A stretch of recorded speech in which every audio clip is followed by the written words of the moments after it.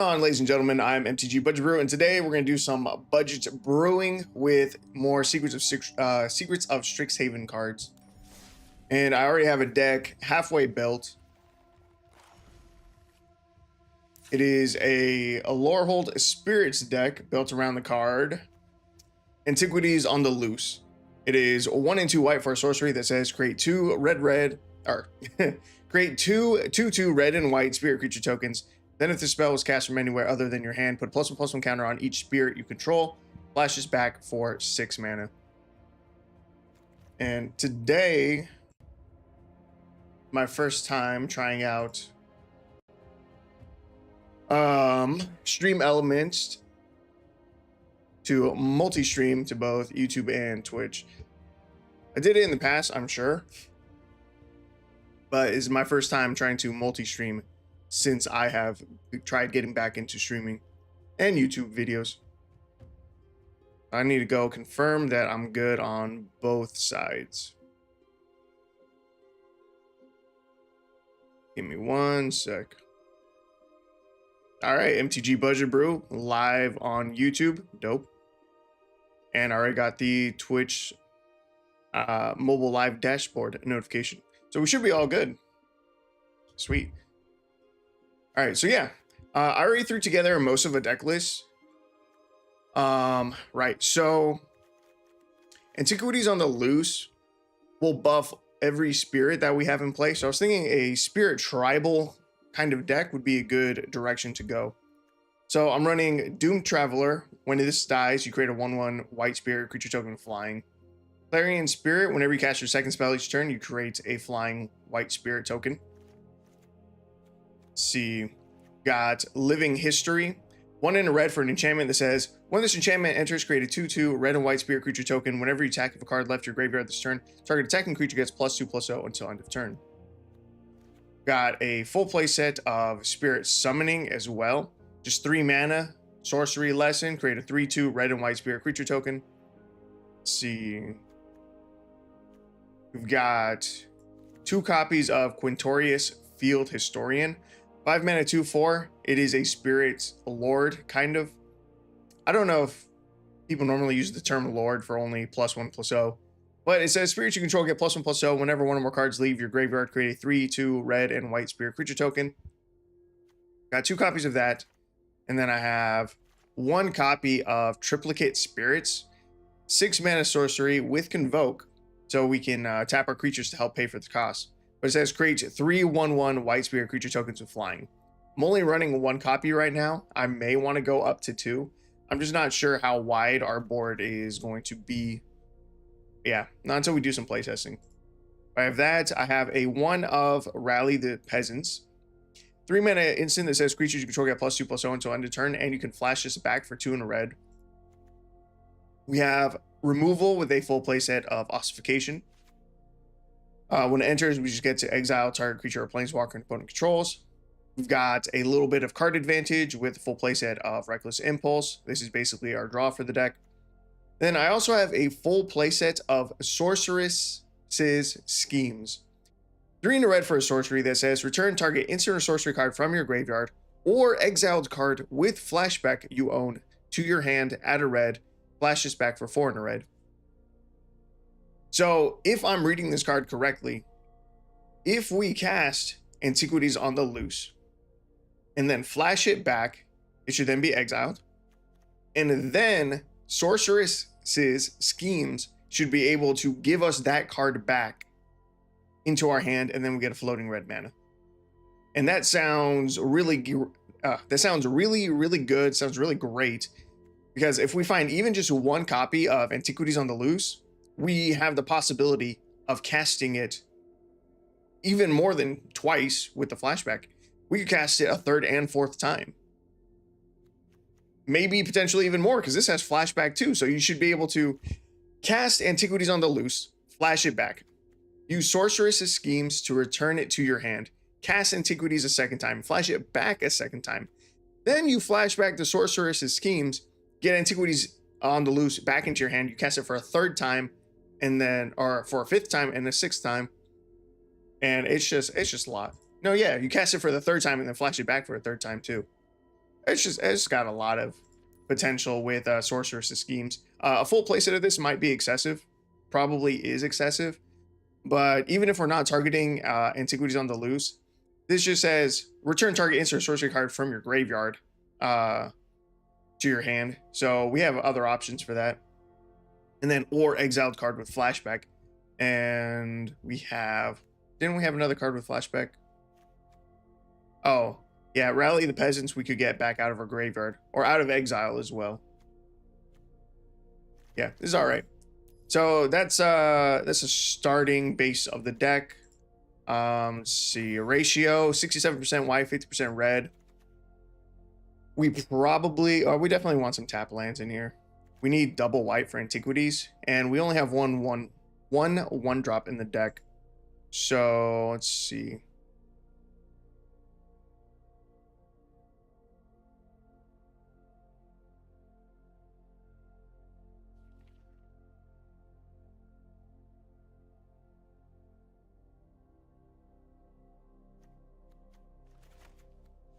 I want to try 3 Windscarred Crags,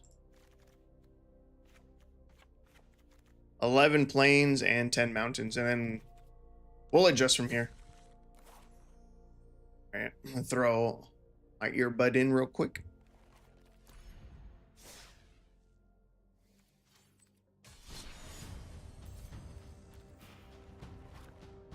All right, let's hop into game number 1.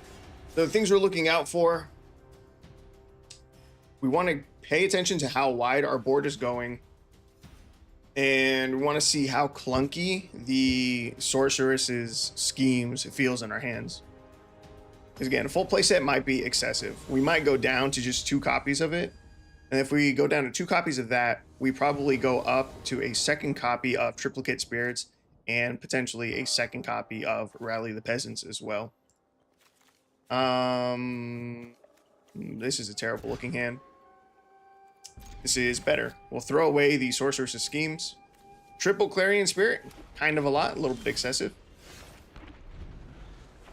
But we have double white, and we have an Antiquities on the loose already, so that's pretty nice.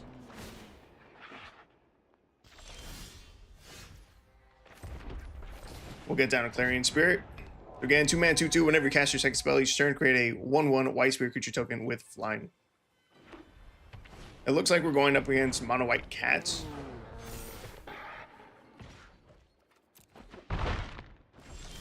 We're fine here. I could go with the Antiquities. I think I'm going to save this until we start making spirit tokens. So we're just going to Ossification here. We'll get rid of Erebos. And then we'll be able to swing in with our Clarion Spirit. Our opponent will probably take 2. And go down to 18. Yeah.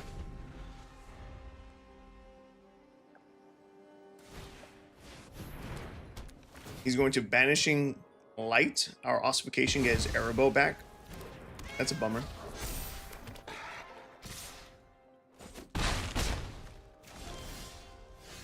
Land drop here is huge. We get to cast a Clarion Spirit, and when we go to cast a second one, this will allow us to create 2 white spirit tokens.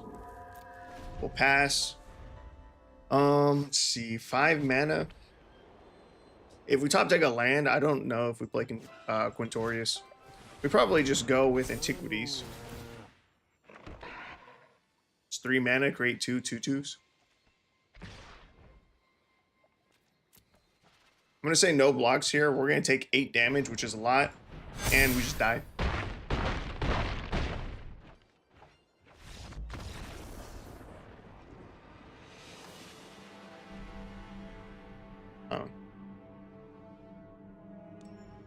Oh no. For a second there, I was thinking about whether or not Spirited Companion is a spirit, but it's not actually. It's an enchantment creature.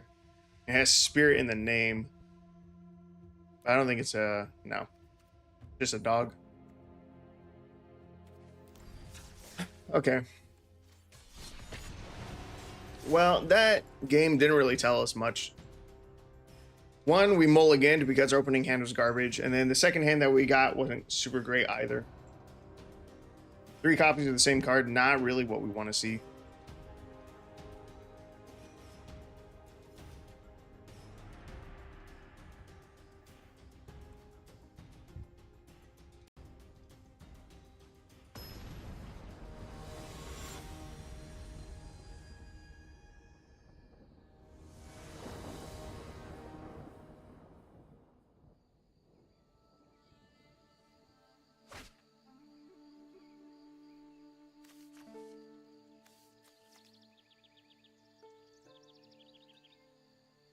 I feel like I want more 1-drops in the deck.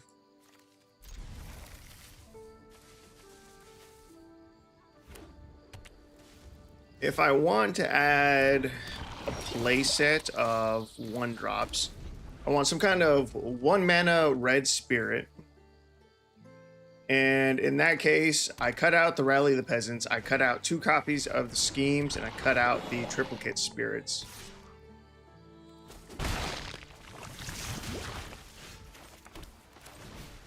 We could also maybe go with like a Play with Fire. Just to have a little bit more removal in the deck, which I don't hate.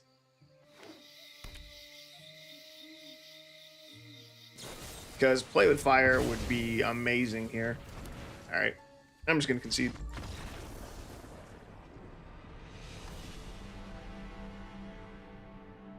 Yeah, we need more 1-drops.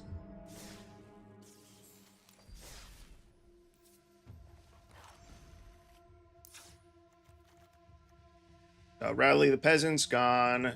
Go down to 2 copies of Sorcerer's Schemes. Get rid of the Triplicate. I don't even know that I need Quintorius.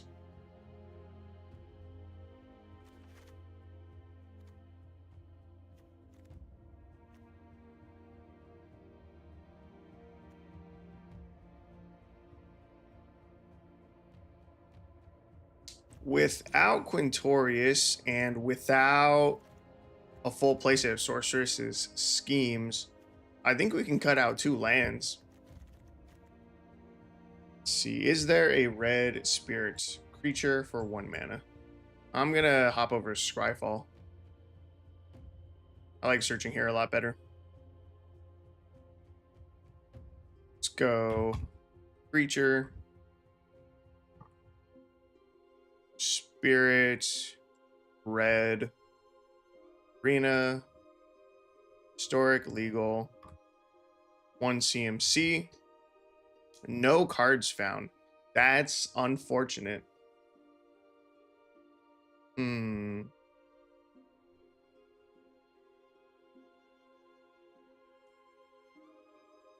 What about 1-drop spirits then?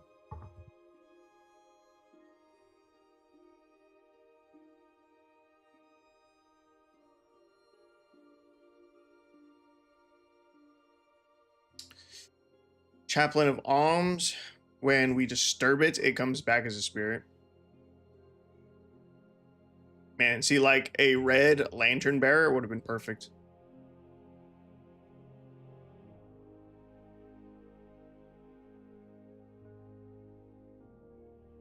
Could go with another white spell. Indebted Spirit, 1 mana, 1/1 with Bestow for 3, Afterlife 1. Enchanted creature gets +1/+1 and has Afterlife 1, so that's part of the Bestow. And then Afterlife, when its permanent is put into a graveyard from the battlefield, create a 1/1 white and black spirit creature token flying. Indebted Spirit might not be bad. There's Stonebinder's Familiar. Whenever 1 or more cards are put into exile during your turn, put a +1/+1 counter on Stonebinder's Familiar. This ability triggers only once each turn. That does work with our draw spell.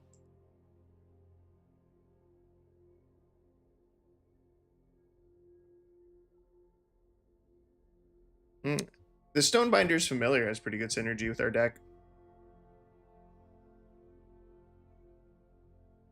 Which makes sense because it's from Strixhaven.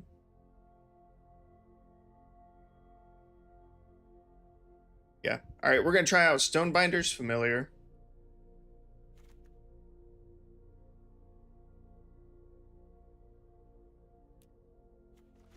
We're going to try a full playset of Stonebinder's Familiar, and I want a playset of Play with Fire.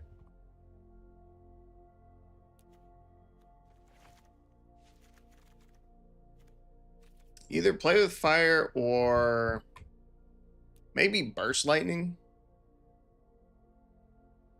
No, we don't need the Burst Lightning. We have Ossification for anything bigger than Play with Fire can handle. Let's see. Our ratios, 63-47. We have a lot more 1-drops now, so I don't want as many tapped lands.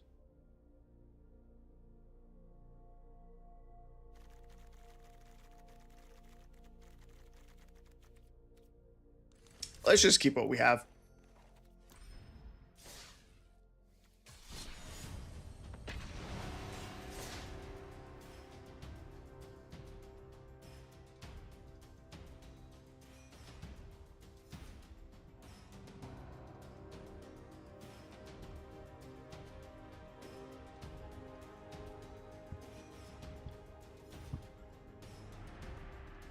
Man, I haven't even figured out this deck yet, and I'm already trying to think about what card I would want to build around next. Because if I can get enough footage for 2 decks today, that'd be great. But I want to get 10 wins with this deck. One, I want to figure out this deck list, get 10 wins with it, and then move on to another deck. But I don't know what other card I would want to build around. Although I should have a note still with deck ideas.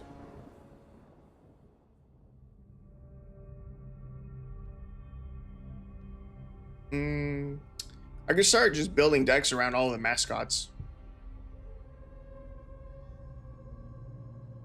Question is, would I want to make that a cycle video?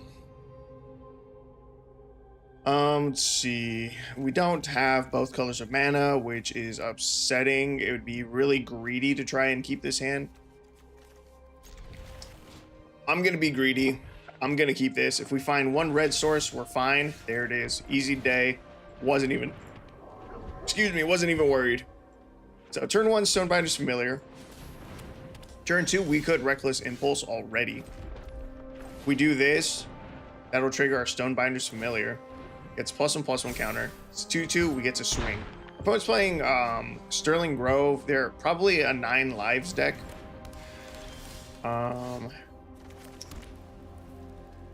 That'd be a bummer. Let's see, Sanctum Weaver. It says target, right? Do I go with Antiquities already? I could go with Antiquities, or I could go with Spirit Summon. It probably doesn't matter which one. I'm gonna go with Antiquities on the loose. And I'll swing our 2/2. Yeah, I'm hoping that he's not a 9 lives deck. That'd be really lame. Cool. I was gonna say, if he's just a Lesney enchantments, that's fine.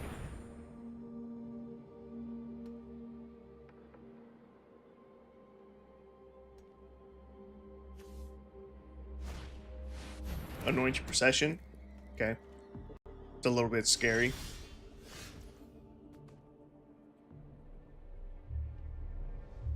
Man, this Sterling Grove is really bumming me out.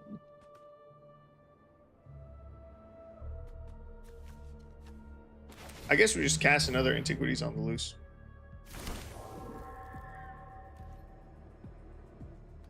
And swing out.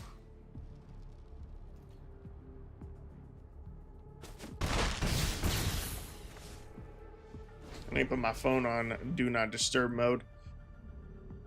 I've been getting absolutely hammered with spam calls lately, and it's fucking horrible.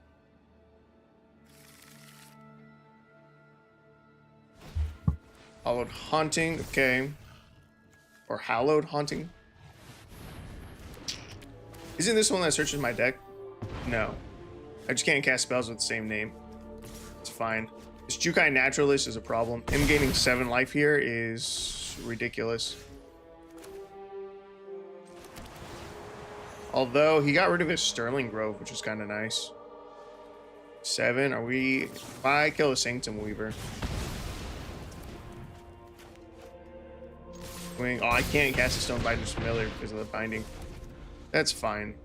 If he swings at us now, 6. Go down to 8. Dawn's binding. He's going to get rid of one of our tokens. Okay, he can swing in for 7.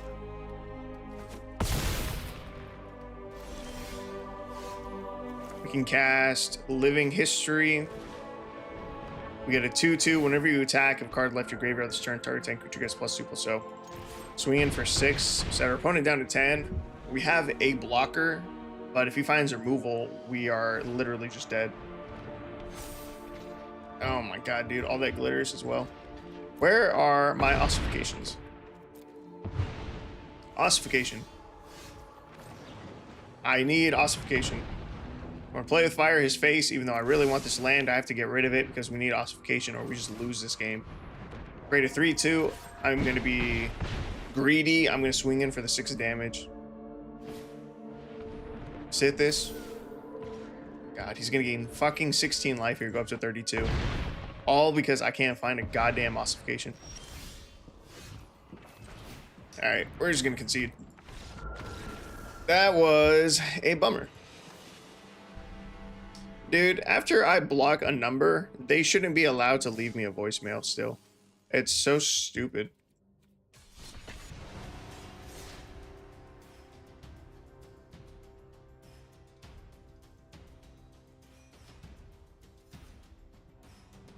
So many spam calls, man.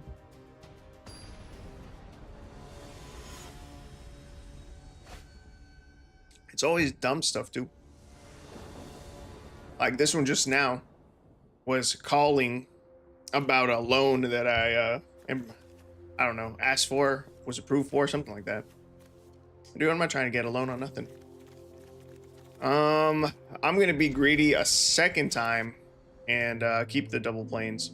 Why is it so hard to get a red source in my opening hand?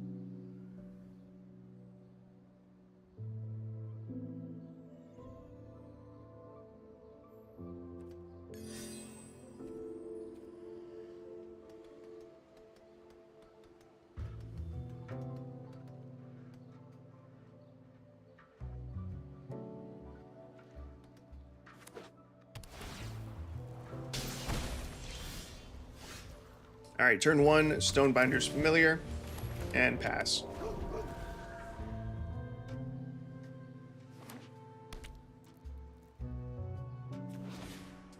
Seed of the Synod is concerning. The fact that it is an artifact land is very scary.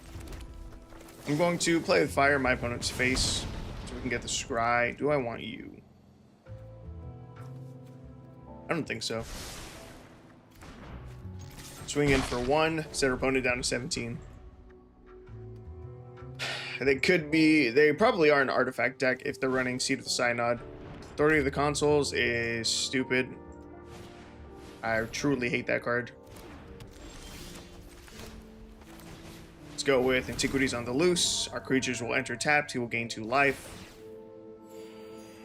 Swing in for 1, set him back down to 18.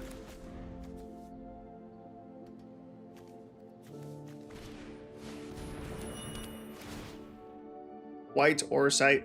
Once it enters, exile target non-land permanent opponent controls until this artifact leaves the battlefield. Dude, I still can't hit a land. What is happening? He also can't hit a land. He's stuck on 2. My next card still wasn't a land.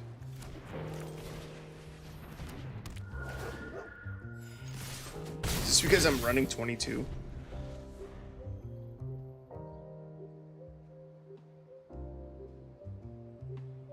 Dude, our curve is not that high.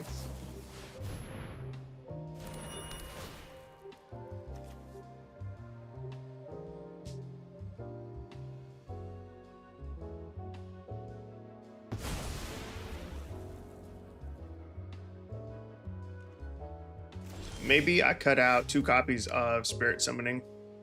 It is just not that good.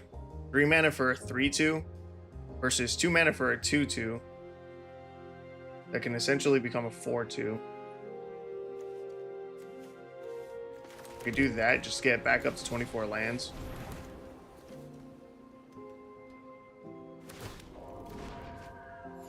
I really hate Authority of the Consuls. It's so much value for 1 mana. It's so stupid. It is a horrible, horrible card that should not be available for 1 mana. Authority of the Consuls should be like a 4-drop.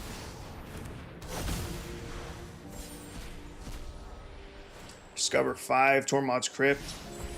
Wow, he can get rid of our Antiquities on the Loose. That would make me very sad.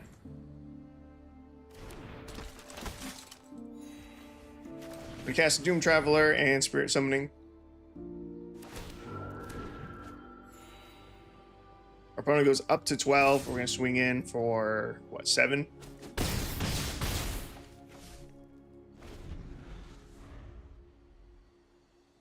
Alright, let's hope he does not have a board wipe. I don't know what that is. Worldwalker Helm. 2 and a blue for an artifact. If you create 1 or more artifact tokens, instead create those tokens plus an additional map token. Interesting. Alright, he gets to discover 5 here. Finds another white Oracite. He finds more removal. That should just be lethal. Man, that game was boring and sucked.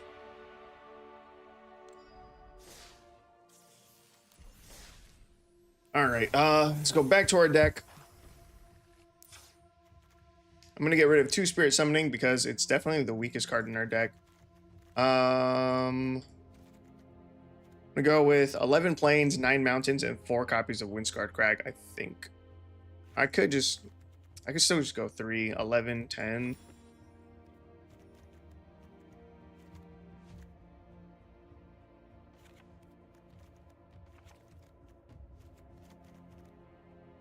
$11, 9, 4.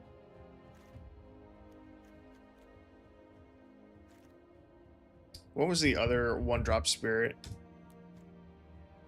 Indebted Spirit. 1 mana, 1/1. Afterlife.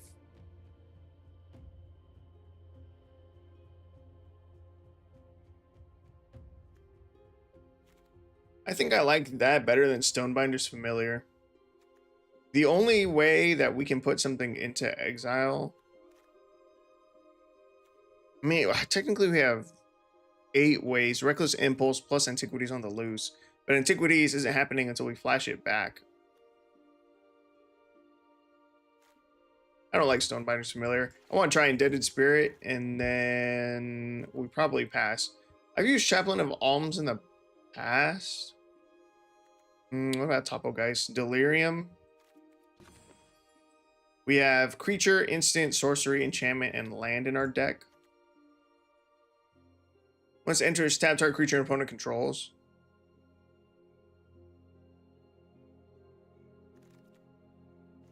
It's pretty good. All right, let's try out Topo Geist.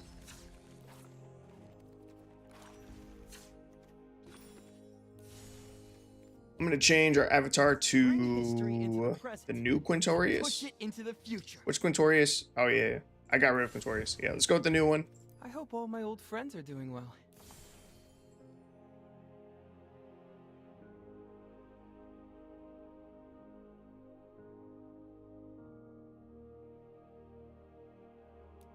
You know, I think I'm feeling Cody. We go with Bronze Dragon.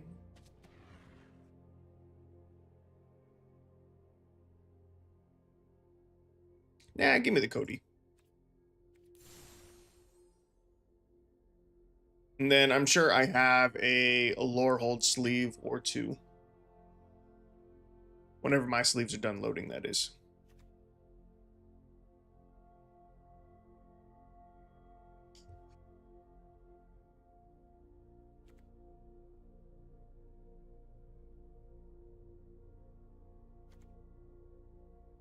There we go. Yeah, I thought I thought it crashed there for a second. Let's see. Strixhaven sleeves. That's 1.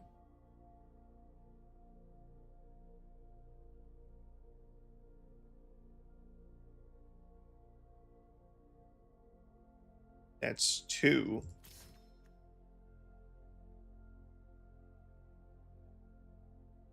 There's probably a 3rd newer one, right?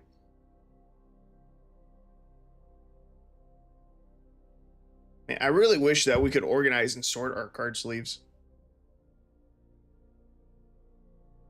There's a lot of them that I have here that I'll probably never end up using. It'd be nice just to get them out of the way.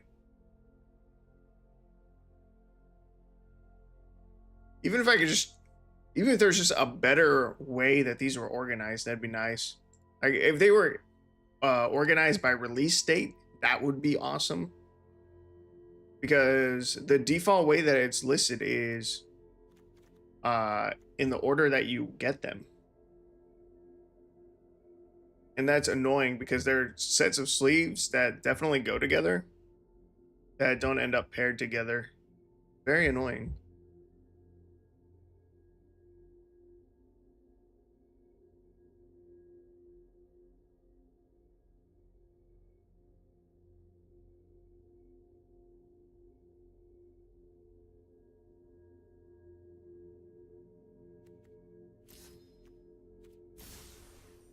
I'll go with the new Quintorius sleeves. I'm not going to name the deck yet, though. I think it's bad luck. All right, let's try this.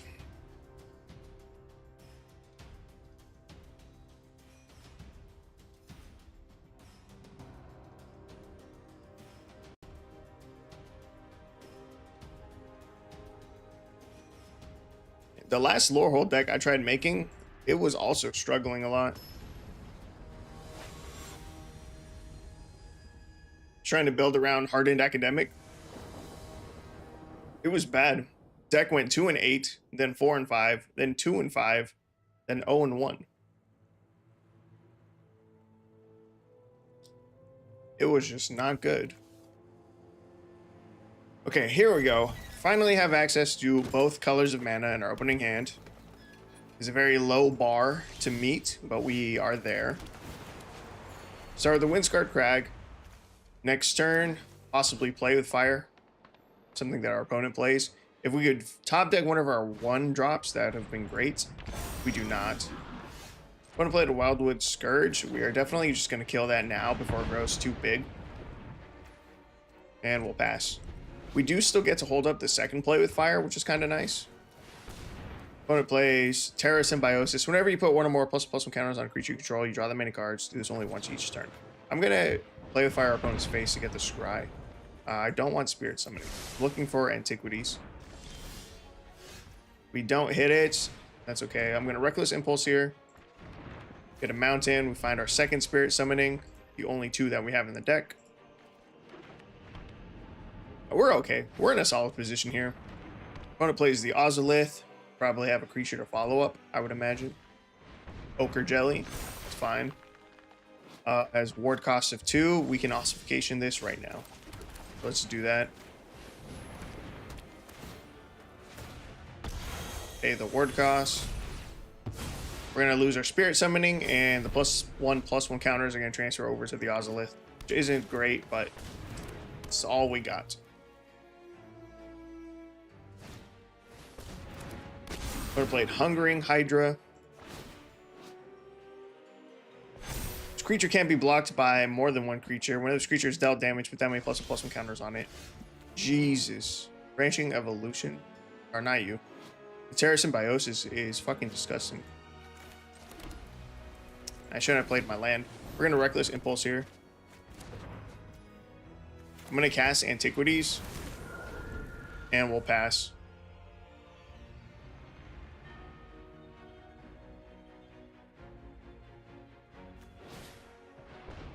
Next turn, we can flash back the Antiquities. I think I'm going to take the hit from this Hydra right now. Is he about to draw 6 more cards? Jesus Christ, man. Terra Symbiosis plus Earthbending is disgusting.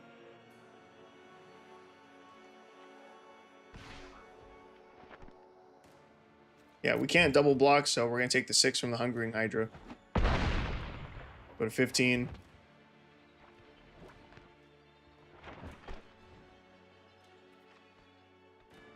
Now we wait while our opponent discards the hand size. This is a rough position to be in.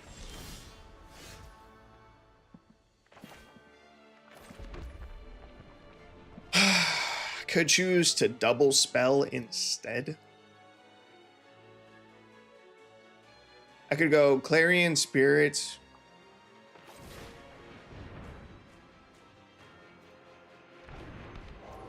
Into Ossification.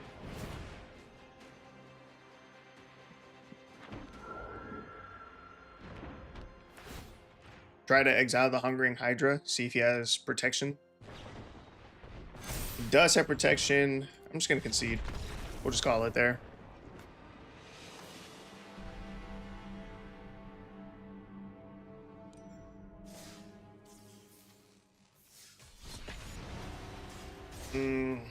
That one was close. We were close to stabilizing. Couldn't quite get there. We were on the draw. That sucks. If we'd been on the play, we would have definitely been in a better position. But it is what it is. We lost the coin flip. The deck overall, I think, was feeling fine. There's still a chance that I want to get rid of this Spirit Summonings. I could get rid of both of these and then go with like a Borrowed Time or something. Just even more removal. Because we really do need to buy time for the Antiquities on the Loose. The Flash is back for 6. That's like a lot of mana. And we have no ramp in the deck. Let's cast Living History, 2 mana 2/2 when it enters. Or 2 mana enchantment when it enters, we create 2/2. Whenever you attack with a card left your graveyard this turn, target attack creature gets +2/+0 until end of turn. That will probably only happen whenever we cast Antiquities. I don't really care about either of those. Can't cast our Antiquities right now, which is a bummer. I'll swing our 2/2. I think he's just going to take the 2, if I'm being honest. No, he trades with this Death Touch creature. We lose a life, he gains a life. I'm fine with that. We got rid of his Death Touch, which is very nice.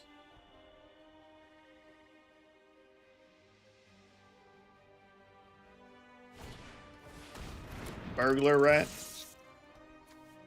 Discard the Sorceress's Schemes.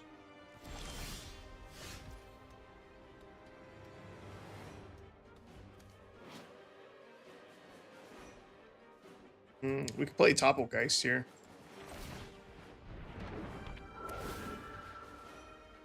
This enters, we can tap down the Burglar Rat, swing in with a Doom Traveler. He just takes the 1.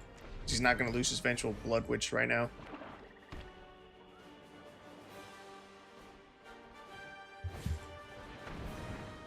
We have to discard 2 cards. I'm going to concede here. This is giving us no information about the deck. And I don't feel like playing for another 5 minutes where we just both try to top deck. Okay. Spirit Summoning, gone.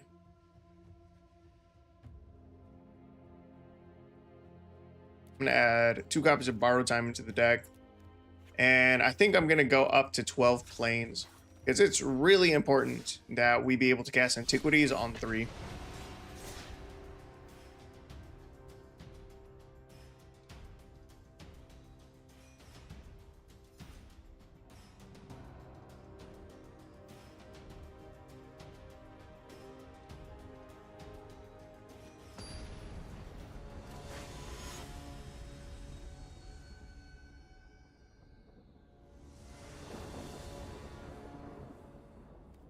All right, this opening hand looks good.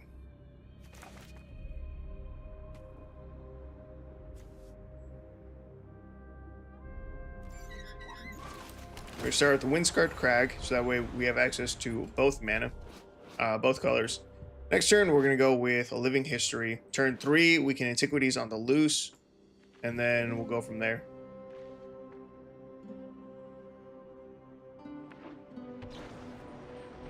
Opponent's going to start with turn 1 Consider. I am happy that he did it during his turn. I hate people who wait during their opponent's turn to opt or consider. The bluffing is just unnecessary.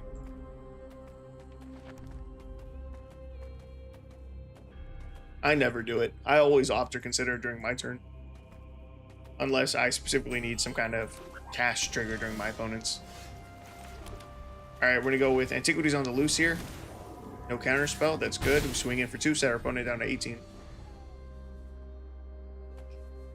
Even if it had been countered, it wouldn't be the worst thing ever, because we could still flash it back later.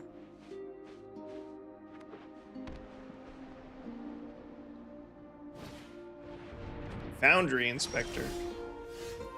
That's interesting. When we cast Topplegeist, we get to tap down a creature, so we'll get to tap his Foundry Inspector. We'll cast another Antiquities on the Loose. Swing in for 6. Our opponent's playing mono blue artifacts. Interesting.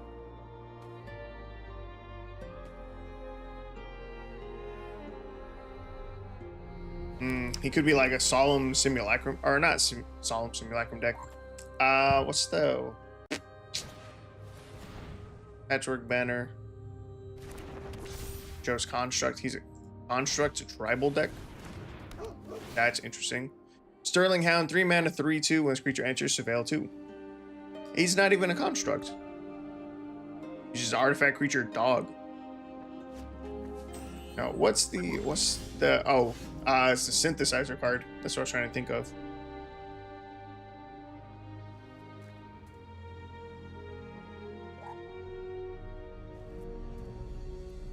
I was gonna say he might be a simulacrum synthesizer deck. Let's see, we're up to 5 mana here, which is really good. I kind of want to Belay with Fire his face to try and guarantee that we hit a land drop. Or Scry to hopefully get closer to getting our land drop. That way we can flashback Antiquities next turn. We could kill his Foundry Inspector right now. Or we just set him to 1, we get the Scry. Scry away the Doom Traveler.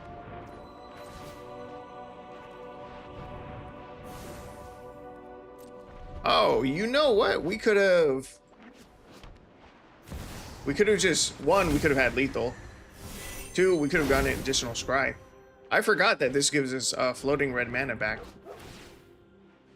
Because I could have just added Play with Fire back to my hand. And we still don't hit the land drop. It's crazy.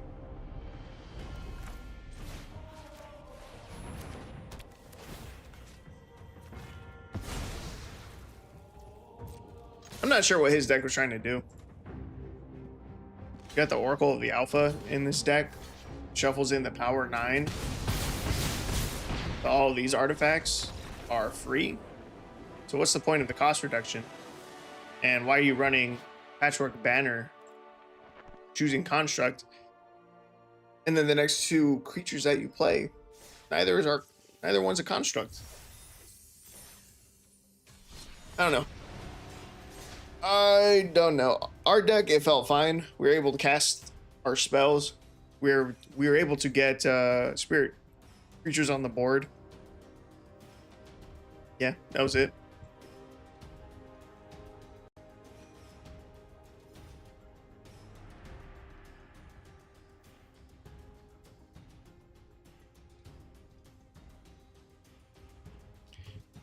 I'm gonna look to see if I can find a Spirit Lord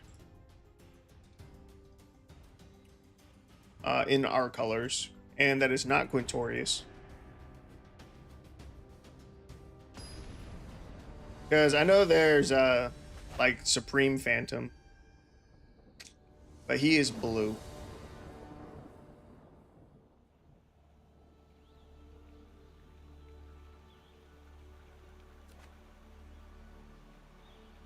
There is not. There's no other Spirit Lord that we could run. This opening hand, I guess, is fine. Shambling Ghast, okay. Let's start with the Doom Traveler. And we're gonna hope that we draw into a red source. We do not.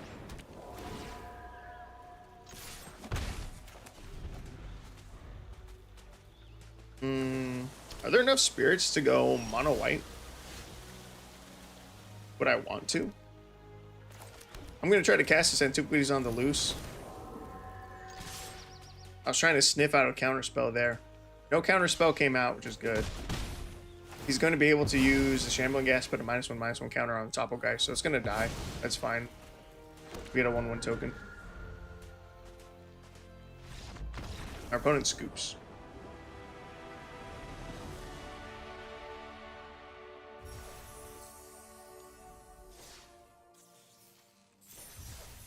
No, I don't want to go mono white spirits.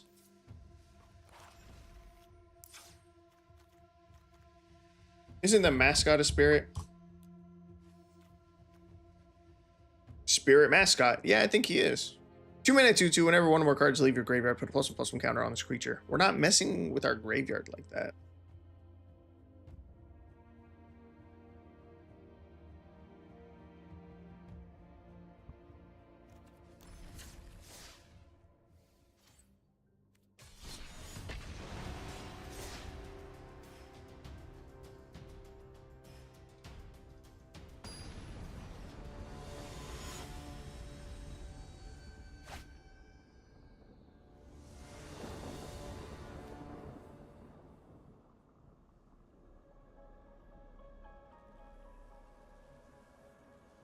This is a slow hand, but we can make it work. Jesus Christ, our opponent's playing a 250 card deck. Speaker of the Heavens, 250 cards, and you can't even think of anything different or new to play other than mono white lifelink or mono white life gain. How very disappointing.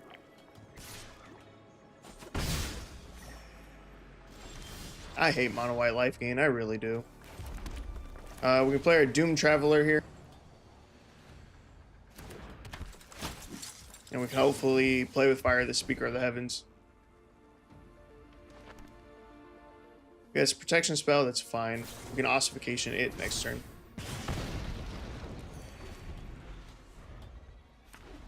Yeah, next turn we get down the Windscarred Crag, and then we ossification Speaker of the Heavens.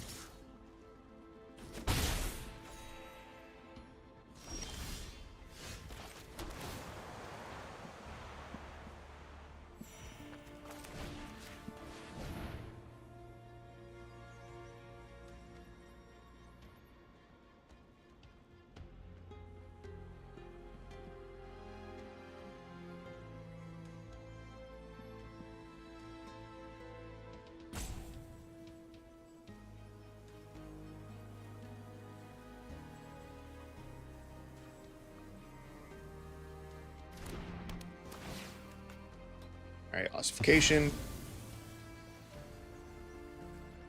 Swing in for 1.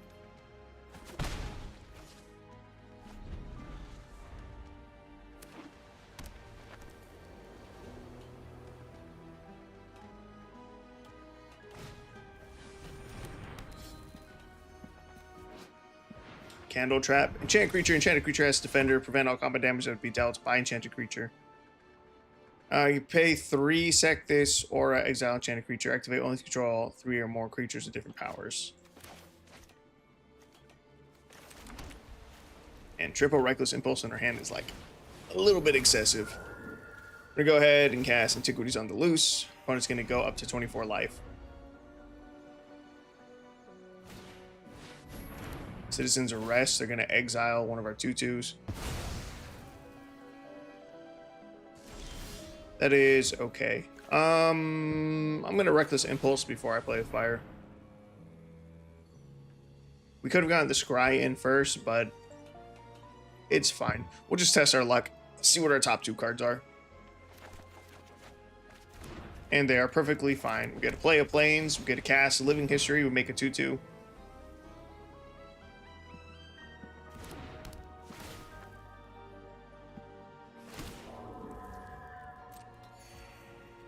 Go to combat. Swing 2. Set our opponent to 23 and end the turn.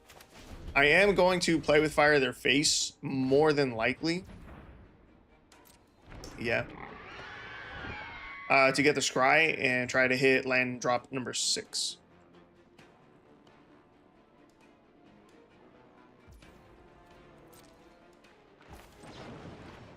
Alright, play with fire their face.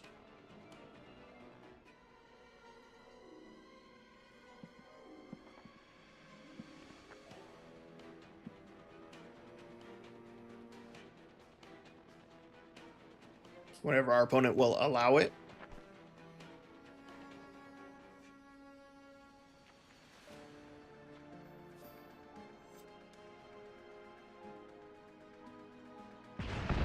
There we go. And we have a mountain on top. That is perfect. Get the mountain. We get to finally flash back Antiquities on the Loose. It only took us like 6 games. But we finally get to see it. Beautiful. Now we have a bunch of 3/3 tokens. Go to combat. Swing 2 of our 3/3s. Because we flashed back Antiquities, we triggered our Living History. So when we attack, because a card left our graveyard this turn, target attacking creature gets a +2/+0 until end of turn. With our 3/3s, will become a 5/3. We'll probably just chump block it. It took us 8 games. 8, 9, 10? Is that 10 games?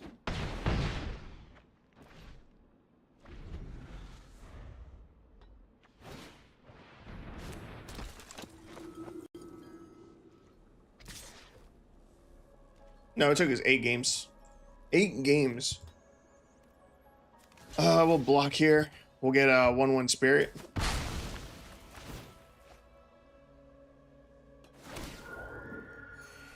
Our opponent's still at 21 life. They haven't done anything for like 3 turns, and they're still at 21 life. It's a stupid life gain. Oh my god, we actually get to see it. This is hype. So, Sorceress's Schemes should be able to return our exiled Antiquities on the Loose to our hand right now. Exile, Antiquities on the Loose, and it's just back in our hand. We have 3 mana now, and we can cast this again. That is fire. That is so nice. Our opponent's up to 23 life. We're going to swing in with 3 3/3s and a 1/1. I also played Sunstar Chaplain. Don't even care. Don't even care to read it. Our opponent declares no blockers, take a bunch of damage, go down to 13. Finally. We're going to play second Curious Farm Animals. Swing in for 5, we go down to 15.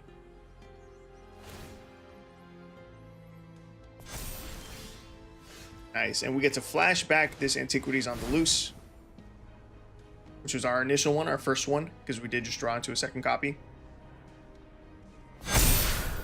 Beautiful. We now have a bunch of 4/4 spirit tokens.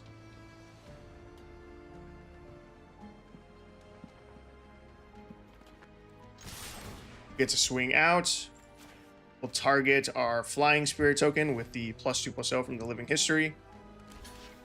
And I'm hoping that this is lethal. Yes, it is. Finally. On a white life gain. It is like pulling teeth against them. Hell yeah, we got there. That's a victory. That felt good. It felt good that we got to see our entire deck in action. We got to cast the Antiquities on the Loose, flash it back, then return it with the Sorceress's Schemes, recast it. It was great. That was fantastic. That is exactly what we're hoping to see out of this deck.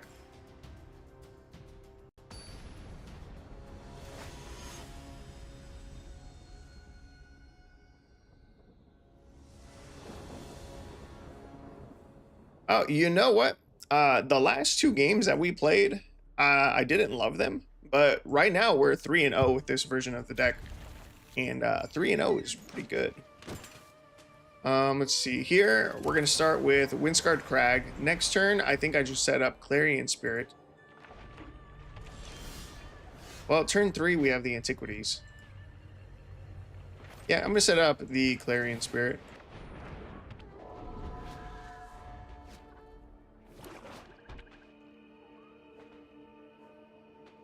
And next turn, we can double spell. We'll play Doom Traveler, cast a Play with Fire. Ooh, never mind. We're just going to cast Antiquities. We don't get to make the 1/1 token from the Clarion Spirit, but next turn, we'll have 4 mana. We can cast an Antiquities and double spell with either Play with Fire or Doom Traveler. JK, our opponent, is going to double Whisper of the Dross for Clarion Spirit. That makes me sad. But you know what? We top deck another Clarion Spirit. I'm going to be greedy. I'm going to play that. We're going to cast Doom Traveler. We're going to make our flying 1/1 token anyway. Go to combat, swing in for 4, set our opponent down to 14, and pass. And next turn, we still get to double cast spells. We get to cast Antiquities, and we'll get to kill his Thrumming Bird with Play with Fire. This is fantastic. Alright, we cast the Antiquities. Play with Fire his Thrumming Bird. That'll trigger our Clarion Spirit. We get another Spirit token. And our opponent scoops. That was phenomenal. That was perfect. That is exactly what I'm hoping that this deck will perform like in all the games going forward. We're all the way up to 5 mana. We hadn't missed a single land drop. Our board was very full of creatures. And next turn, assuming we top decked a land, we'd be able to flash back Antiquities on the Loose and then put a +1/+1 counter on each spirit you control. That would have been 1, 2, 3, 4, 5, 6, 7, 8, 9 spirits. That would have gotten +1/+1 counters. That's good. That's very good. And because the deck was able to go so wide, I almost want to add a buff spell, an additional buff spell to the deck. But rather than add a spell, we're going to add a land. We're going to add a desert land. I'm going to cut out 1 plains and go up 1 copy of Shefet Dunes. Shefet Dunes says you can pay 4, tap this, sack a desert. It is a desert, so you can sack this. And the creatures you control get +1/+1 until end of turn. Activate only as a sorcery. If we have a board of 1/1s and 2/2 tokens, those suddenly becoming 2/2s and 3/3s is a big difference. It makes a big impact. We're going to open up this Secrets of Strixhaven pack. Nice. All right, and then I'm going to be right back. I got to go run to the restroom real quick.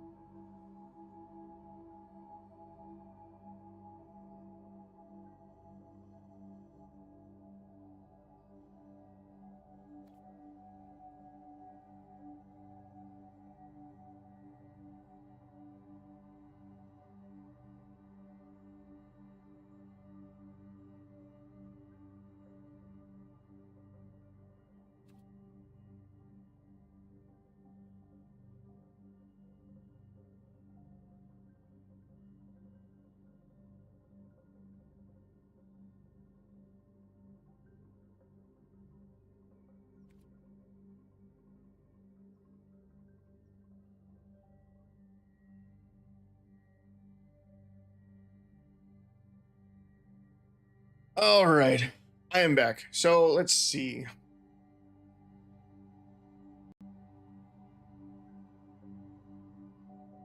We're 4-0 with the deck right now. With this version of the deck, we are 4-0. And I know I just added the desert to our deck, the Shefet Dunes. I'm not going to count that as a new version of the deck. We're going to base it off of this 4-0.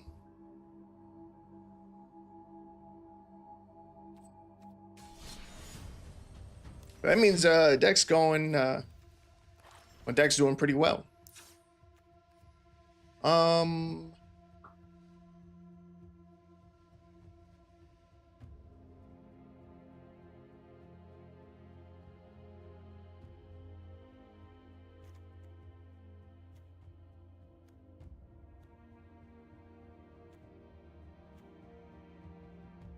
What would I call this deck?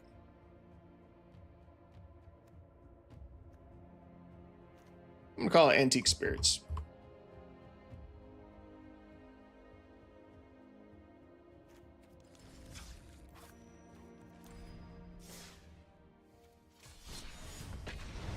It's good enough.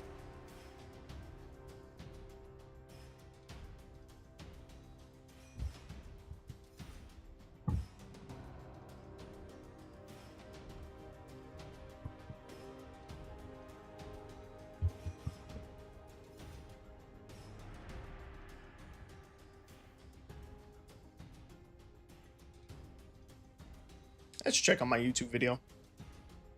See how that's doing.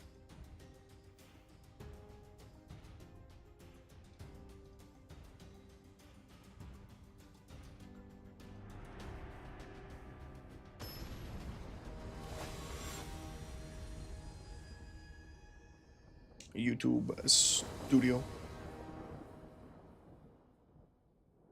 47 views. I'll take it. I'll take it. Opening hand. That'll work. Turn 1, Windscarred Crag. Turn 2, more than likely, a Living History. Champion of the Parish is a pretty scary creature, I won't lie. It gets really big. Whenever another zombie you control enters, put a +1/+1 counter on this creature. So that's definitely something we're gonna have to remove. There's no rush yet. Not yet. Patient 0 is pretty concerning. There's no way he offers the trade. Patient 0, 2-mana 2/2 lifelink. Damage isn't removed from creatures your opponents control during cleanup steps. It's a pretty rude creature. I'm going to play Clarion Spirit here. We're going to cast the Doom Traveler. We're going to get the 1/1 flying token. And then I'm going to swing our 2/2 token on the ground because he probably doesn't trade with either creature. He probably just takes the 2. Takes the 2, goes down to 18. Exactly like I predicted. Now, next turn, I can be really greedy, go for the Reckless Impulse, hope we find an untapped land, and then cast Ossification. Assuming we don't top deck a land to begin with. I could be really greedy and go for the Reckless Impulse. We have already found 1 tapped land. Oh, well, there goes our whole reason for double casting spells. Say no blocks here, we'll take 2 from Patient 0. We do find the land, so I am just going to Living History. Make a 2/2. I'm going to Ossification. We're going to get rid of this Champion of the Parish. And we can swing out the 2/2 can't block, and he's not going to use Jadar as a blocker. So he's going to take the 4, he goes down to 16. Next turn, we can Reckless Impulse. And hopefully we'll find an Antiquities on the loose. I might need to go up to a second copy of Shefet Dunes.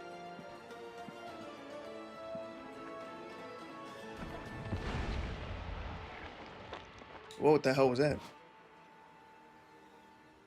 You may have this creature enter as a copy of a creature you control except as Shifter Rogue in addition to its other types. What did he just select?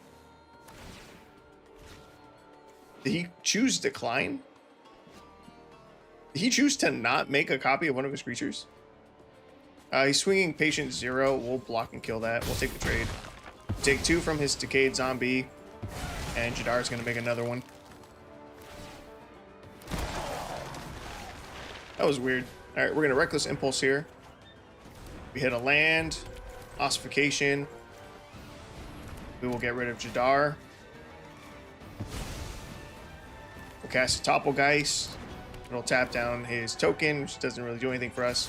Swing in for 4, set our opponent down to 14. And we're chilling. We're out of gas, but we're chilling. Our opponent played a Diregraph Ghoul. He only has 1 card left in hand. And he just swung with his 2/2 Decayed Zombie. That one's gone. So that's fine. Our board versus his, we're looking good. Find land number 6, which normally would be important, but we don't have an Antiquities in the graveyard. Swing in, set our opponent down to 9. Takanuma.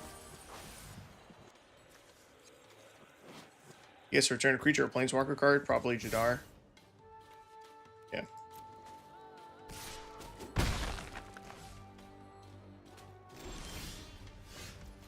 Cast a Living History. Make another 2/2. Swing in, set our opponent down to 4.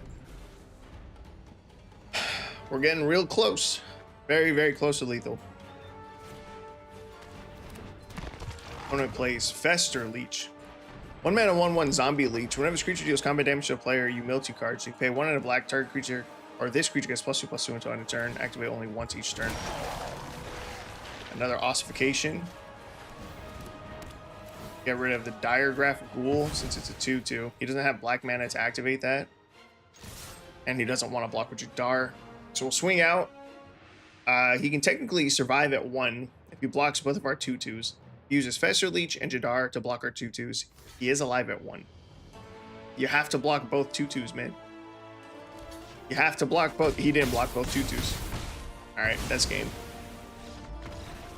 What an odd choice. Our man's didn't do his math. He used both of his creatures to block. He used the Fester Leech and the Jadar. But he blocked our Doom Traveler instead of the other 2/2. And died. That was an odd choice. I don't think he bothered to do the math. He only had to count to 4.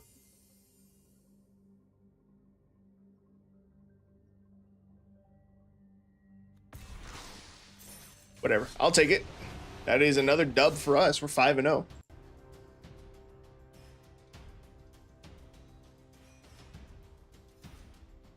I still think I want that second copy of Chef at Dunes.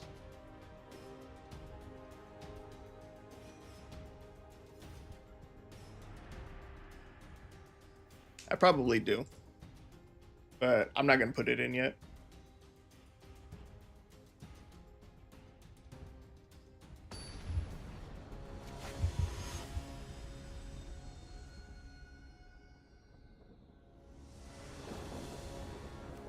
Opening hand looks beautiful.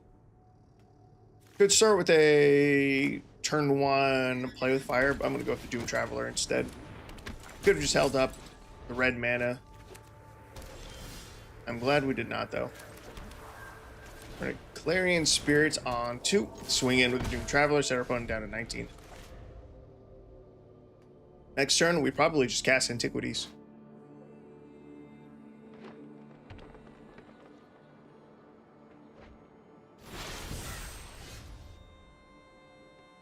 Our opponent just foretold something. That is interesting. In Golgari colors? I would have to imagine it's like a Poison the Cup. Plays Seraph Realm Eater. 3 mana, 3/3, legendary creature wolf. Whenever a permanent opponent controls a split into the graveyard from the battlefield, put a +1/+1 counter on Seraph. At the beginning of your upkeep, if it has 1 or more counters on it, you may remove all of them. If you do, exile each other non-land permanent with mana value less than or equal to the number of counters removed. Okay, so I'm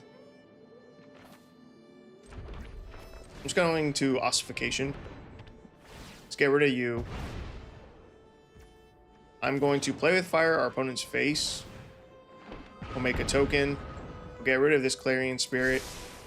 I want to scry to find lands since we have Antiquities on the Loose in the graveyard. I want to scry towards the land. Enrica Domnathi. 3/4 flying, lifelink, and death touch. It's a lot of abilities. All right. Our Reckless Impulse gave us a Windscarred Crag, which we'll get down now, and Clarion Spirit. We make another Spirit token. If I swing here, it technically benefits us. So he can block a 2/2. He'll gain 3 life, but we set him to 4. He still took 3 additional damage off of that, so it was worth it. And next turn, we flashback Antiquities, and that should just be game. Nighthawk Scavenger's more life. Does he swing Henrika? Does he have a fight spell? It's so bad for us, dude. It's so much fucking life gain. Jesus Christ. I think I have to hold off on the Antiquities. I'm going to go with the Living History. That gives us 1 more spirit to buff. And then when we flash back Antiquities on the Loose, Living History is going to give us another +2 damage that we can throw on one of our flyers. But man, fucking life gain, dude. This game should have been over already. We had this in the bag. And he just foretold another card. There is a foretell card that is a buff spell, which is interesting. I don't know that that's what he would foretell, though. He didn't use a Poison Cup yet.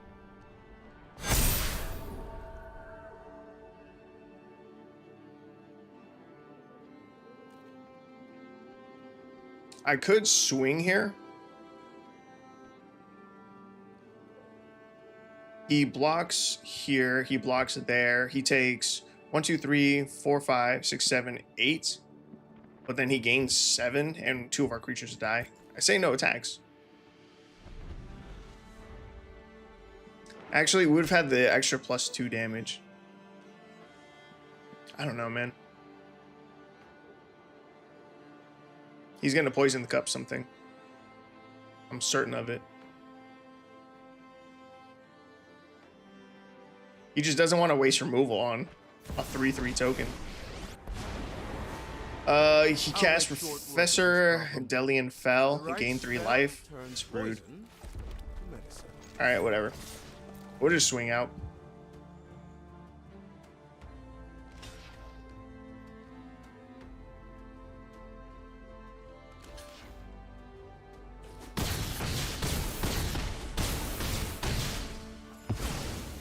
It's alive at 3. Gain 7. We need we need another Sheffet dudes.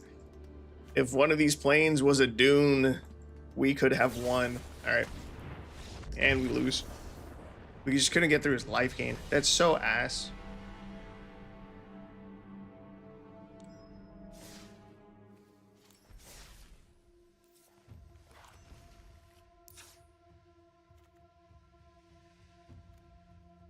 I'm going to go up to a second copy of Sheffet Dunes. I'm going to drop a plains. I'm going to get rid of the borrowed times. And I'm going to add in 2 copies of Ambitious Assault.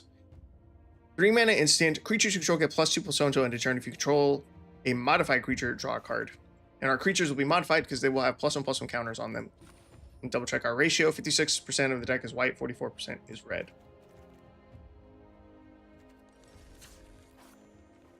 All right. The position that our deck is in now is that it can go wide. It can build a good board of spirit creatures, which means to help us close out a game, we need extra damage. By adding a second copy of Sheffet Dunes and the 2 Ambitious Assaults, we have a way to pump our board, get the extra damage that we need to win, and close out a match.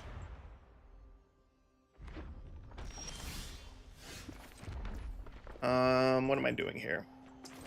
Probably just play Doom Traveler, hold up to play with fire. Play a creature that I can kill. I can't kill that. Zookeeper Mechan, 2 mana, 1/3, tap, add a red. That's interesting. Red mana dork. I don't see a lot of those. Ooh, Antiquities. I'm gonna keep this, but we can't cast it yet. I'm going to Reckless Impulse. Searching for lands. I don't find them. I'm going to Topple Geist. I'm going to tap down the Zookeeper and swing in for 1. Next turn, we can Clarion Spirit and then play with fire. And then that'll make us a token thanks to the Clarion Spirit. Ravenous Robots, 2 mana, 2/1. Whenever you cast an artifact spell, create a 1/1 colorless robot artifact creature token. Jesus. Hit another land, which is good. But we don't have a second white source. Other artifact creatures you control get +1/+0. Let's get rid of the Ravenous Robots. Doing a 1/1 in the air. We need a second white source.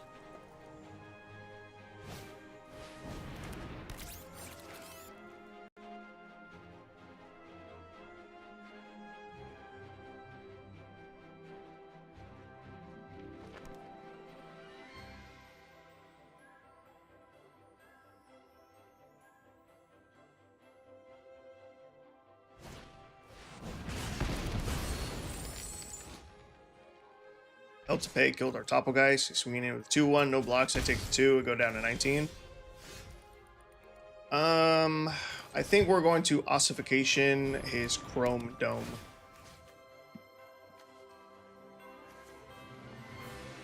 Yeah, we'll get rid of that. Swing both of our 1/1s.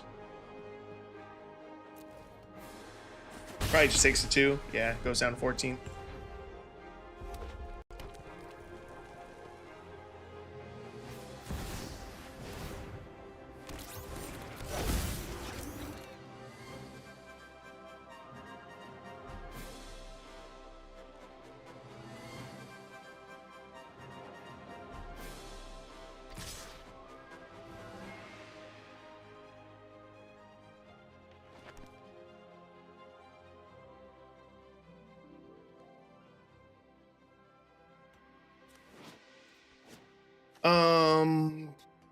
Swinging out, I guess I'll block the 1/1.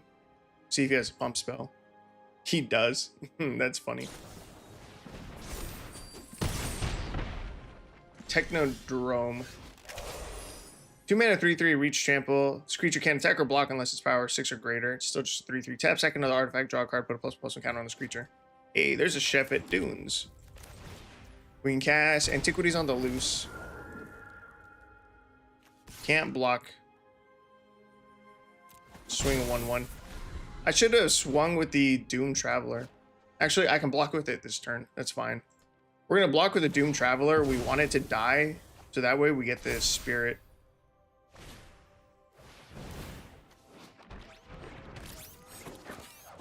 We are losing this race, though. Our opponent's going wider than we are.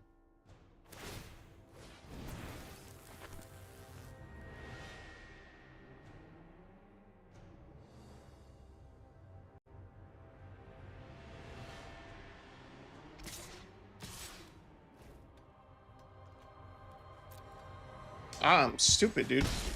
I'm trying to figure out.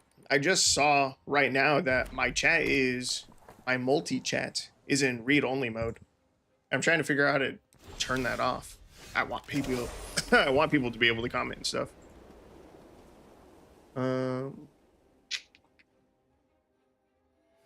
Not that I even know if anyone's here, but how would I know? There's no chats. Do I flash this back right now, or do I go with the Topple guys? Yeah, we flash this back now.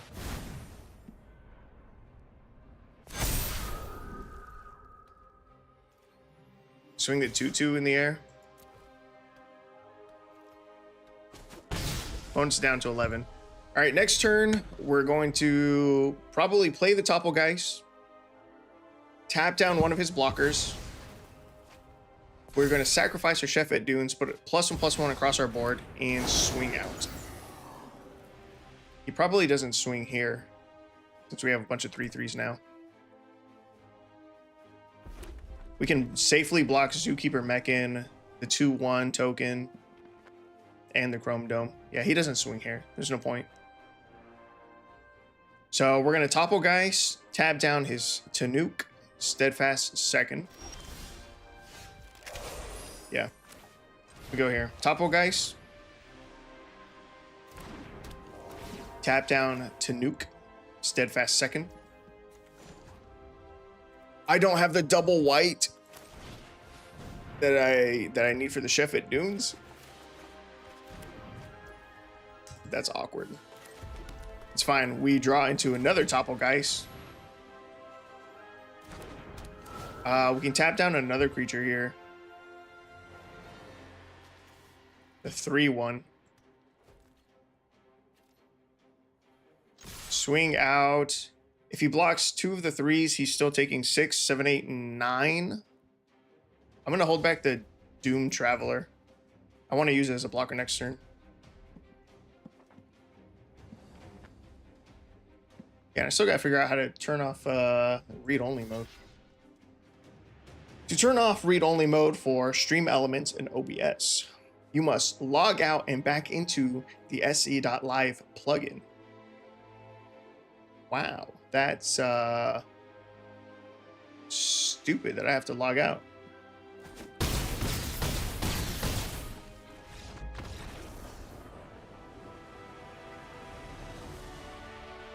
All right, I don't know how our opponent blocked, but they must have been greedy, and now they died.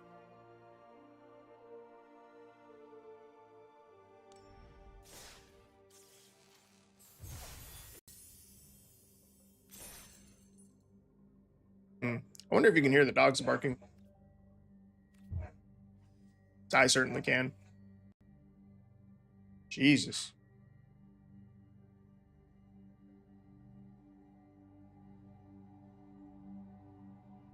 Stupid dogs.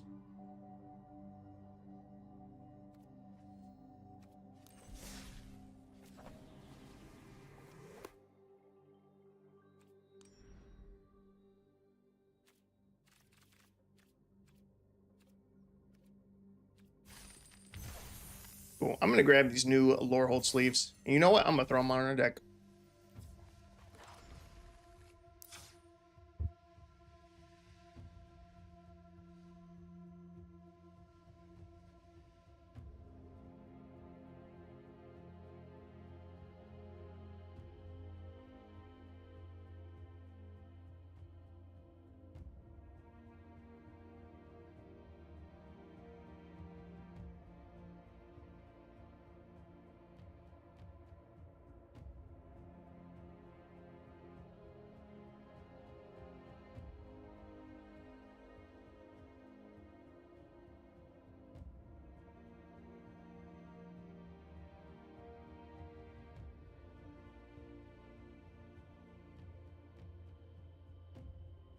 All right. What was I gonna do? I'm gonna swap card sleeves. That's gonna take a second.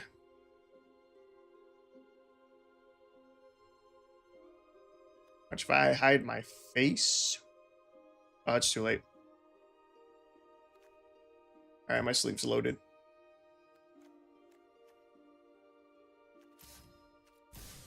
Pop over those. Done. We're now 5-1, 6-1 with the deckless. We only need 4 more wins. That's pretty good.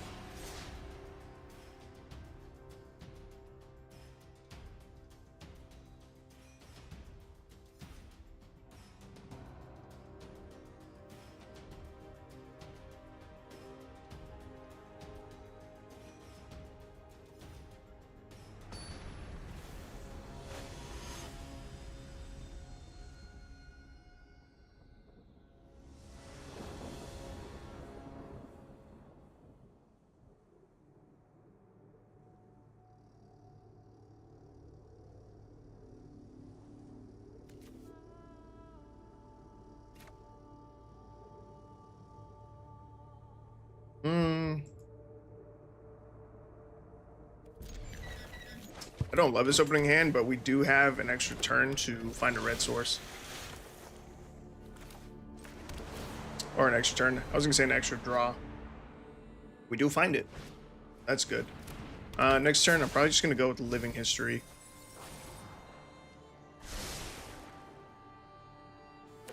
Yeah. Yeah, Living History seems good.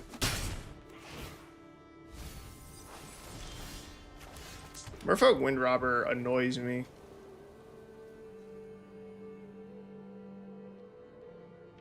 I'm actually going to Ossification this Merfolk Wind Robber, which seems excessive. It's just a 1/1 flyer. But the mill is already annoying me. And we just lost 2 mountains that we probably could have used.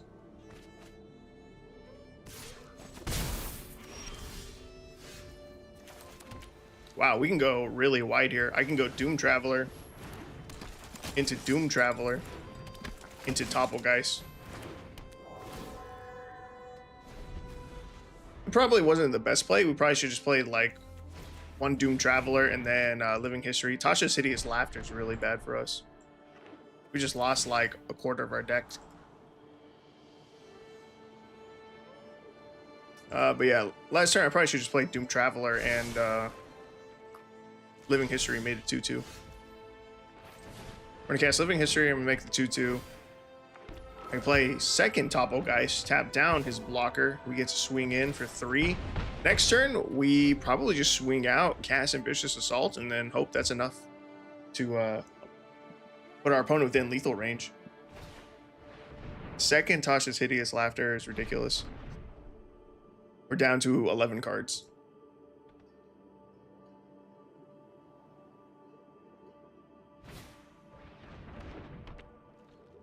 Comes to 0/2. That sucks. So we cannot present lethal here, right? He blocks at 2/2. Can this even attack? It can attack. So that'd be 2, 3, 4, 5. Plus 8, 13. We set our opponent down to 4. Let's just swing out.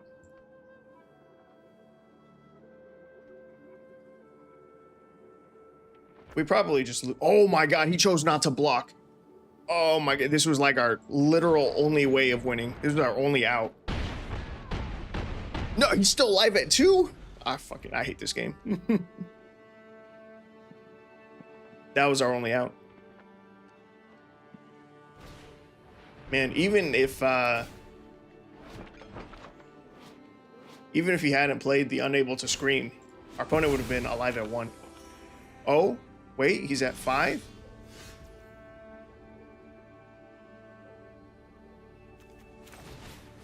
He didn't have any more mill?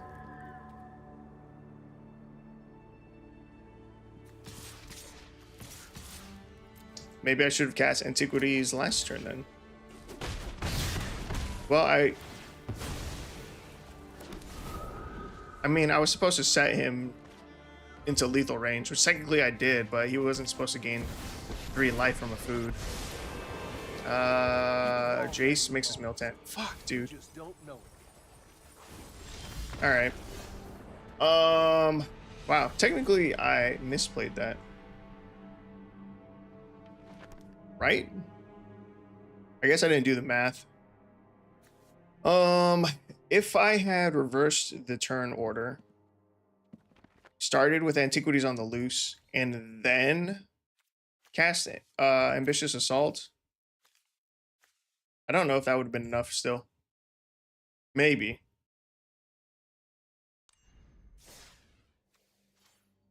Did we go first or second? I think we went first, right? No, we went second. Damn. If we had gone first, we would have won that. That's okay. I think we're still 6-2.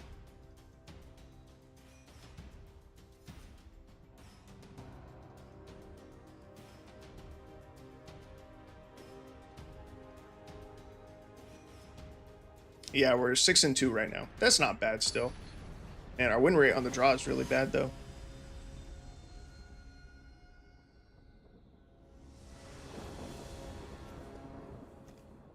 All right, going first.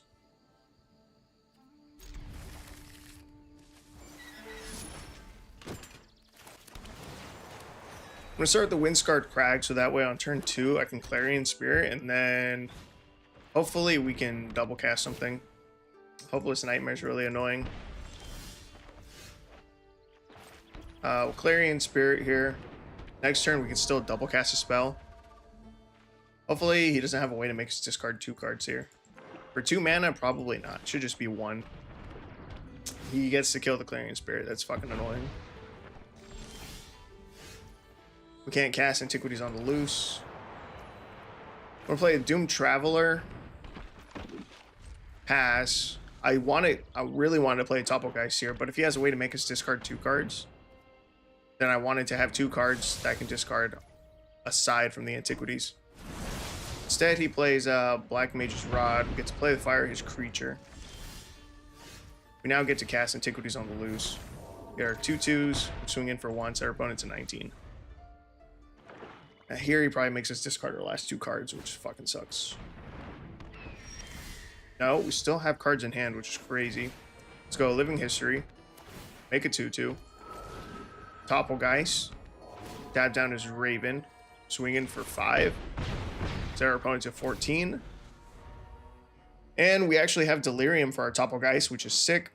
The Delirium says at the beginning of each opponent's upkeep, if there are 4 or more card types among cards in your graveyard, tap target creature that player controls. Alright, there goes our last card to the Hopeless Nightmare.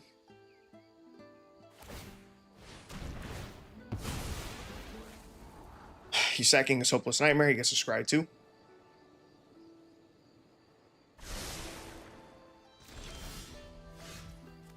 Play our land, swing in for 8. Set our opponent down to 6.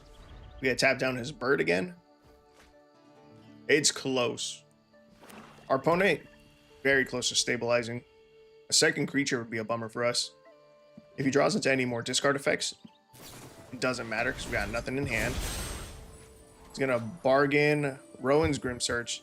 3 mana if it was bargain. Look at the top 4 cards of your library and put up to 2 of them back on top of your library in any order and the rest into your graveyard. You draw 2 cards and you lose 2 life. He's gonna go down to 4.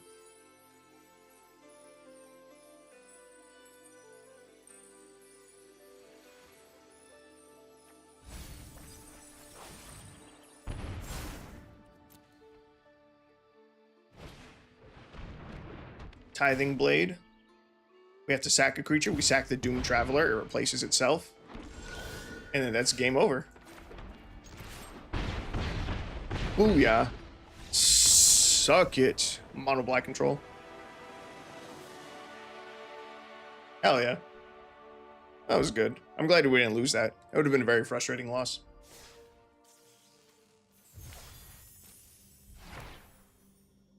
Hyperblade.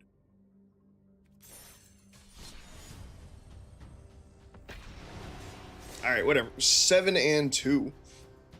3 more. 3 more wins. That's all we need. Oh, you know what? When I get those 10 wins, I need to make sure that I stop recording too. And then start up the recording again. That way I can break up my footage more easily.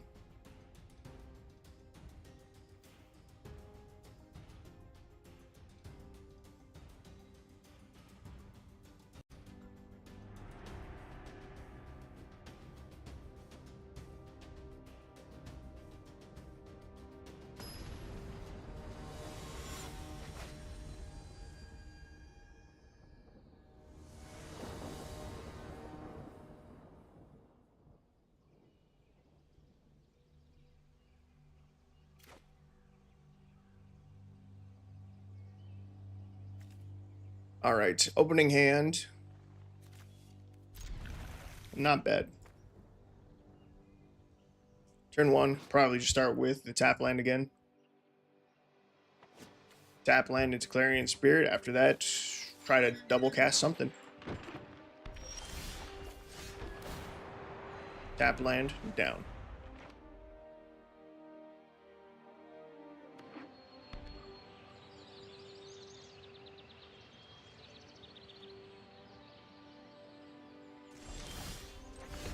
Clarion Spirit.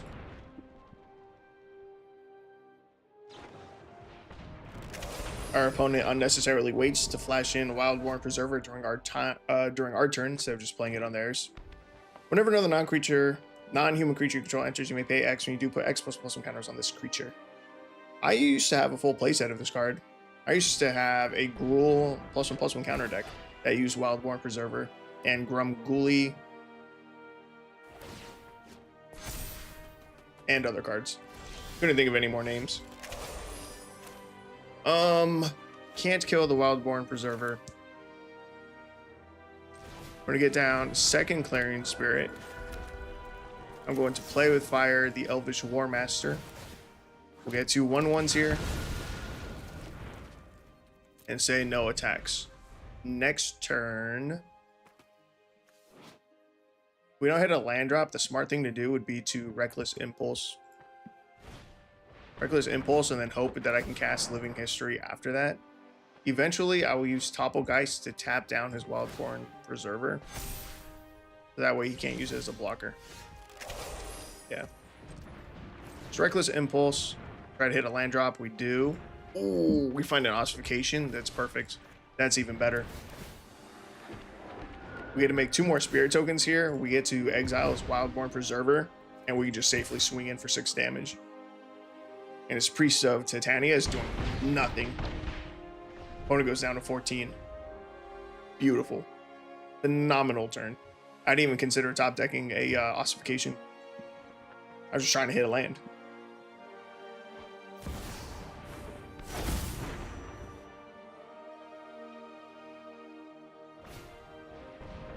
Elvish Clan Caller.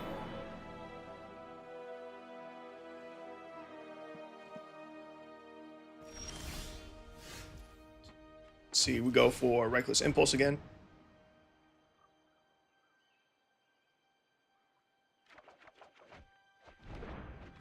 Find another land, that's good.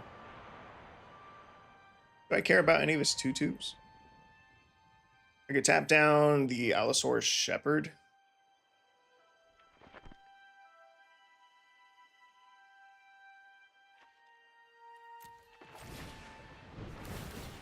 I'm just going to cast the Living History. And you know what? If he wants to trade one of our Clarion Spirits as one of his 2/2s, I'm fine with that. We'll swing out. He flashes in a Wildborn Preserver. Okay.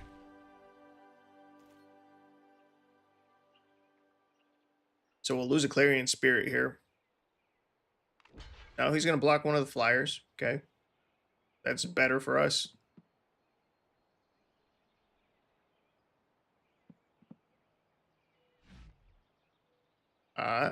Alright, he swaps.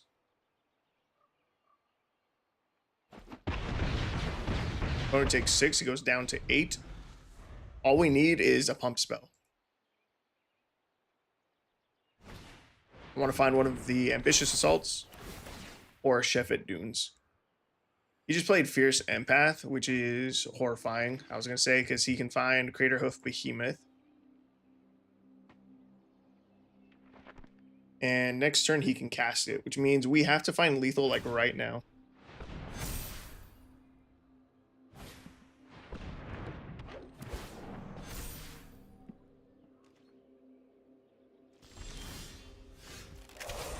We're 1 mana short of Antiquities. That really sucks. Okay, it's the most damage that I can do here. And how close? Instant sorcery creature. I have no lands in the graveyard for Delirium. And sorcery. Enchantment. What's the most damage I can do here?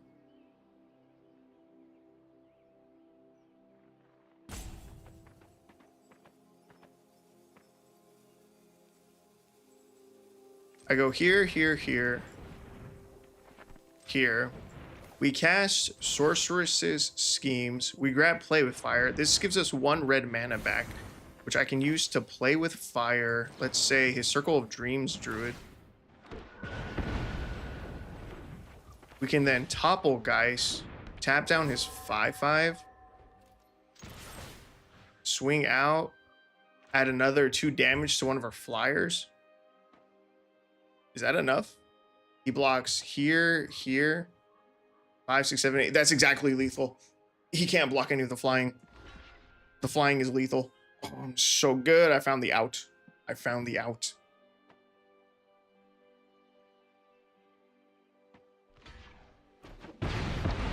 Let's. Oh. That was sick. Did I have fun in that match? I had a lot of fun in that match. If it wasn't for the other game that we played, where I noticed my misplay of not using sorcerer's schemes to flashback to play with fire, I wouldn't have been able to find this lethal out. But we did, and we got there. And it felt great. And suck it, mono green elves.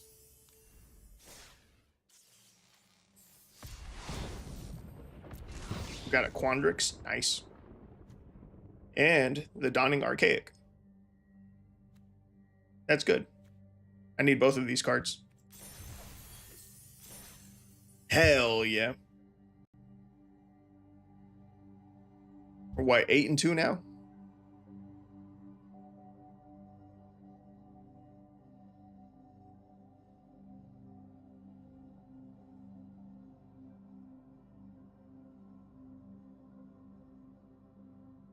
Four and 0, 5 and 1, 8 and 2. God damn, that's crazy. 8 and 2 is pretty good. It's pretty good.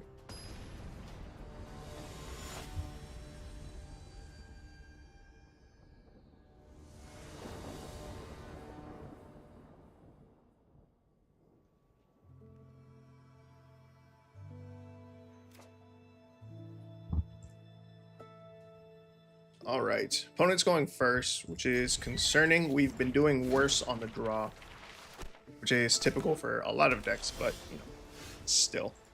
Can I get away with not using the Windscarred Crag? I think I have to be a little bit more greedy, a little bit more aggressive since we're going second. Johnny's Pridemate, that's a problem. We can Ossification away that problem next turn.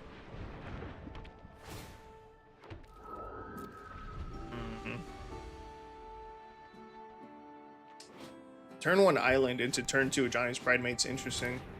We're gonna play mono white life gain. Why the blue? Alright, we're gonna get down the Windscarred Crag right now. We're gonna Ossification. Target the Johnny's Pridemate. It's gone. Swing the 2-2. They go down to 18. Azorius, life gain, Leonin War Leader. I think the islands are just in here for fun. Ooh, Antiquities. I'll cast Antiquities here. No attacks. If he swings Leonin War Leader, I think we have to double block that. It also makes 2 1/1s, right? I can kill the 1/1s. Yeah, we trade everything. If he swings Leonin War Leader, we trade everything. He did not swing it. Lame. Alright, cast Clarion Spirit, Reckless Impulse, make another flyer.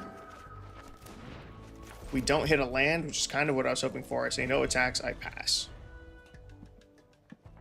If we top deck a land, we could flashback the Antiquities already. But instead, we will Ossification and Living History. Well, Ossification, the Leonin War Leader.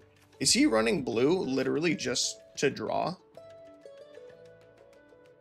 Draw a card for each different mana value among non-land permanents you control. That's crazy. Ossification. Get rid of War Leader. That's a Living History. Get rid of the Hinterland Sanctifier. And that's got to be GG at this point. We can swing everything. You can trade the Charmed Stray with Doom Traveler. Next turn, we Ambitious Assault or cast Antiquities on the loose. And that's just got to be game. He doesn't even block. He goes down to 10. He could board wipe. He could be running board wipes. In which case, we just flashback Antiquities. He hit us with Sleep. I love Sleep as a card. I do. That's funny. I guess I'll just cast a Clarion Spirit. Pass.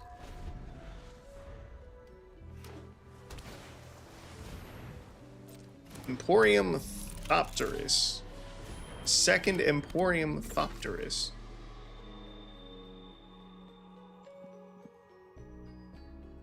This guy's gotta be a new player who's just running the cards that he has.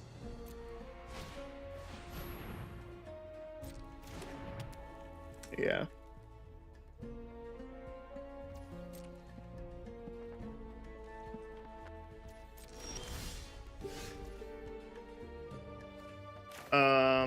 Let's Reckless Impulse.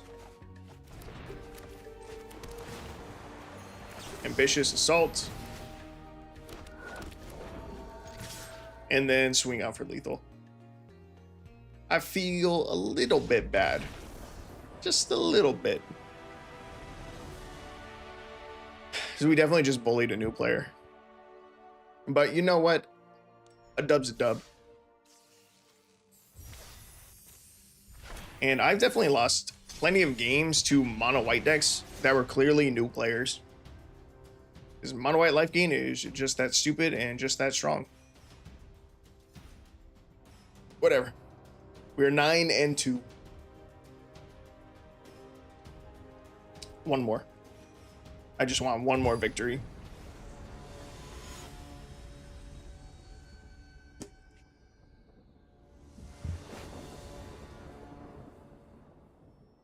We can make this work. Any land and we're fine. Preferably mountain, but any land and we're fine.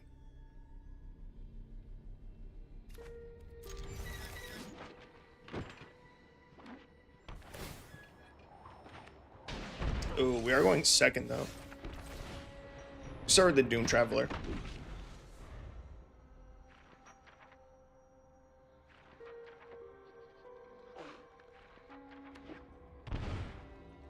Rakdos, huh? Is he a rat deck? Rakdos rats? Skewer the critics. It's concerning.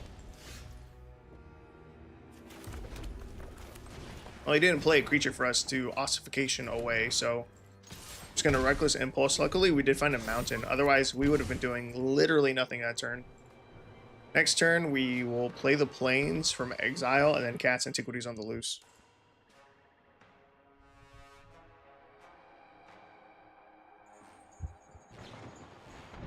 Fiery Temper, jeez. We don't have any life gain in our deck, right? Could really use it. Set our opponent to 18. We're down to 11 already, though. He just made a 2-2 with Menace.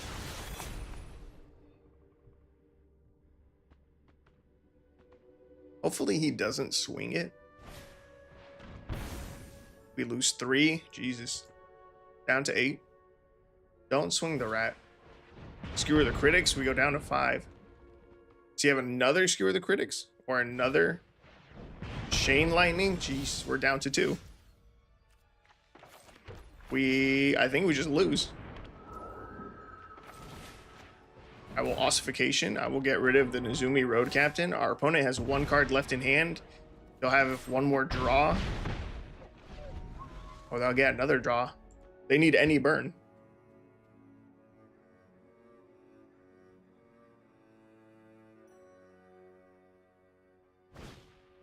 Bump in the night. That's crazy. I've tried building a deck like this. Oh, I was trying to view the battlefield. I've tried to build a pure Rakdos burn deck with Bump of the Night before, but mine was not successful. Not successful enough for me to remember it being good.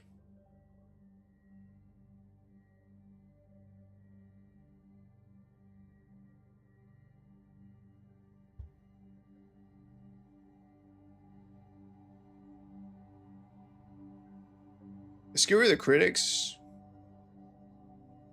are good. Did he hardcast the Fiery Temper from hand?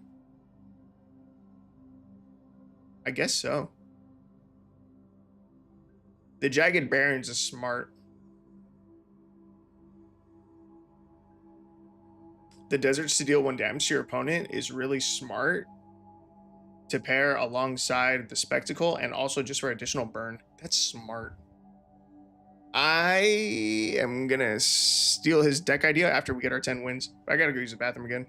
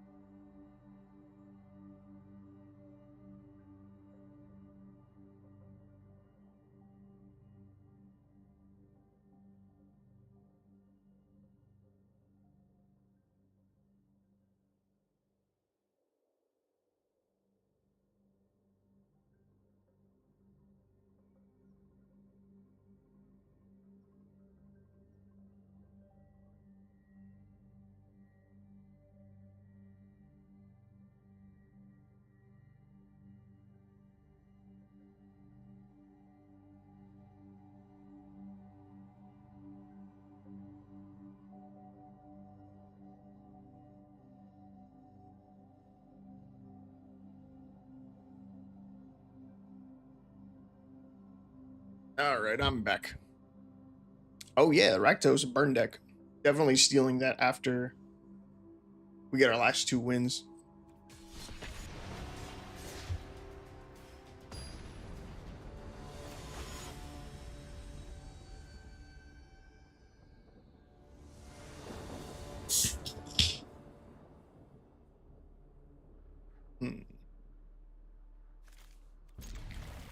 I feel like I've seen this play a lot in the past couple games.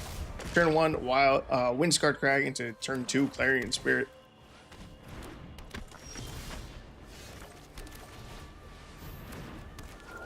Not that I'm really complaining though.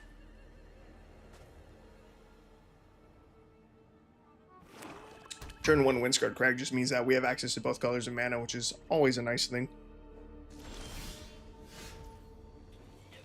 No land drops. We're going to hit the Reckless Impulse. Find another Windscarred Crag. Sick. Do I swing at the Cursebound Witch? I don't think so. When this dies, he gets to draft a card from the spellbook. I don't want to give him more options to stuff right now.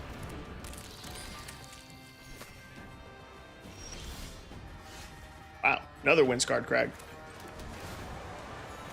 Alright, we're going to cast the Antiquities. We have a 3/3. Would he double block here? I'm going to say no attacks.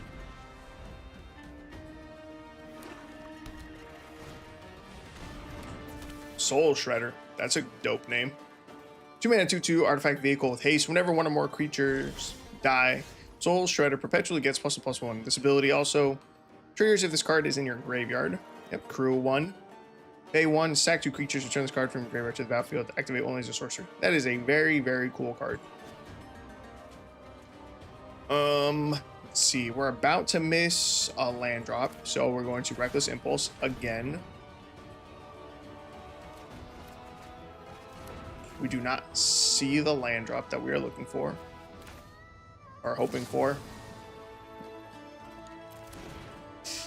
Let's go to combat. I'm swinging both of our 3/3s. He does not double block, which is good. I didn't want him to kill the Clarion Spirit. He's casting Desperate Measures. Target creature gets +1/-1 to end a turn. When it dies under your controller's turn, draw 2 cards. Okay, well, let's play with fire this. So it should die before any damage is dealt to Clarion Spirit. Let that resolve. That dies. Sick. He'll get to draw. Soul Shredder will get +1/+1. He gets to draw 3 cards off of that, which is a lot, but whatever.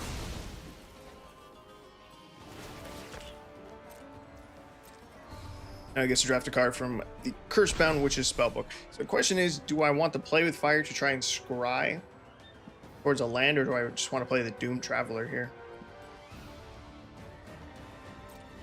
I think I hold up the play with fire. Well, next turn we might have just cast Ambitious Assault anyway, since we're about to lose it. Target opponent loses life equal to the number of creatures they control, then destroy all creatures. I really wish I had played that Doom Traveler. And get rid of Ossification. And Villainous Wrath. Don't like that. Don't like that card at all. We can rebuild though. We can go Living History, make a 2/2, cast the Antiquities, make some more 2/2s, and then we lose 1 Ambitious Assault. Liliana, player sacks 2 creatures. Bummer. Oh no, he's gonna make the 2/2. Give me a land. Give me a land, please. I hate you, game. Topplegeist isn't horrible. I can flash back, play with fire right now. Let's do that. I could have flashed back one of the Antiquities already, actually. But play with fire is better. Because I can Topplegeist. I tap his 2/2.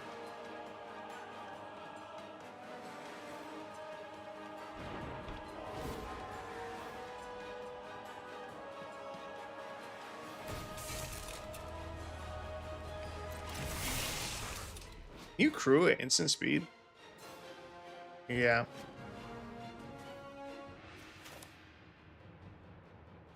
Hmm.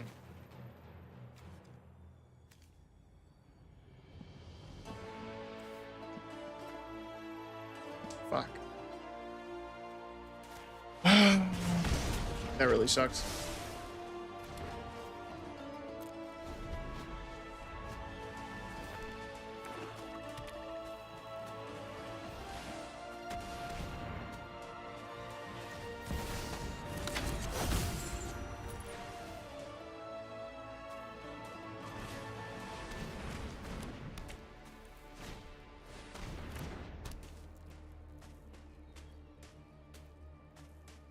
Okay, I think we try to win over the next 2 turns.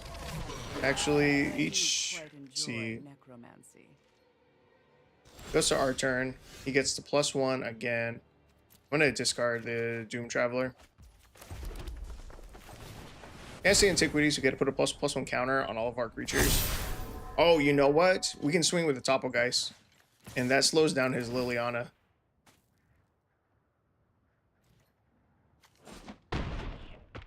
Yeah, that's massive for us. That's huge, actually.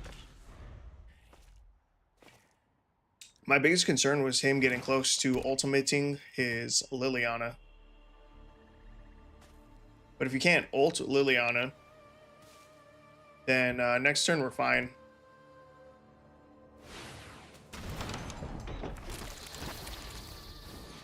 We just flashback Antiquities.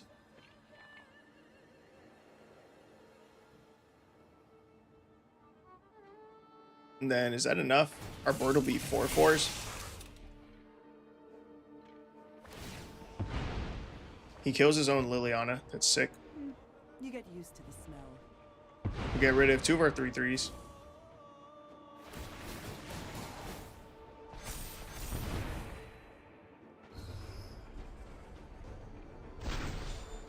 I guess we're going to draw out this game a little bit more.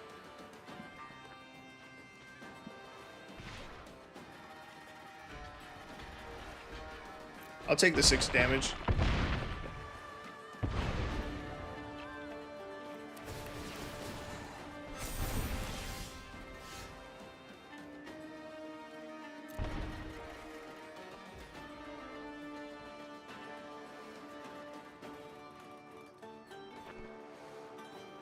He doesn't have a creature to crew this with, and it's tapped.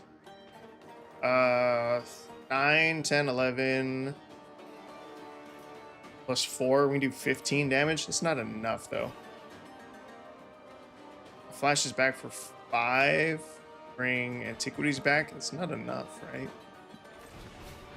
All right, we're just gonna flash back this Antiquities. Swing in with everything. And then hope that he can't kill us, and the next turn we just swing in for lethal.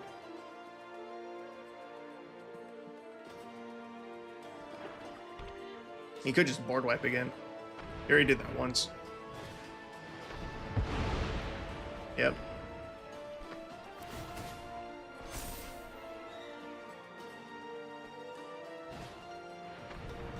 Tormented Scarabs. Brave Pact. He didn't have a way to make a creature. Discard. Sack a non-land. We can bring back the Antiquities. We get 1 red floating. We get to cast it here.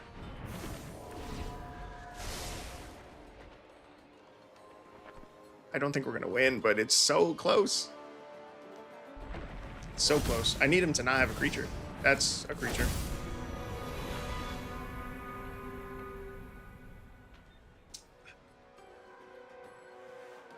Alright, we'll say good game. It's annoying to lose to an alchemy card.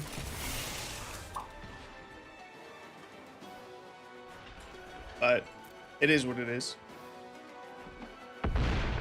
Our creature dies, then Grave Pact. Oh, Grave Pact doesn't get triggered. It's when one of his creatures dies, right? Is there any way for me to deal 6 damage? I can deal... It's 3. Sack that.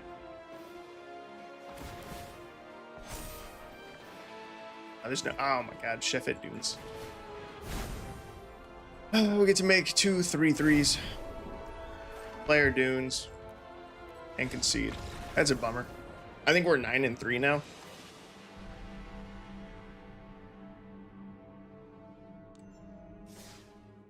Bro, I need one more win. Come on. One more win.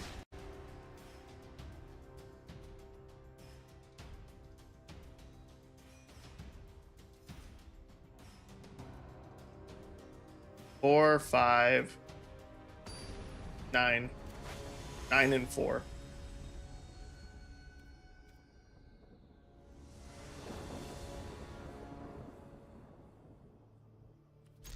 Dude. Again, this is like the 5th game in a row. That's Windscarred Crag. It's a Clarion Spirit. That just seems unlikely. We're going first, though. Oh, actually, did we go second in that last game? Clarion Spirit, pass.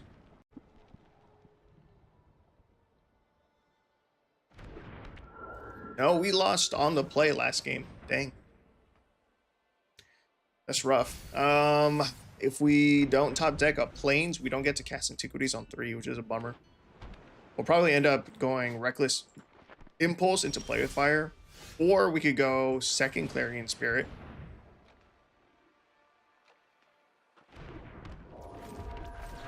Play with Fire our opponent's face. And this way we get 2 1/1 tokens. And we can scry towards the land that we want. Scry Reckless Impulse to the bottom. Swing in for 2. Got a flash creature.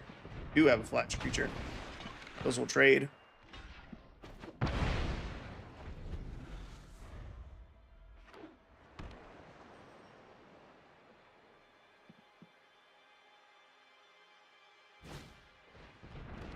Wizard class is fine.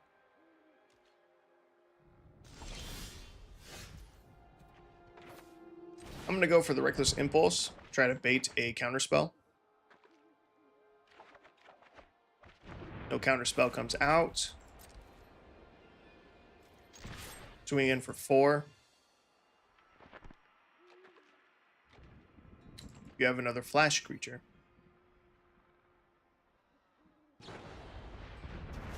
Unsubstantiate.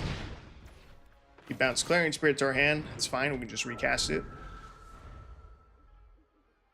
Play a creature. During your turn, play a creature. Give me something to Ossification.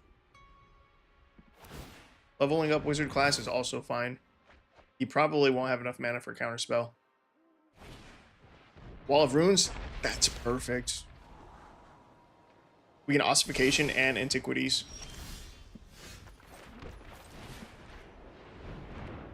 Perfect. And then when we cast his Antiquities, we also make another 1/1.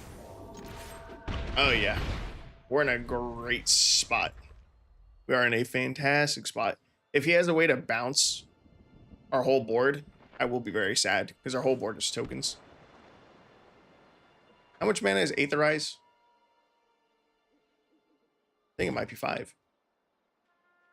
I don't know. Aetherize might even be 4. I think Aetherize is 4. I think he's running it. He had 1 bounce effect.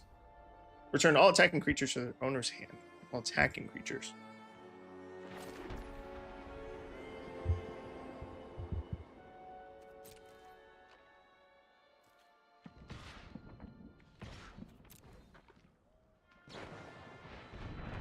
Zephyr Sentinel.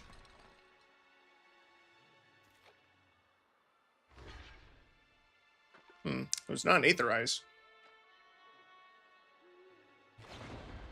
Unsummon one of my tokens. That's okay with me.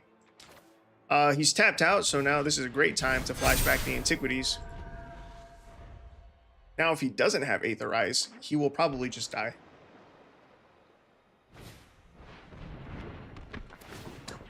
Gonna bounce one of our tokens. Go to combat, choose attackers. let him declare blockers. I could have cast Ossification first, actually.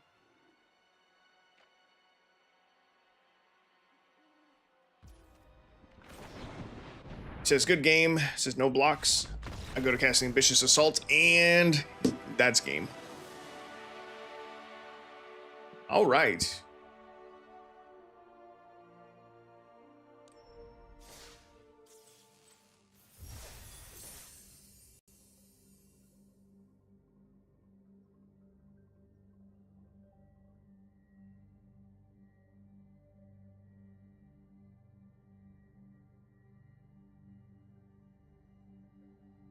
Will you just open?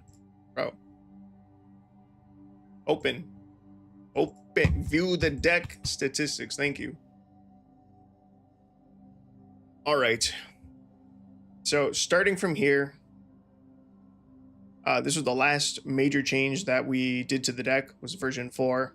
We removed 2 spirit summonings and 1 mountain. We went up 1 plains and we added 2 borrowed times. Actually, when did we get rid of the borrowed times? We got rid of the borrowed times to add in the ambitious assaults. We never cast borrowed time though. We literally never cast it. So you know what? I'm still gonna count from version 4 up.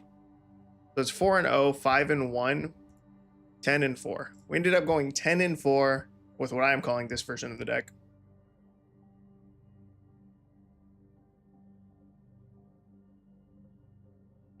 Is version 6 different enough? Should I try to get 5 more wins? We literally never cast borrowed time though.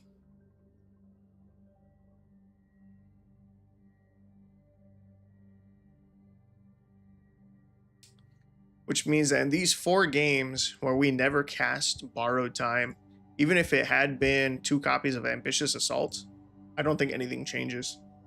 Because if we never cast borrowed time here, then why would we have cast Ambitious Assault? No, I'm calling it there. We went 10-4. We went 10-4 overall with this version of the deck. And I'm satisfied with that. That's pretty good. All right, let's make a Rakdos burn deck.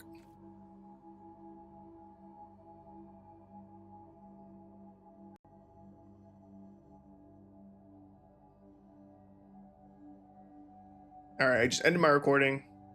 Getting back.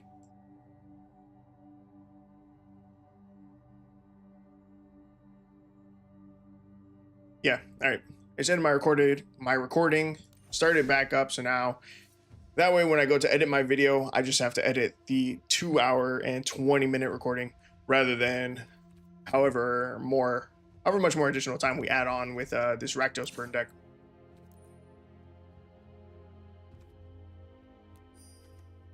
Okay, so something in the night might just be bite in the night.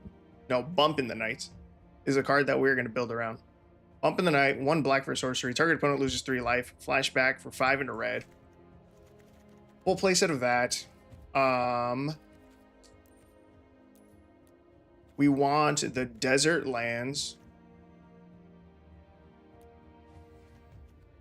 Jagged Barrens. When it enters, deal 1 damage to target opponent. Jagged Barrens is a great way to turn on Spectacle. And I don't even know if there are any Rakdos Spectacle cards that we want to run that, you know, deal burn. Acrobat. It's a creature. When it enters, each opponent discards a card. No. Skewer the Critics and Light Up the Stage are definitely going in the deck because they are phenomenal.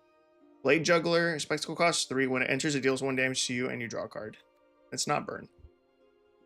Returns 2 target creature cards from your graveyard to your hand. No. Target player reveals their hand. You choose an online card from it. That player discards that card. Shock Full Lock. That is a phenomenal name. I'm on the road right now, but once I park, me and the squad are rolling deep into your next stream. Add you on Discord. Sam D50. Let's see. I'll pull it up. So we want... Man. Are there really not any other Spectacle cards? The guy that we were playing up against, he was running Madness cards. But Madness is if you discard, right? If you discard this card, Discard it into exile. When you do, cast it for its madness cost or put it into your graveyard.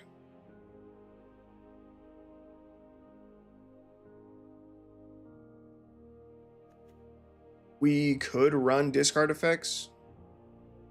We could add in Alms of the Veins. Alms of the Vein and Fiery Temper as more burn. But what are we running as our discard effects? Probably one of the discard 1, draw 2 effects.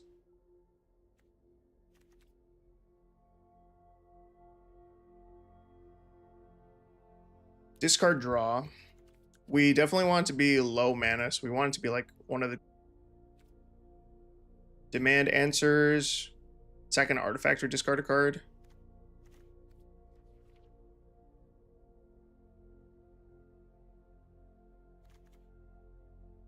Ooh, grab the prizes. Perfect. As an additional cost to cast a spell, discard a card, draw 2 cards. If the discarded card wasn't a land card, grab the prize, deals 2 damage to each opponent. That's perfect. That turns on Madness and it turns on Spectacle.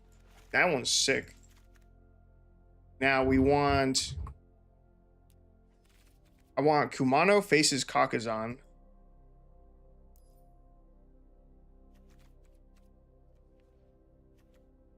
It deals 1 damage to our opponent. That's a good way to turn on Spectacle. Our opponent was also running the other saga that creates a rat. This one. Okiba, Reckoner Raid. 1 black, each opponent loses 1 life and you gain 1 life. That one's sick. Let's see, what else? We're probably good as far as card draw. We have a full playset of grab the prize and light up the stage. That's a lot of draw. This is draw. This exiles the top card. Top 2 of our library. It's all very good. It's all very good. Our curve is super low right now. It's 2.1. We're probably going to drop down at least 2 lands. Now, what else do we need, though? Just more cards that deal damage. What about specifically in Rakdos colors? There's Knife Trick. As additional cost to cast a spell, discard a card or pay 2. Knife Trick deals 3 damage to target creature. Oh, it's only to target creature. Dude, if this could go face, this would be incredible. Footlight Fiend. 1 mana, 1/1 when it dies, deal 1. Actually, I'm going to worry about Discord later. Fireblade Artist. 2 mana, 2/2 haste. At the beginning of your upkeep, you may sack a creature. When you do this, creature deals 2 damage to target opponent or planeswalker. Once it enters, it deals 1 damage to target opponent and you gain 1 life. Max speed, this creature has Death Touch and Haste. I probably just want to go with...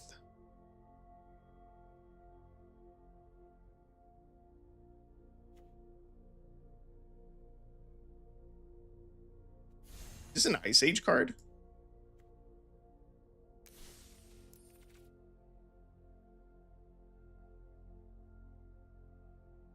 When did we get those?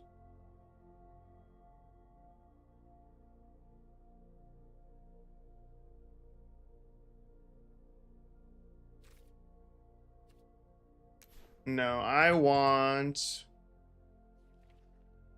the 2 mana lizard that when it enters deals 2 damage to target opponent.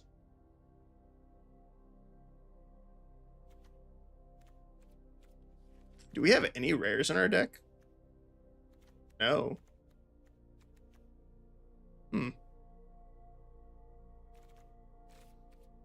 What's the lizard's name?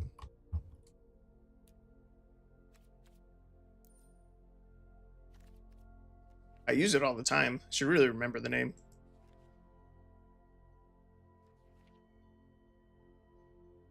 There's so many cards that deal 2 damage.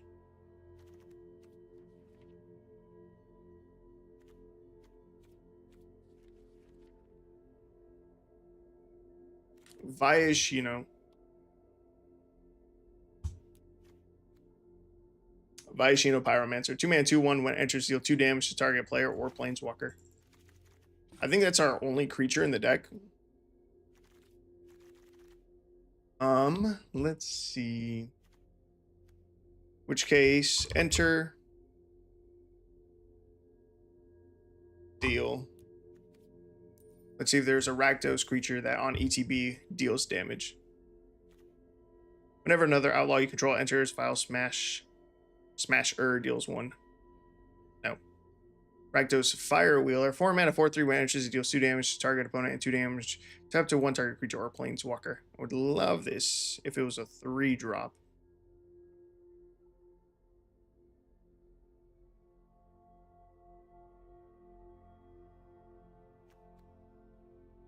Bloodhall Priest. 4 mana, 4/4.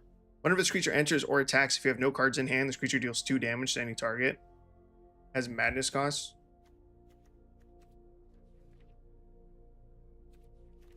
Let's go with 2 of these. And you know what? Since we only have 2 rares in the deck, let's add 2 more. Let's add 2 of the good lands. Oh, damn. We don't even need to run fancy lands in this deck, because we can just run Foreboding Ruins.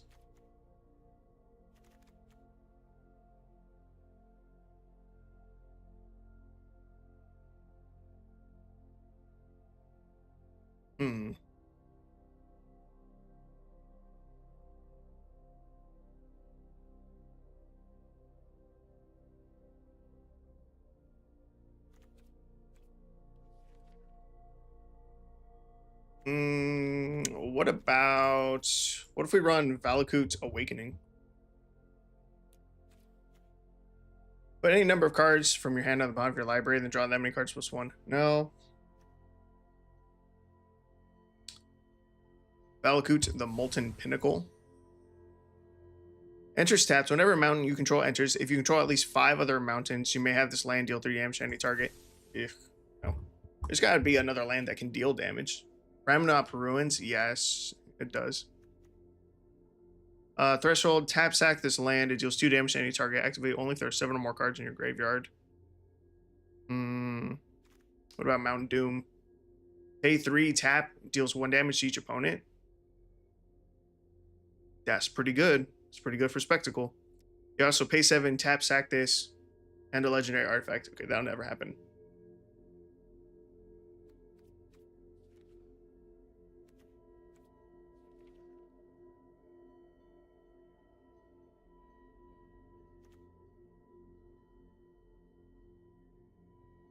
Advances Blasting Cannons. 4 mana legendary enchantment. At the beginning of your upkeep, exile a top card of your library. If it's an online card, you may cast that card this turn. Whenever you cast your 3rd spell in a turn, you may transform Advances Blasting Cannons. I don't think that's ever happening either, though.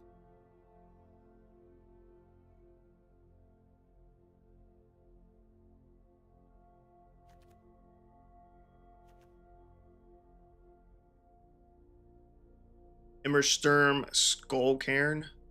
Enters tap it to add a black. Pay 4, tap sack line, deals 3 damage to target player. That player discards a card, activate only as a sorcery. I kind of like this.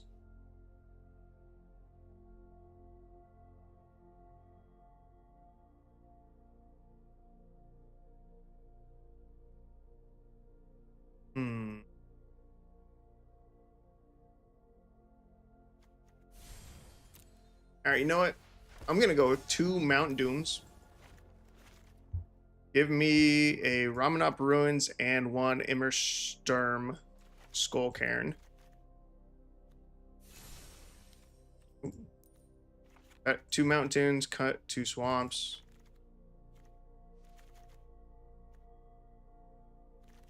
It's our ratio. Very heavy in red.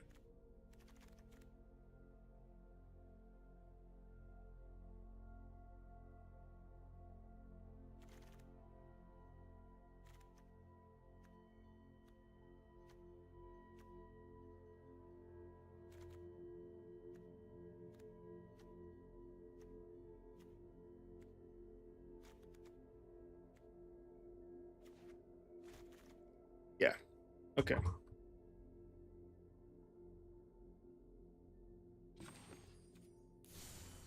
I think we should be okay with this list.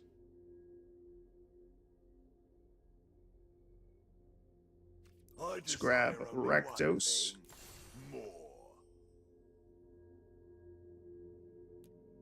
Magma. much. And let's find a good Rakdos card sleeve. There is this one. And this one's not bad. Actually, I'm just going to go with this one. For our lands, I'll keep the Strixhaven. It's fine.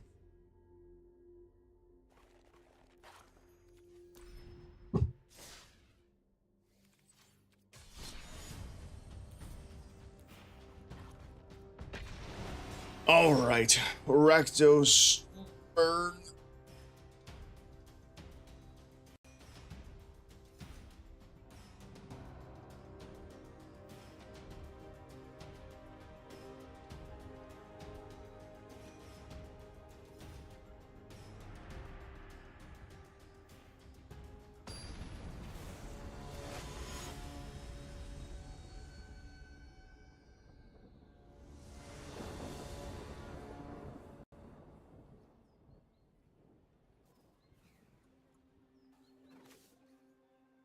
All right, we're going first. Turn 1, we probably get down Kamano faces Kakuzan first, so that way we can start going through, you know, all the different parts of the saga. Next turn, probably just go with Viashino Pyromancer, deal 2 to our opponent's face.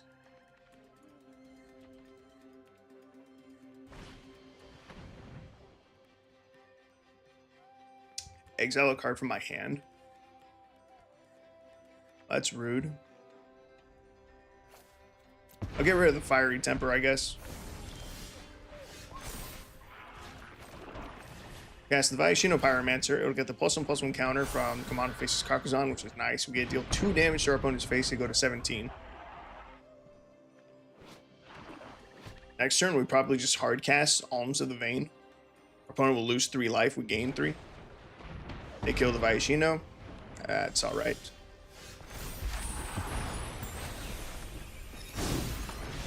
Yeah.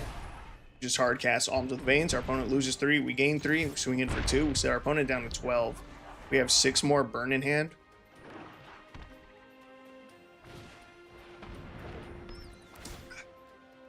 He gets to cast Deep Cavern Bat. This is annoying. Our hand size is already normally going to be small. But going against an opponent who's making us exile shit from our hand is really annoying. Cast the Alms of the Veins. He's going to choose to not block. He's just going to take 2. He's going to go down to 7. We have 2 more burn in the Ramanop Ruins in our mana base. And it's a Shieldred, and I think it's just game over. It goes up to 8. We can hard cast Light Up the Stage, but that feels horrible. Alright, we just concede. That was stupid. And a terrible matchup for us. Shieldred is a stupid card. The Bat is a stupid card. Exiling something from my hand is crazy. All of those cards that he played were ridiculous.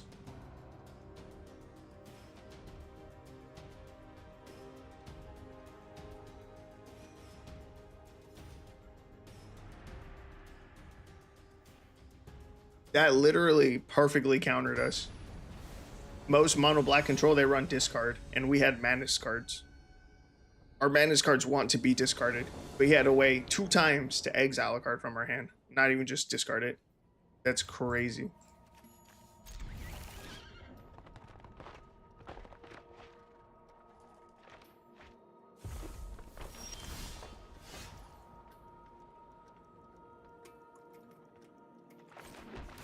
We're going to start with the Jagged Barrens to deal 1 to our opponent.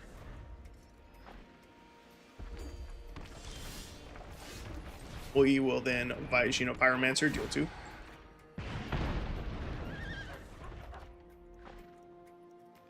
Next turn, we probably cast second Viashino Pyromancer and then bump in the night. Second Viashino, deal 2. Bump in the night. Our opponent will lose 3. I'll swing in the Viashino. He'll take the trade, and that's fine. Viashino is in here for burn, not combat damage. Bloodhall Priest. When this creature enters or attacks, if you have no cards in hand, it deals 2 damage to any target. Alright, so we need to empty out our hand a little bit.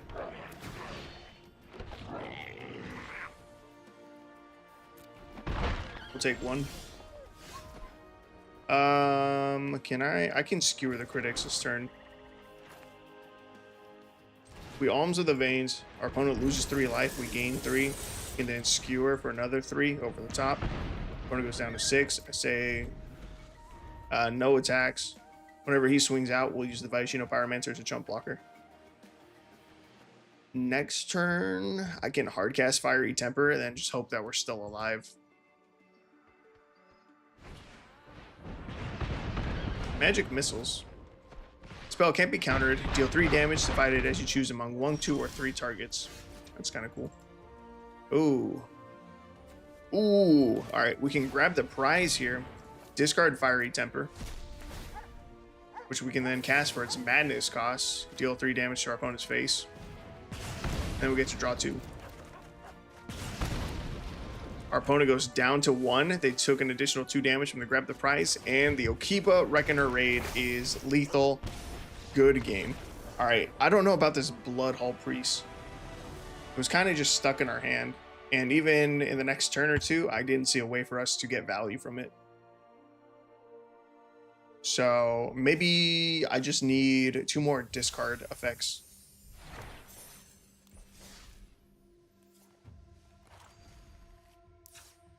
Let's see. Discard. Deal. In Rakdos.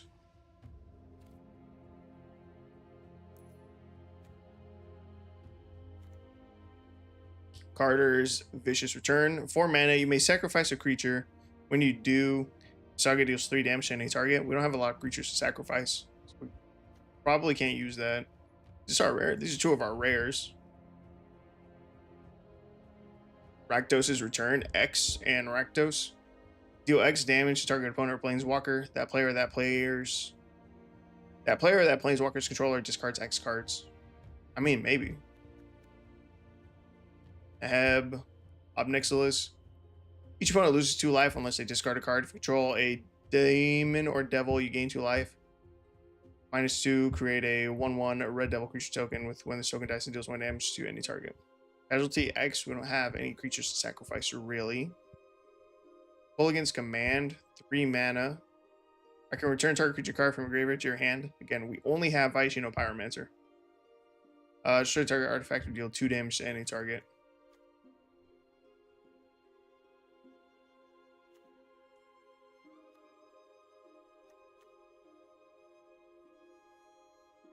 Carnage. 4 mana, deal 3 damage to target opponent. A player discards 2 cards. Aggressive Sabotage. 3 mana. Target player discards 2 cards. If it was kicked, you deal 3 damage. So 4 mana, deal 3. They discard 1. That's the same as Carnage.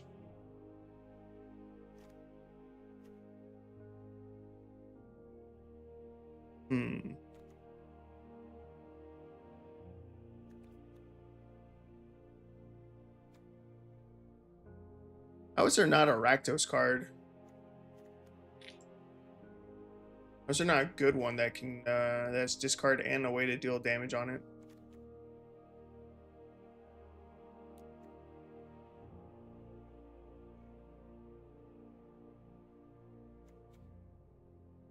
There's got to be a good card for this deck.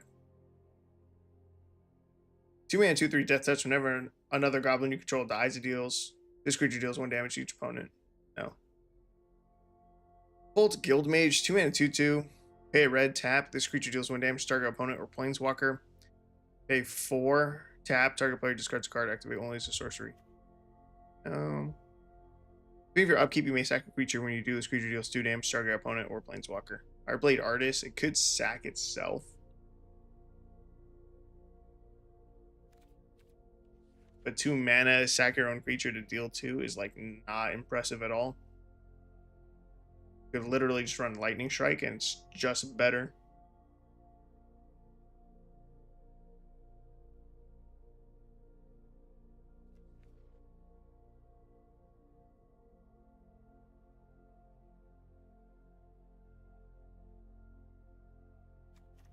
Black Waltz, number 3. 4 mana, 2/2 flying death touch. When you cast a non-creature spell, this deals 2 damage each opponent. It's more expensive than Gutter Snipe.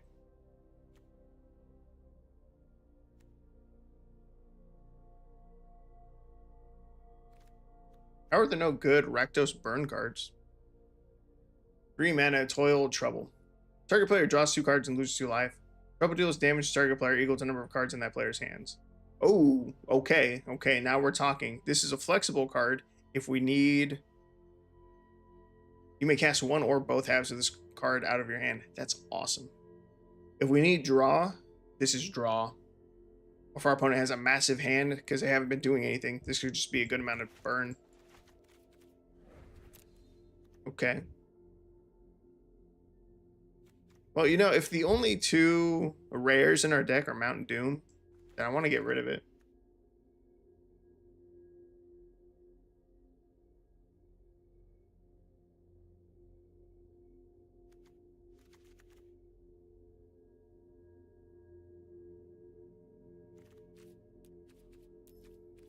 I kind of really want to run...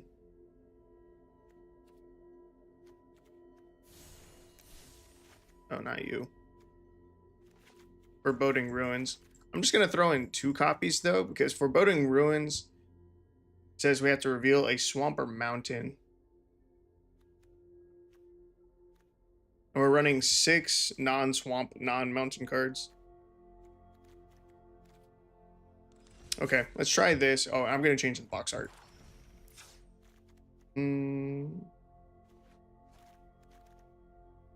It goes with Trouble.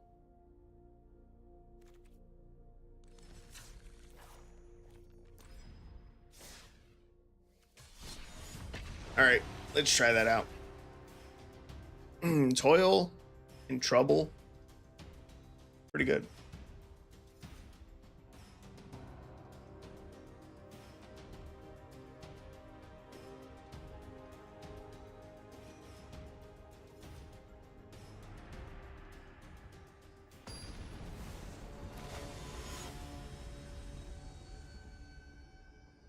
Toil and Trouble. All right, we're going first. Turn 1, we'll start with the Okiba Reckoner Raid. Opponent will lose a life, we gain a life. That'll happen again for the next part of the saga, and then we'll have a 2/2 Rat with Menace. Goblin Javelineer, okay.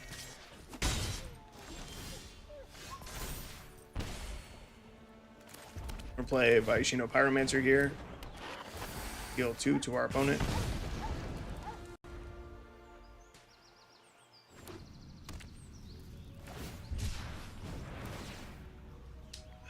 They cycle away the Gem Palm Incinerator, deal 1 to our Vaishino, it dies, it's fine.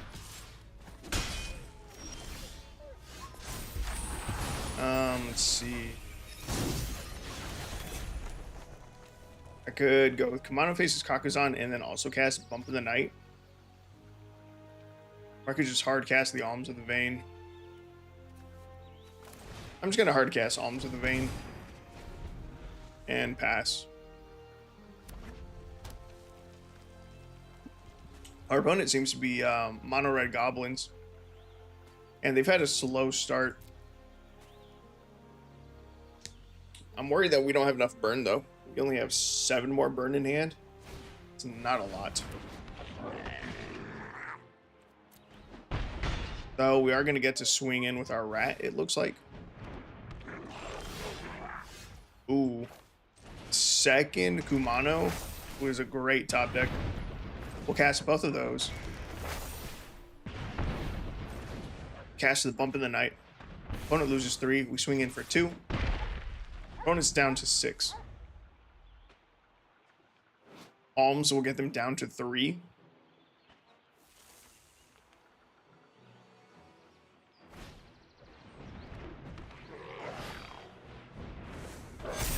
This will be close. They've got a lot of damage on the board. They're probably scared to swing out.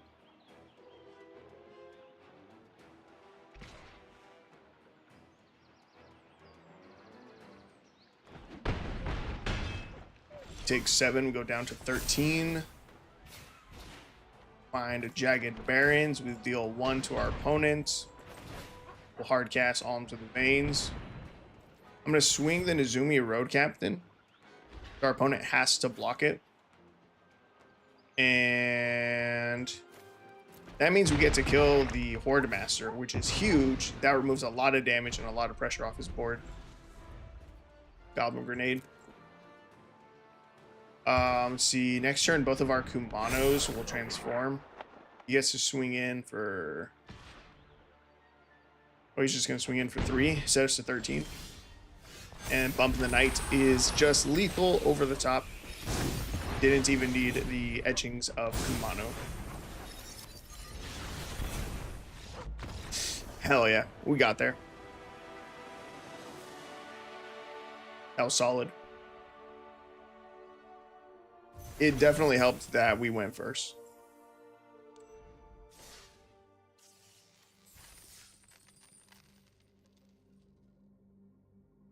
If we had gone second, I don't know that we win that one.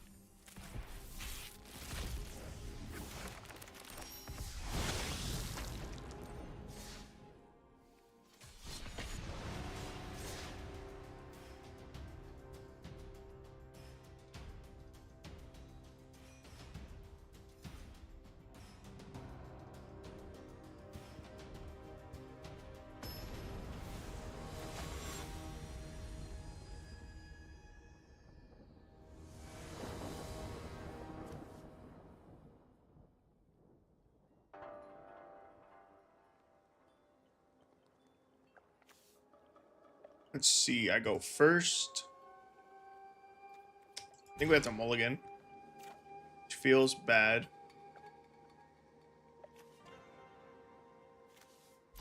I keep this, I'll throw back, light up the stage, and we start turn 1 with a tap land.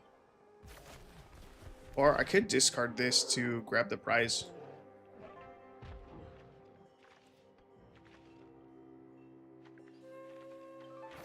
No, I start with the tap land, play the mountain next turn, we go Bump the Knight, make our opponent lose 3 life, and then we cast Light Up the Stage for Spectacle cost.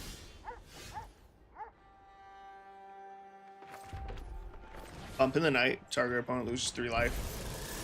Spectacle. Exile 2 more cards. Okay.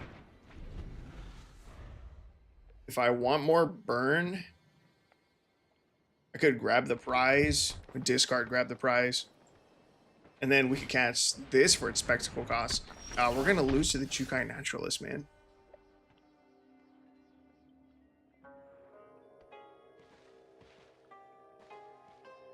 I could Jagged Barrens. Light up the stage. We exile 2. We have 1 black left. 1 black. Can't kill Jukai Naturalist. So that's not the plan. We go grab the prize, discard, grab the prize. Our opponent loses 2 life. We can cast Light Up the Stage for spectacle cost.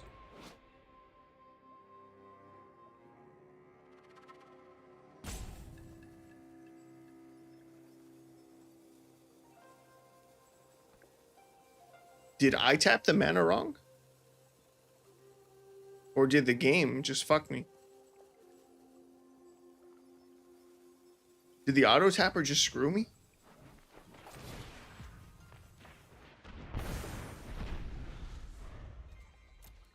Yo, there's no way.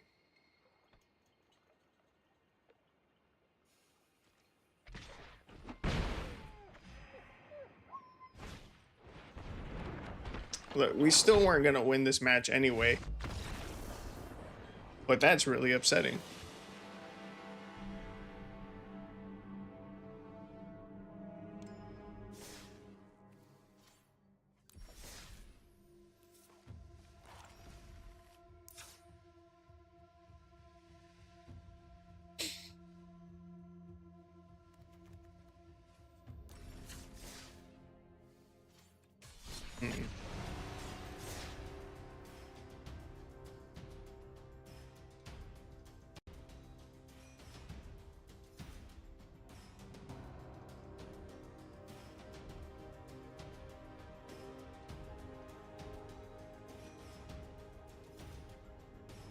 Dude, there's only 11 spectacle cards in all of Magic. Are you serious? That's insane.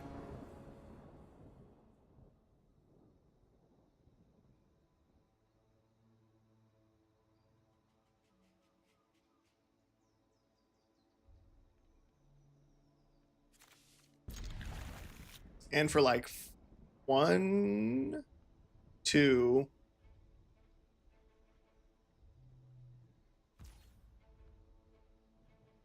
right, there's only 11, and 2 out of those 11, the spectacle cost is actually higher than the original cost. That's crazy, dude.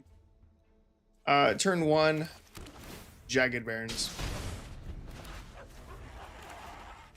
Turn 2, probably Viashino into trouble.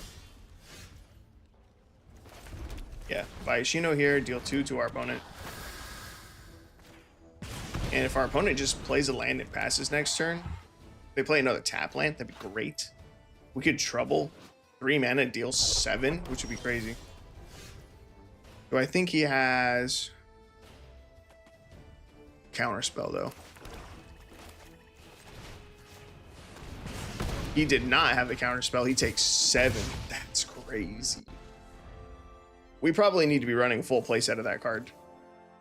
3 mana, potentially deal 7 is nuts. That's really good. Let's see, what 2 cards do I cut then?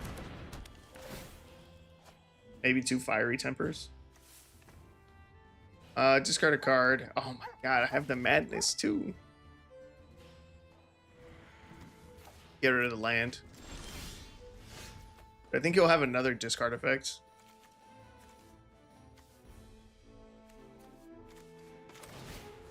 Hopefully the Kamano faces Kakazan.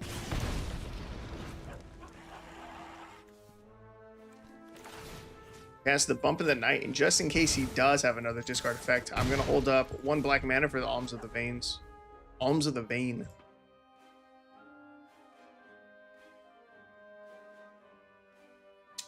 Make me discard. No balls. 0 testicles. Make me discard. Let's go. He's going to make me discard. Boom. Alms of the Veins. Hell yeah, cast that for Madness. Lose 3 life. Got him. Oh, I appreciate you, opponent. I appreciate your synergy with my deck. Got him.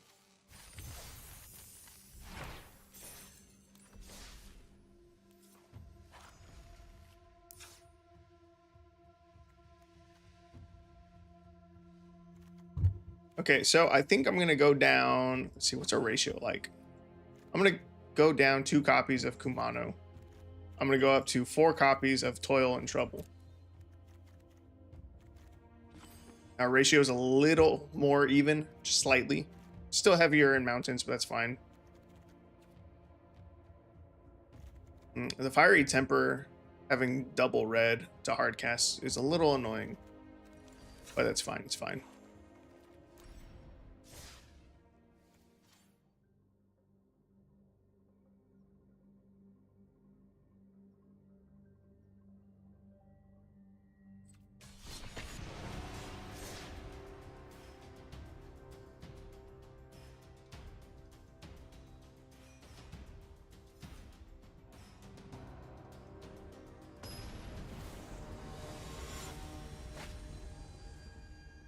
Dude, I got hit with another spam call. Ridiculous. It's still stupid that a number that I have blocked still gets to spam me and leave me voicemails. All right, opening hand looks fire. We have a turn 1 for Boding Ruins. So we'll probably start with the Okiba Reckoner Raid. Reveal a mountain. Go with Okiba. Opponent loses 1, we gain 1.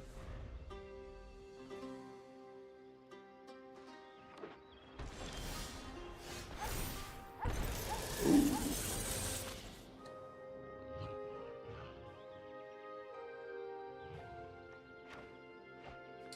We're gonna start with light up the stage.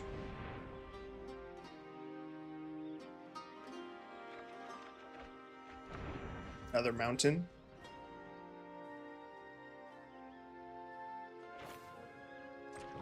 We're not gonna play that. We'll let that one disappear into exile. We're gonna cast a Bump in the Night. See if our opponent has a counter spell. If they do, I'd rather they counter Bump in the Night rather than Toil and Trouble. He's reading Toil Trouble, which I don't want him to do. I was hoping to surprise him. He has 5 cards in hand right now.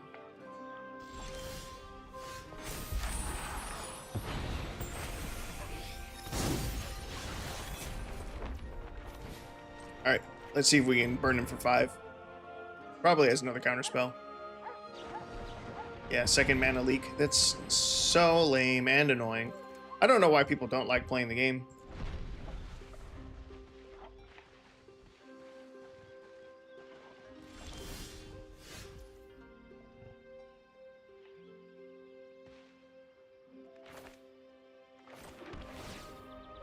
We're in Jagged Ruins, deal 1. Swing the Nezumi Road Captain, connect for 2. And I'm gonna try another Trouble. See if he has a counter spell again. He fucking does, dude. 3 mana leaks. Are you serious? 3 mana leaks in the top. I don't even know how many, because he's running like 70 cards in his deck. Anyway, Vaishino Pyromancer.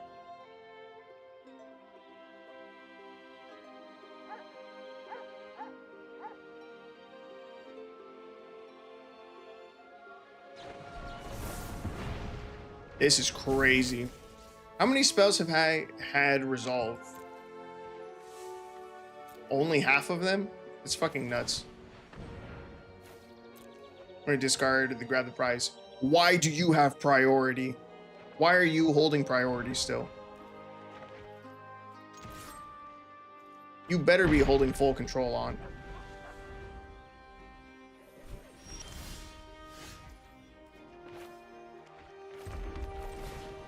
We're going to attempt to grab the prize.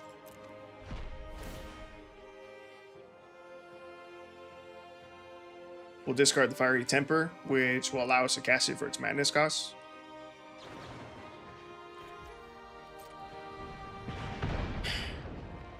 That deals 3. Good. Grab the prize, deals 2. I can Skewer the Critics, cast that for its spectacle cost. And our opponent scoops. Good. You countered 4 of my spells. 3 mana leaks in a row. Ridiculous. Get out of my face.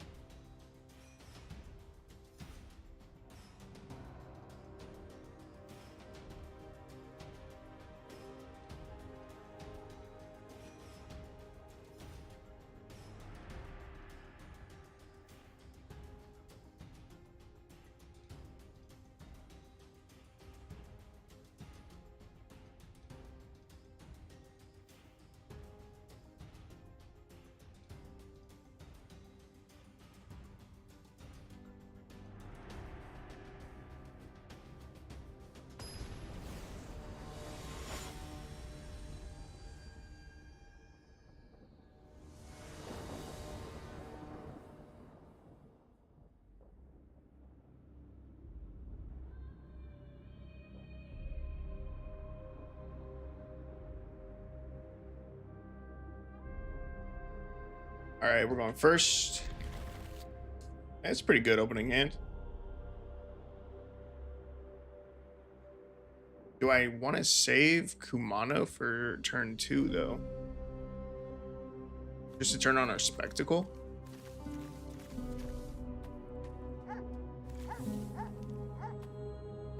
I think I will.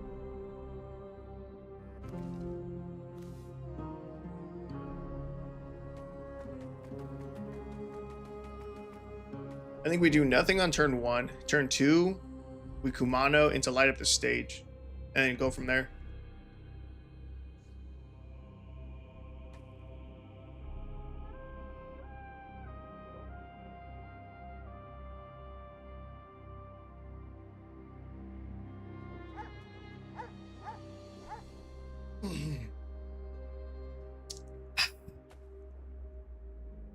Opponent? Hello? Hello, are you there? Are you there with your like 90 card deck? 127 plus another 7, 134 card deck.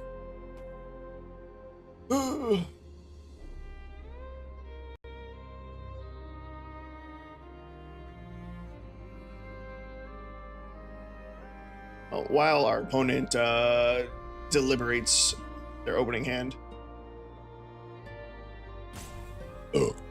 Excuse me. I'm gonna see if I can find good artwork of antiquities on the loose.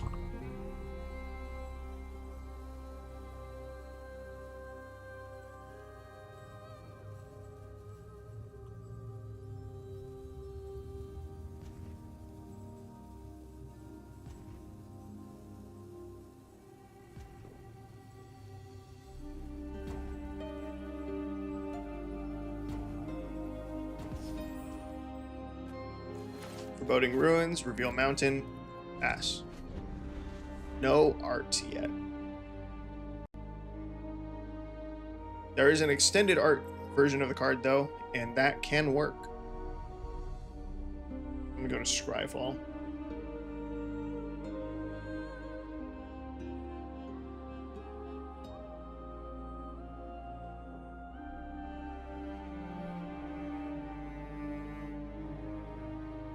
Save image. Dope.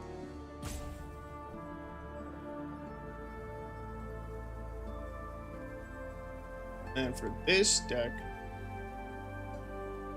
the artwork for Trouble might be hard to find.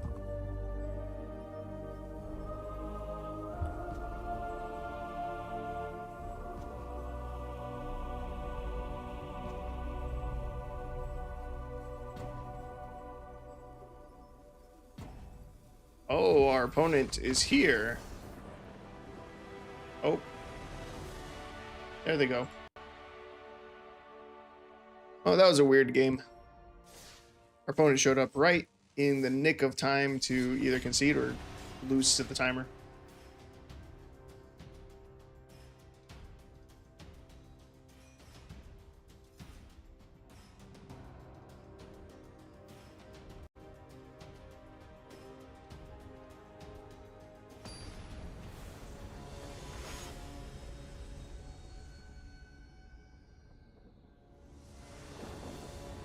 It's not what I clicked on.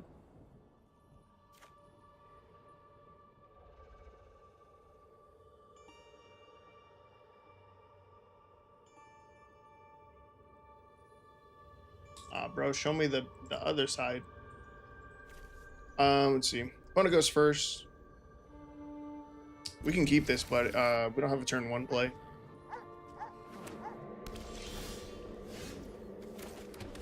Sadness.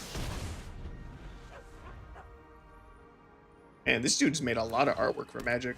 Holy hell.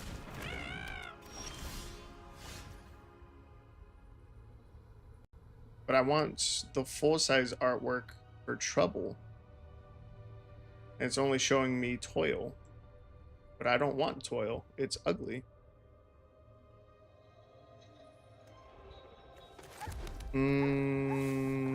Let's see, what's the play? I think it literally just has to be Viashino. Viashino, deal 2 to our opponent. They're running a Golgari Mutate. Yeah. Golgari Mutate deck.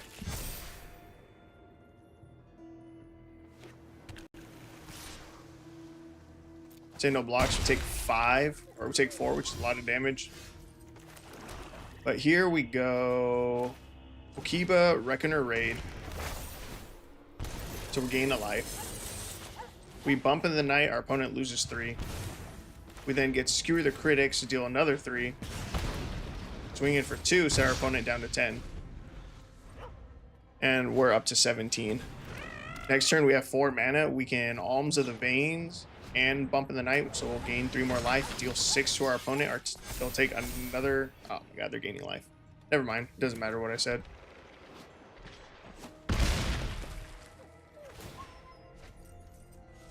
There's no way. I think he gained 6 life. There's almost no way that we get there. We can have him lose 3, we gain 3, we're up to 15. 15's pretty good. We have a blocker. He goes down to 7. I swing the Viashino. He either takes a trade or he goes down to 5. I'm fine with either. He goes down to 5. That's smart. He keeps his second source of life gain. He has a 3rd Essence Symbiote. Are you fucking serious, dude? He just started at 5.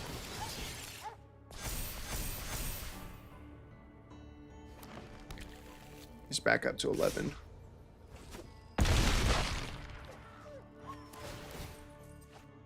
It's so much life gain. Our deck did what it was supposed to. The 4th copy? That's insane. Our deck did what it was supposed to do. Our opponent should be dead. Our deck did 20 points of damage.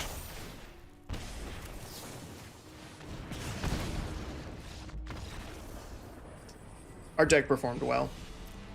We just got countered by a stupid amount of life gain from a mutate deck.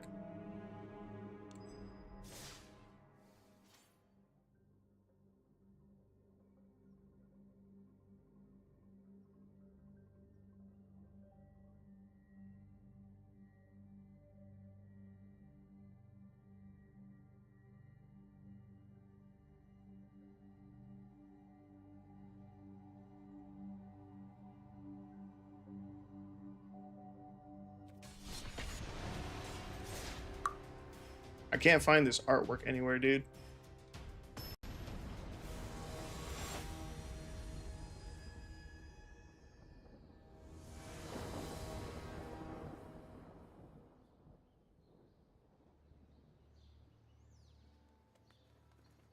I just want to use it for the thumbnail. So I think it's the coolest looking artwork in our deck. I maybe should have held the Jagged Barrens. No, we're fine. We play the Okiba Beckoner raid. Opponent loses 1, we get to skewer the critics, deal 3 over the top. They're in Selesnya, they might be more life gain, and if we're going up against another life gain deck where after losing to 1, I'm gonna be pissed. Giada is not great to see. Here we have a pretty solid turn. We can grab the prize, discard Alms of the Vein. We get to cast this for its madness cost. Our opponent loses 3. We gain 3. And grab the prize will deal 2 more damage to our opponent, sending them down to 9. Next turn, we can Jagged Barrens, Skewer the Critics, and Viashino Pyromancer. Don't have a 1-drop. Don't have a 1-drop. Don't have a 2-drop. Don't have a 2-drop. If you gain 4 life, I'm gonna lose my fucking mind. God, dude. I hate this game so much. Alright. We deal 1. We're gonna cast Light Up the Stage with its Spectacle cost. Skewer the Critics for its Spectacle. Okiba Reckoner Raid. Our opponent should be down to 2 life.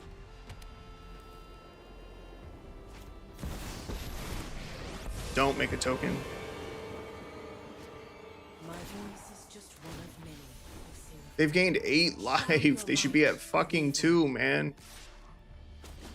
Pyromancer should just be lethal. I can have them lose 3. I can cast the Fiery Temper. Back down to 3. They've gained 8 life. They should be at -5 right now. They even shock in the Temple Garden.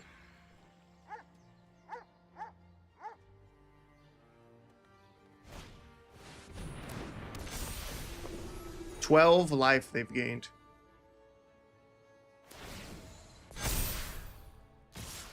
Salvation descends.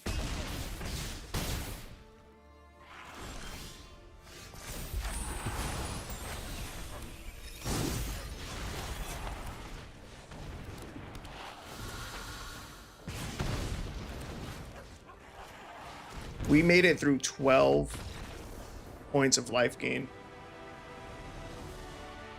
Our deck dealt 32 burn damage. That's crazy. I don't think we dealt any combat damage. 32 burn. 3, 6, 7, 8, 9, 10, 11, 14, 17, 20,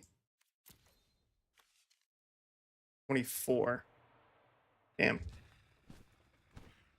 How did we do 32? Did we have combat damage in there? Or did I just skip over some cards? We flashed that back? We didn't flash that back. I watched him gain 12 life.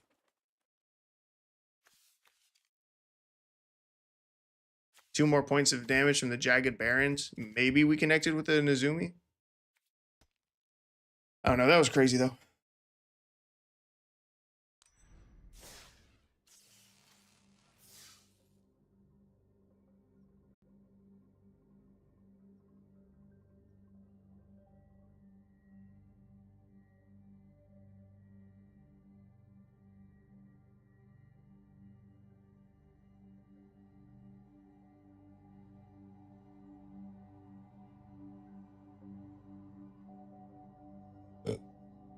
All right, I gotta go pee.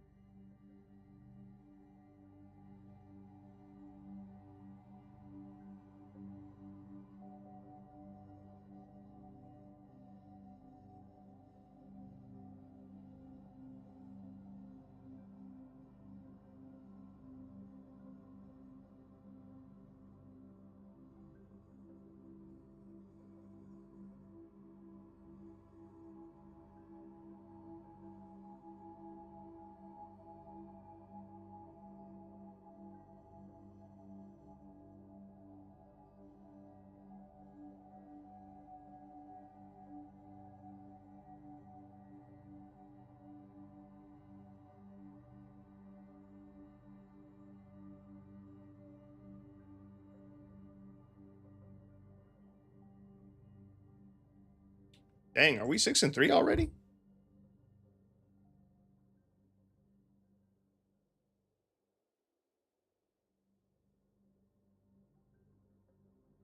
I won't count these. I won't count those games. We'll just go from version number 3, 3-1, because these were some pretty big changes. Like, we got rid of Bloodhall Priests and Mound Dooms. We completely changed the rares in our deck. And in fact, we're a budget deck. We're not even a budget deck. We're an artisan deck. We have 0 rares in our deck. And ignore the fact that this Foreboding Ruins is showing the rare version from, I can't think of that series. Because there is an uncommon version, which is the one that we are running. Final Fantasy. I've never played Final Fantasy, so I did not care about the set coming out. But we have 0 rare cards in our deck. And we're 3-1 right now. That's pretty good. It's a pretty strong start.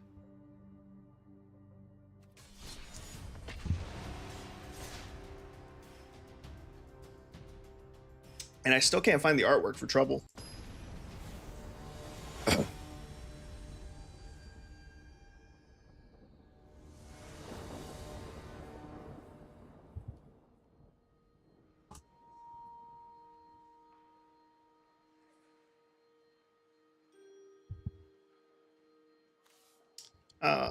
Let's see, we're going first.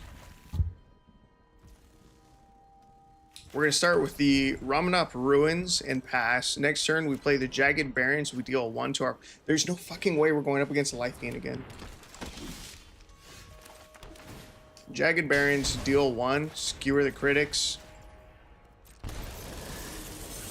Our opponent gets to draw a card because of Esper Sentinel.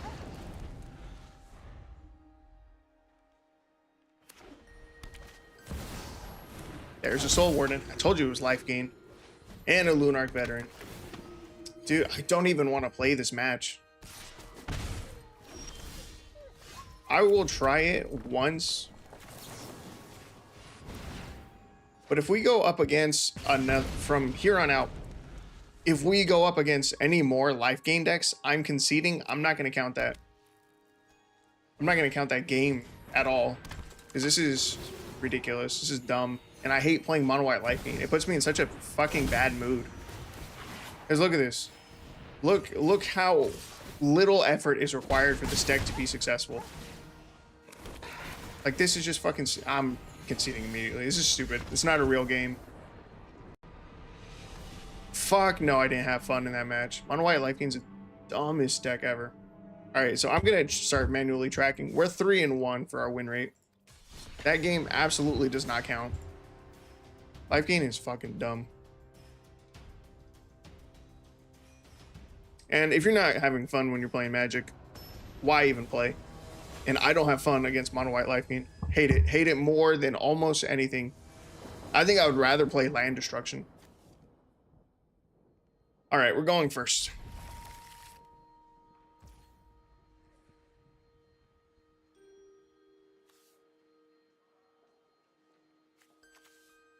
I'm going to get down the Jagged Barrens right now. It might have been smarter to save it. Elves is a pretty rough matchup too. Let's see. Ramanop Ruins. We go Bump in the Night. We deal 3.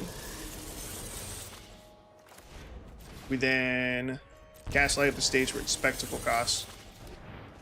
I don't love that. We're going to lose out on one of these cards. We probably just cast the Alms of the Vein.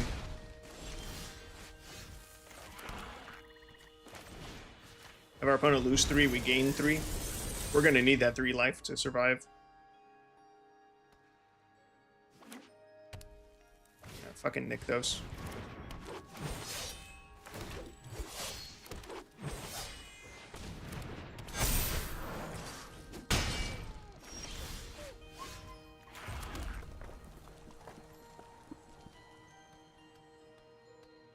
Are we just dead next turn?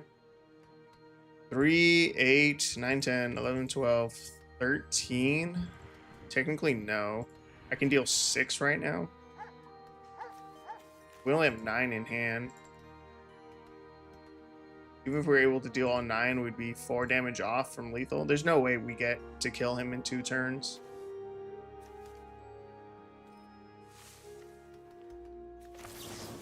I'll go for it, I guess. Fiery Temper, Bump in the Night. There's no singular top deck that gets us there.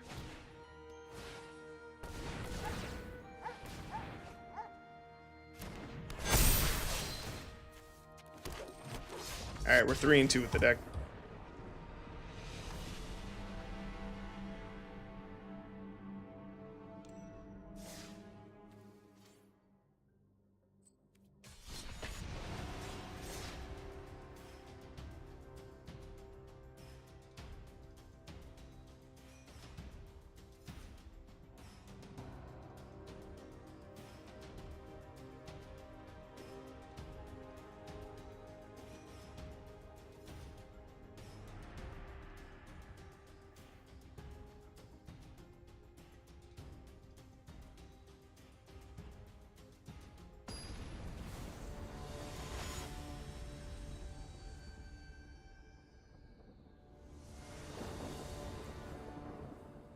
That is a garbage opening hand.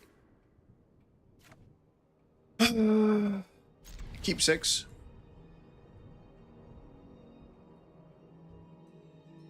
I really want to keep Trouble.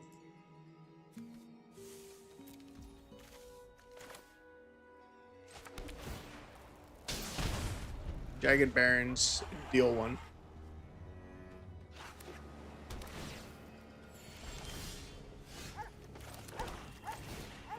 They might be life gain. So we'll see. We'll see if we play out this game or not.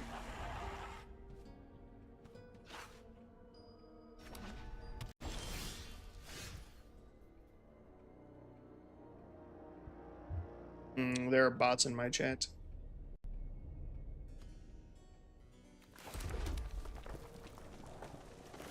Alright, let's go for the Trouble. Oh my god, the Trouble actually went off. Our opponent lost 7 damage from that. I lost 7 life from that. I was not expecting that to resolve. That was nuts.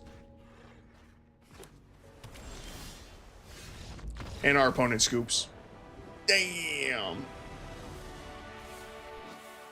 Damn, dude, how can I not find the artwork for this card to use as a thumbnail? Trouble looks awesome. I can find Toil. I can find Toil in its full art, in its full form. It's ugly and creepy. No one wants to see that as a thumbnail. Trouble is dope. It still might not even be amazing because it's a lot of like the same tone of red. I would maybe have to increase like the contrast or the shadows on the card. But it looks so badass and I just don't, I can't find it. It's nowhere. It doesn't exist. I even went to the artist's website and he doesn't have it on here and it's pissing me off.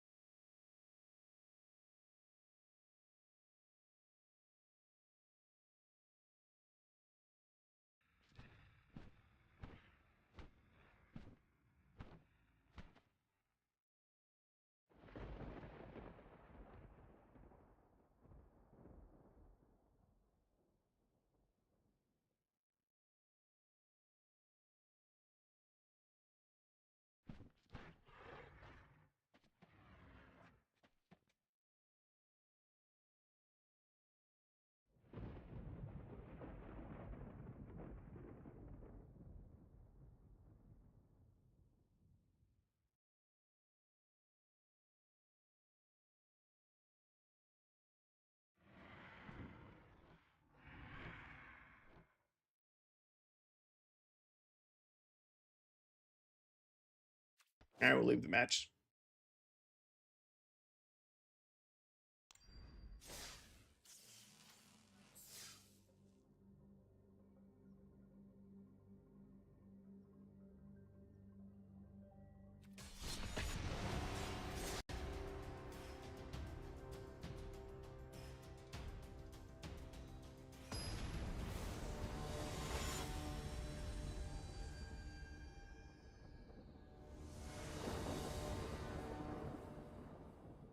It's so disappointing, man.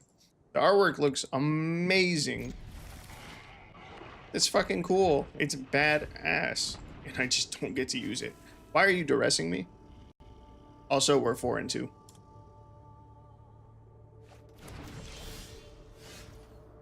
That was like really fucking rude. In case you were wondering. Next turn, I want a red source. We Jagged Barons into the light up the stage. Evolve Sleeper, it's fine. Jagged Barons, light up the stage. Excuse me.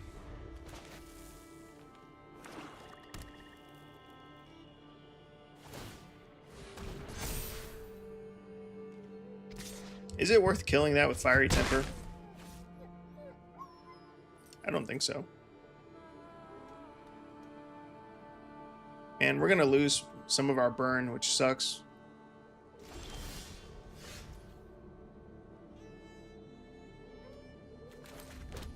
Actually, fuck it. I'm gonna kill this with Fiery Temper. Or attempt to.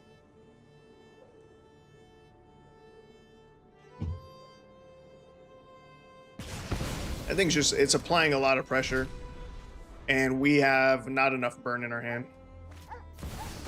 Liliana of the Veil, it's fine. We can play our tap land next turn and then trouble. Our opponent loses 4. Oh, both players discard? That kind of sucks. Oh, might as well use this now. It's just 3 mana, deal 3. It's not getting better than that.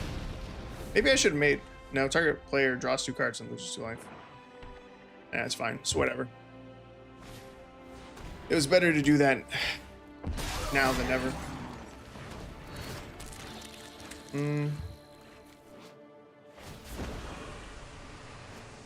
Drop it. I'll discard the Okiba. We're going to grab the prize, discard and grab the prize. We'll get to draw 2. And we get to dump our hand, and this is phenomenal. Do I care about... Separate all permanents. Target player controls in 2 piles. The player sacrifice all permanents. I don't care if he ults the Liliana. We have, like, no permanents. So we're going to send the damage face, set our opponent down to 9. Wait, is that all permanents? Even the lands? That's fucked up. We can sack this land next turn to deal 3 damage.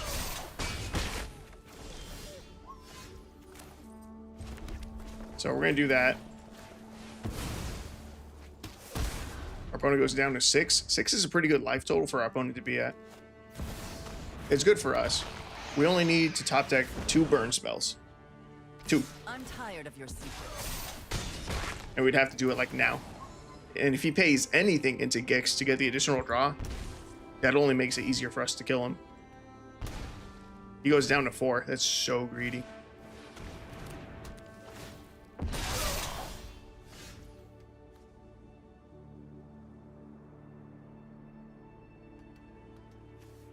Do I draw 2 or do I make him draw 2?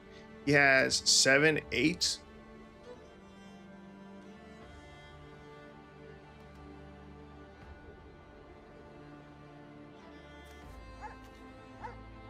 We die.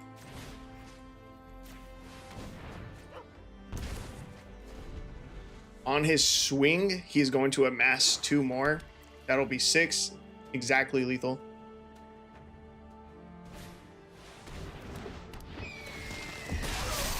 And now he's 2 over.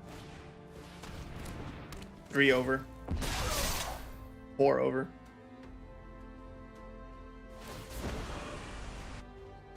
Drop it.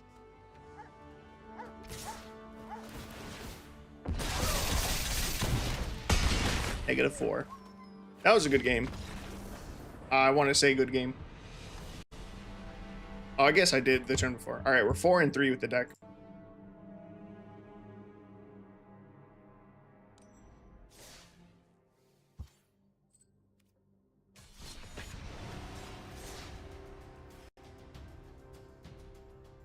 I don't know what we could have done differently there.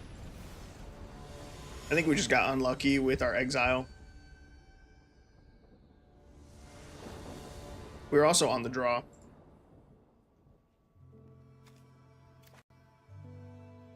We are once again on the draw.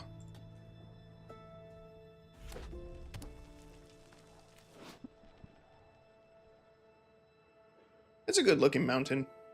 I think that artwork is nice. Hired Claw, 1 mana, 1/2. Whenever you attack with 1 or more lizards, this creature deals 1 damage to target opponent. Okay. Turn 1. I think I'm just gonna go bump in the night.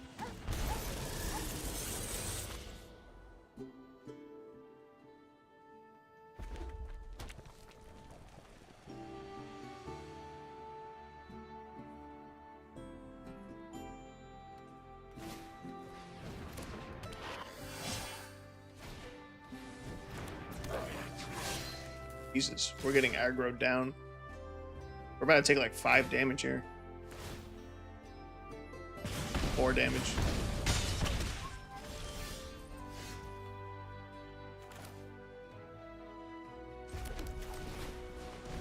I guess we will just via Shino And that way our Viashino hopefully can contest his hired claw. You can pay 2 mana, put a +1/+1 counter on this creature, activate only if the opponent lost life this turn and only once each turn.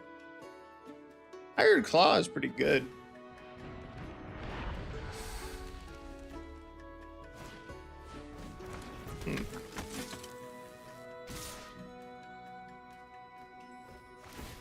It wouldn't be a bad idea as the rare for this deck. Viashino is a lizard.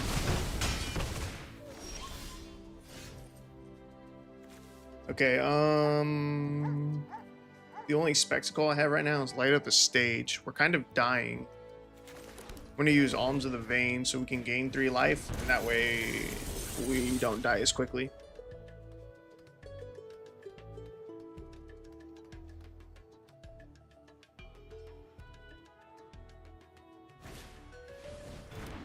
Another hired claw is bad for us. Is it 1 or more? Yeah, it is 1 or more.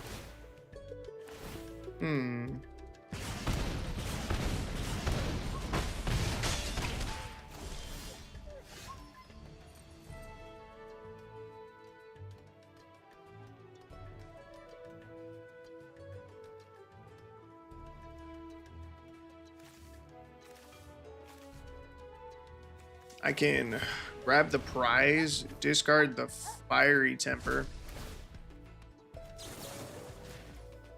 Well, let me deal 3, but I have to pay 1 to cast it.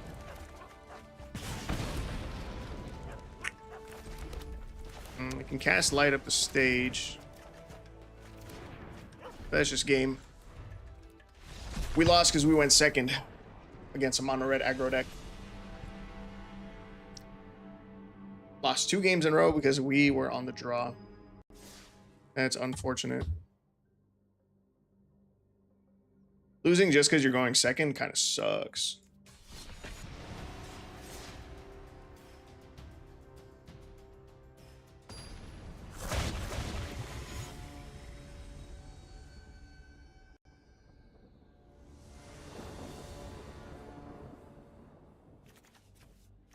We're going first, but we don't have both colors of mana. Of course, we don't have both colors of mana. Walking 1 game that we're going first.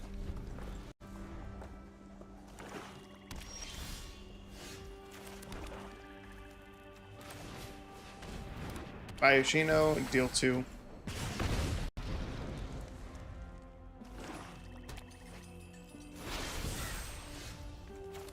This bump in the night was huge. That let us turn on Spectacle. Oh, I guess we would have had Spectacle anyway just by swinging with Viashino Pyromancer. Not Expector. Whenever it deals combat damage to an opponent, that player discards a card at random.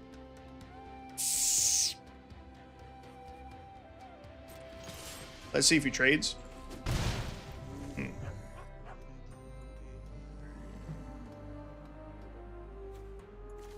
How do I want to deal?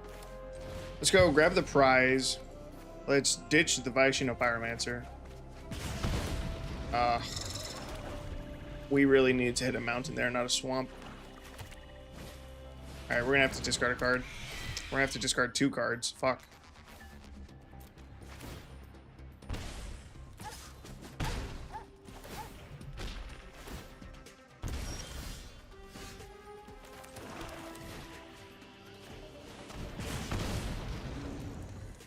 If I just hadn't played my land for turn, there's a 50-50 shot that we get to kill him there. But our opponent's down to 3. As long as he doesn't gain life, which he's gonna start doing next turn with Murderous Rider, we can win. Top deck burn. Top deck burn. There's no fucking way we set him down to 1.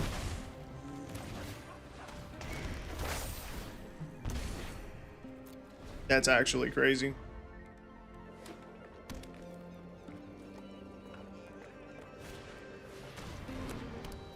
If we top deck, If you surrender now, I'll still have time for tea. we top deck a land, an untapped land, we win. Struggling? We get to cast this for spectacle. Fuck, dude, we had the mana to flashback bump the night. This is so dumb. Okay. He should gain another 2 life from Murderous Rider here. As long as he does not gain 1 more point of life, we have lethal next turn with flashing back bump in the night, which will be the first time that we flash this back.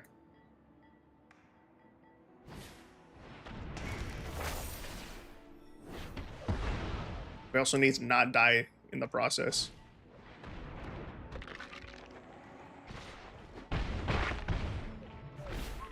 Actually, yeah. He's gonna go down to 1. Ooh, sorry. Right? No, it goes down to 2.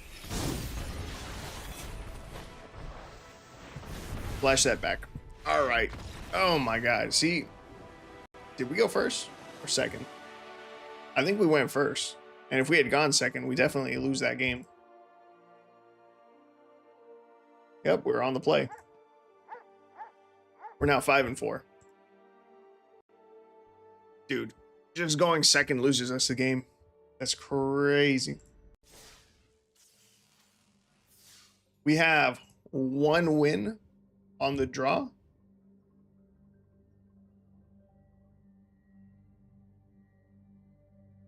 Two.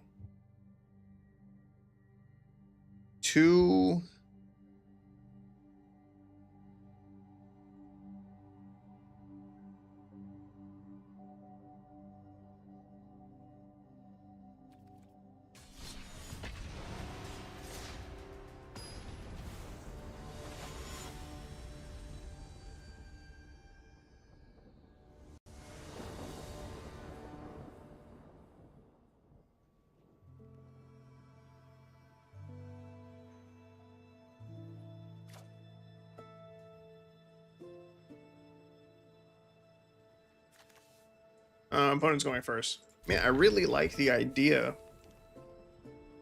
of that lizard burn deck. Viashino Pyromancer. That rare lizard that we saw. It says whenever 1 or more lizards you control. Oh wait, Viashino. Fuck. You are a Viashino. You don't count as a lizard, right?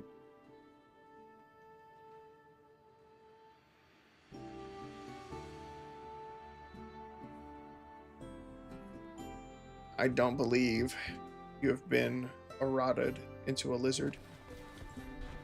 Oh, you have been. You are a lizard wizard. Oh, that's huge.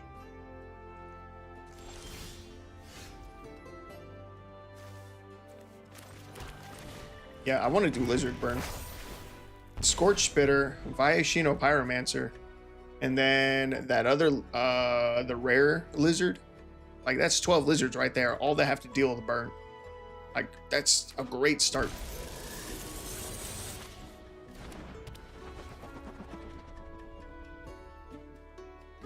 Ornithopter. Pulling the weak. Wow.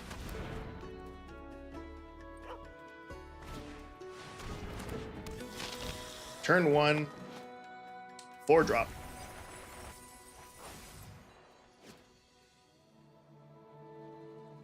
Did we just die?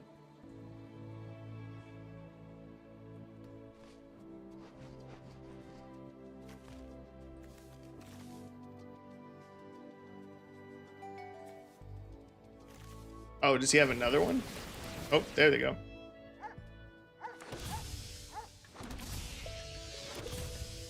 It's a cool combo. We take 12.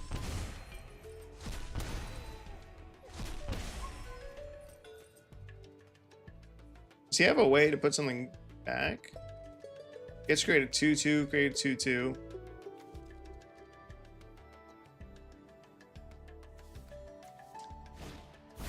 Is there a way for him to kill us, or did he just deck himself?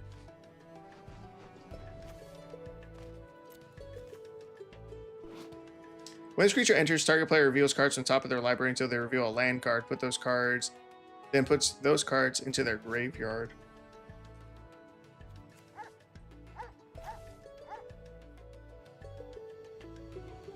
Oh. He's gonna try to bring back the Arclight Phoenixes.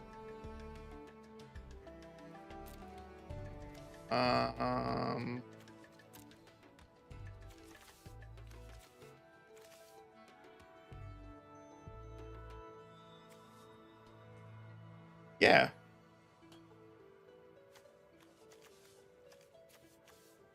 Right here, group project. So watch, he casts group project again. Flashback tap 3 untapped creatures you control. The spy, the narco amoeba, and the spirit. You tap down these 3. Group project will be your 3rd spell for the turn. And now the Arclight Phoenixes come back.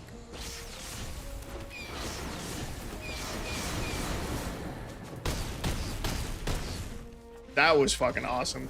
That was a crazy turn 1 lethal. I'm not even mad about that at all. All right, we're 5-5 with this deck. Fuck our deck. Yeah, fuck our deck, dude. Like, it's fine. It's whatever. 1, I think I'd be more interested in trying out the lizards. And then 2, we're copying our opponent's deck. Like, that one's fucking just awesome. Watch, lizard. Scorch Spitter is going in. Vaishino Pyromancer is. Now, where's the rare guy? It was also a 2-drop.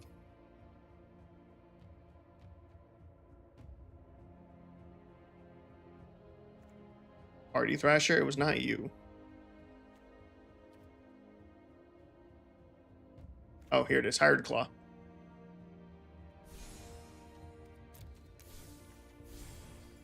Let's craft 2 of these.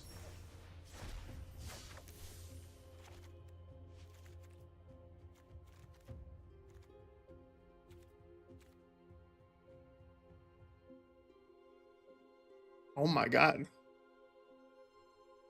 Flame Cash Gecko is nuts if we keep this deck in Rakdos colors. But do we need to keep it in Rakdos? I still want to go with Madness.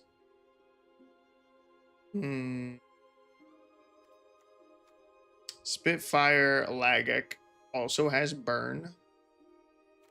This enters, deals 1 damage to each opponent and 1 damage to each creature your opponents control. Whenever player casts their second spell each turn, it deals 2 damage to target opponent. Earthborn Battler is sick.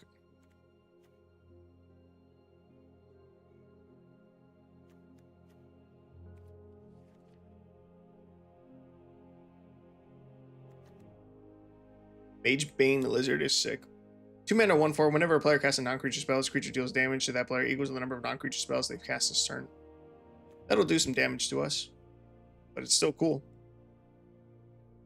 It says Offspring, and when it dies, you get Burn. Let's go with Spectacle. Let's grab our Light Up the Stages and Skewer the Critics. So do I still want to go with Madness? Because we do have a Lizard that has Madness on it.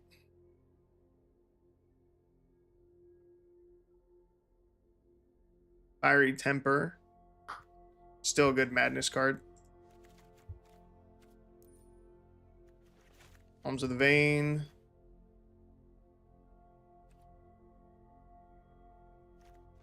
Blazing Rootwalla.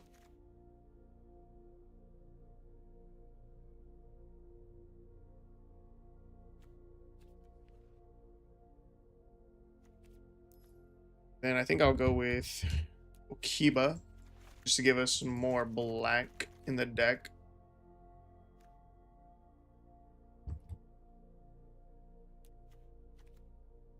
Then we add in... Where is it?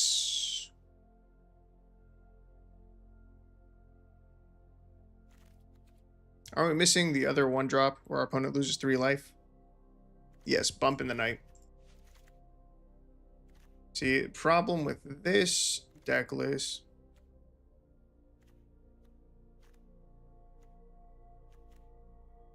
We have none of the discard effects.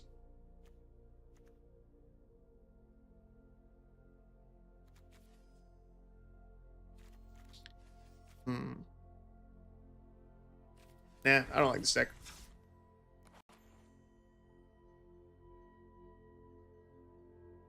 Okay, we're 5-5 with the Rakdos burn.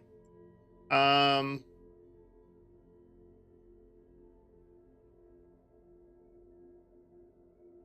don't know, man. I've already played 16 games with this.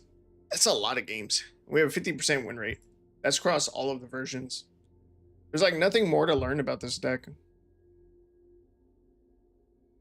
But I mean, I could have told you the matchups and the fact that we lose on the draw a lot. I could have told you that before we started. And I don't think there's anything we can do to change that. So us maintaining a positive win rate, I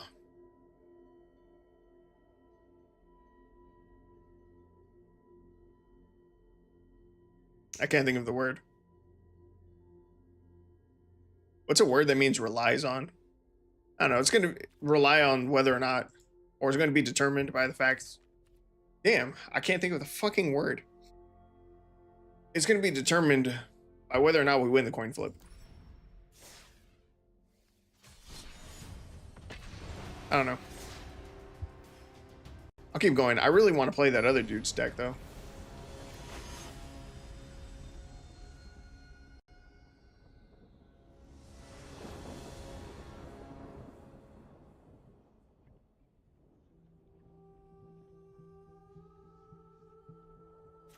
We go first. That's a good start for our deck. Let's go for Boating Ruins. Reveal the swamp. We go Kumano. Then next turn we go Jagged Barrens. Ping our opponent for 1. And then Fiery Temper. Oh no, not Fiery Temper, because that's Madness. Aha, just kidding. So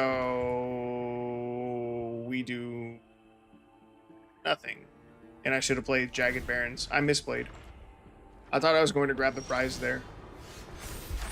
But I need a third land.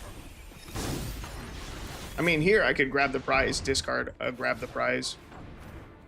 And then next turn we can still grab the prize, discard Fiery Temper. Like, that's fine. Also, our opponent's playing life gain.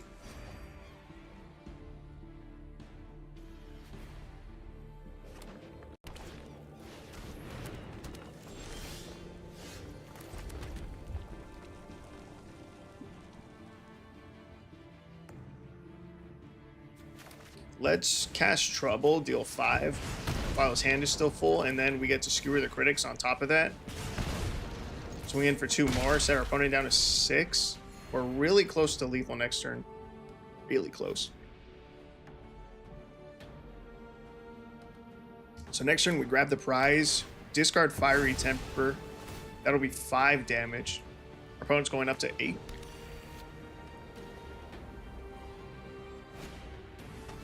God sees. He probably gets rid of Fiery Temper. Or maybe grab the prize.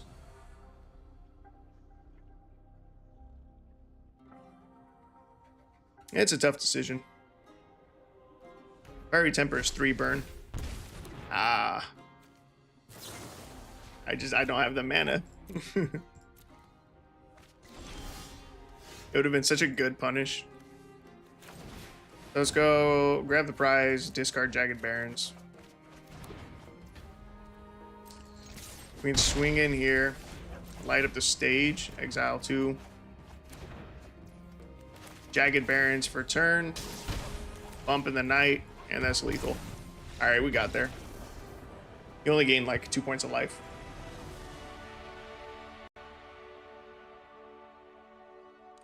Damn, dude. Whatever I ate, it's fucking me up today. I gotta go use the restroom again.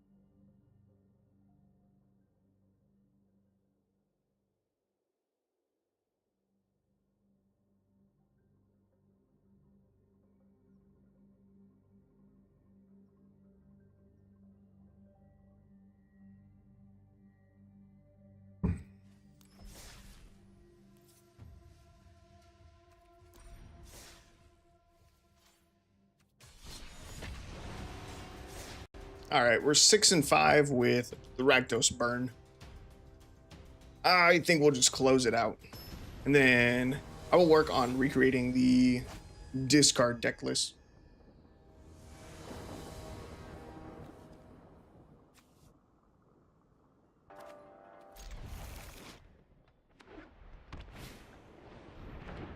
All right, mono white life gain. We're not playing against it. No, I did not have fun in the match. Crazy.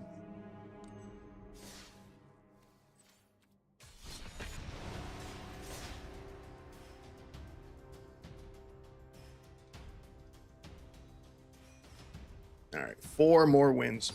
That's it. That's all I need.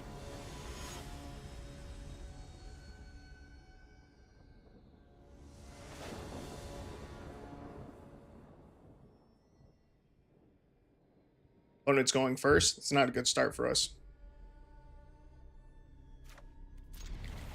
We will keep this opening hand, though.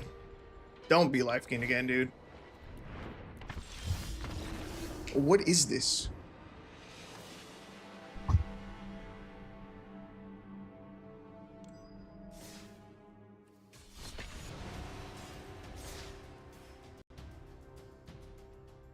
That was not the same dude. Just in case you're wondering. 2 different people, turn 1. Guide of Souls.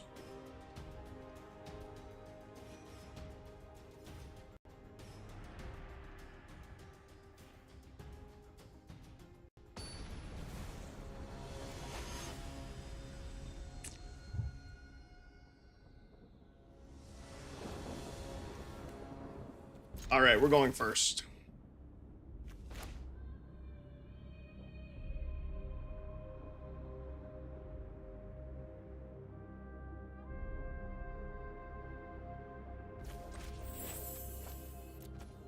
Let's set up the Kumano faces Kakazan.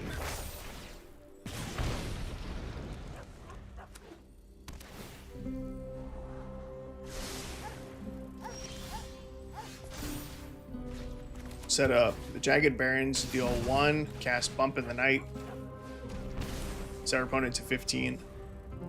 Hopefully he doesn't play anything here. He played a spell. Oh my god. Yes. It's a draw spell. That's perfect. I was going to say, next turn we're going to cast Trouble, and I want him to have as big of a hand size as possible. 6 is pretty good. Trouble. Deal 6.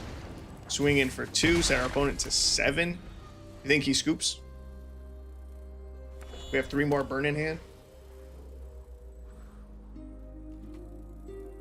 5 if you include the Ramanop Ruins, and he scoops. Hell yeah. Dude, turn 3 Trouble is trouble.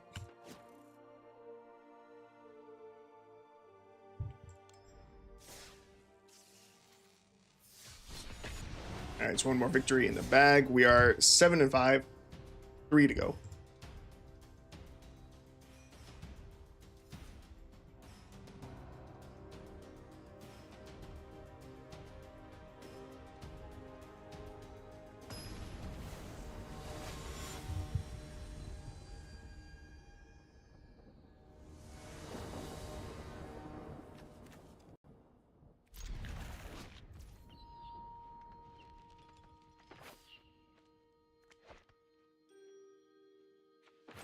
We start with Jagged Barons. Next turn, we can Bump in the Night, followed up with Light Up the Stage.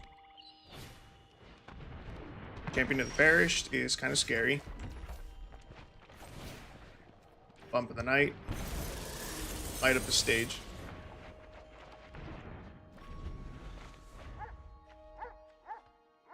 Next turn, we can Trouble.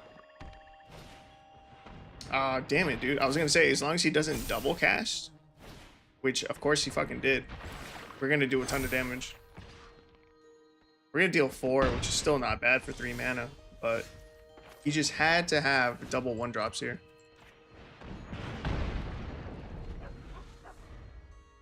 Alms of the Veins is going to keep us alive in this game. This life gain is going to be really, really important for us. Right now we have 3, 8, 11, 12, 13 damage across all the cards that we have in our hand. We can probably get there. Ooh. Grab the prize is huge. So we grab the prize. Discard Alms of the Vein.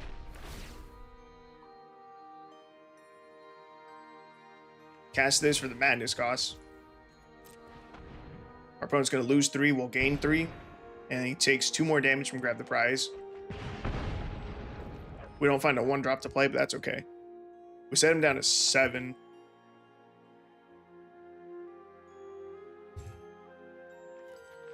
It's pretty good. We should be able to kill him over the next 2 turns. And as long as I make sure that I cast Alms of the Vein, I don't think we'll die.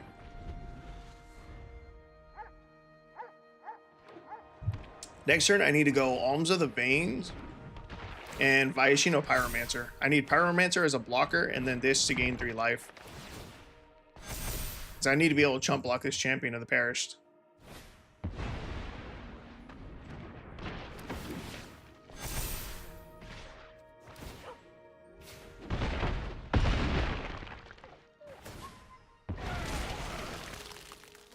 We still might be dead.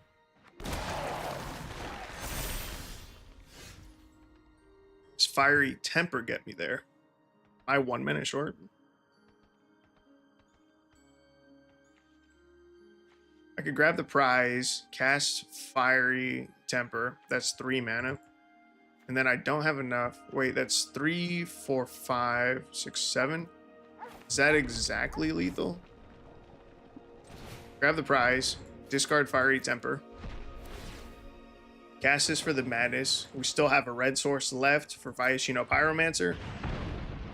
He takes 2 from grab the prize. Viashino over the top. Hell yeah. That's what I'm talking about. I think we would have been dead with my other game plan. If we'd gone Viashino into Alms of the Vein, he still would have had 4, 5, 6, 7, 8, 9, 10, 11, 12 damage to swing at us. Yeah, there's no way. We would have died for sure. But we got there. Just barely. We're now 8 and 5 with the deck.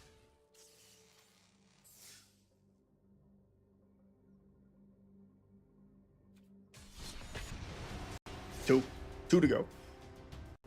If we can just be on the play for the next 2 games, we can close this out.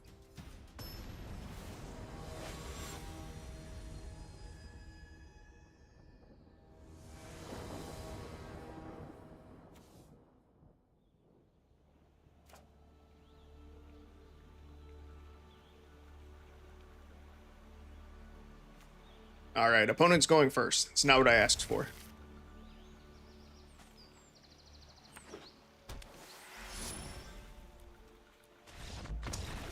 I don't know if they're life gain or not, but I'll take that L.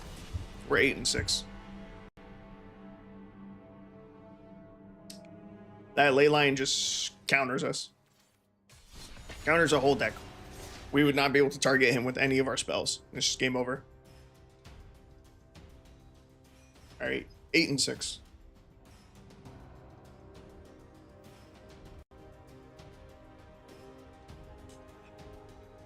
Leyline of Sanctity.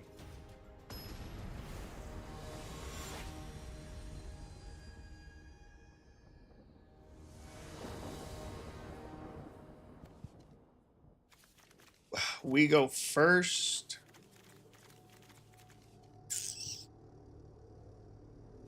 And we have to mulligan. That feels really, really, really bad. Jagged Barrens, deal 1. Next turn, we can go Bump of the Night, light up the stage. They might be life gain, so this match might not matter anyway. Deal 3, and then light up stage. Light up the stage. We can go Bump in the Night into Viashino Pyromancer. They foretell.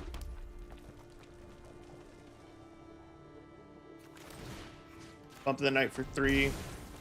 Viashino for 2. I don't think I care about his foretell. It's either Doomscar, the one where you get to scry 2 and draw a card. Alrund's Epiphany, I think, is banned or nerfed. I don't know. He now has protection from Vaishino Pyromancer, right? It's pretty annoying. Just go Alms of the Veins.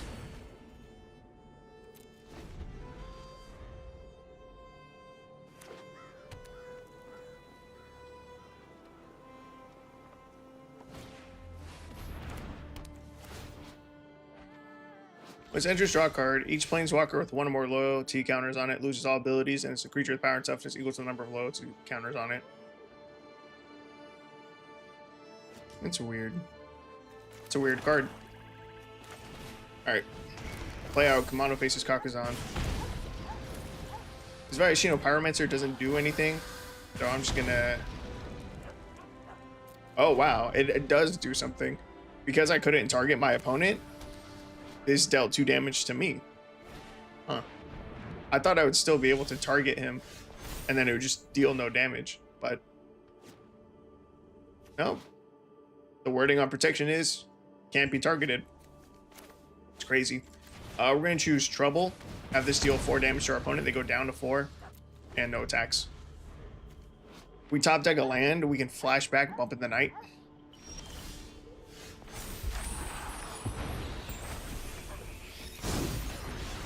We might have lethal here. Ooh. Oh, whoa. Swing just the etchings. Costs 3 mana due to Sphere of Safety.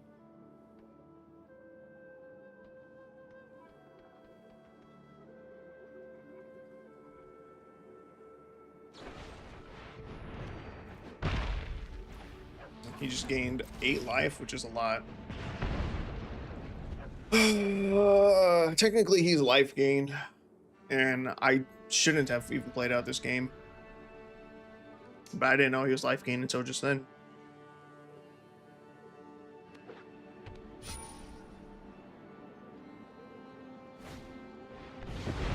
Doomscar is fine. Give me a land. 36% chance for a land.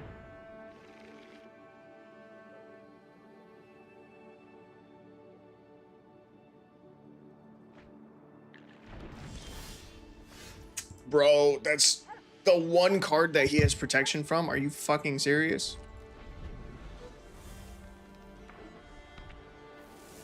He chooses protection from Vaishino Pyromancer, and I see 2 more in my top 15. That's fucking crazy. Alright, we hardcast, light up the stage. Finally find a land. We can Fiery Temper his face, deal 3. We can flashback Bump of the Night.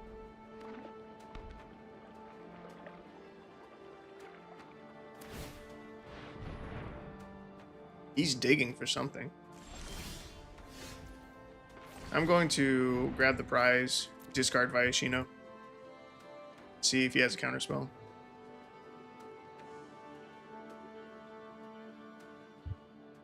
It's 2 mana up.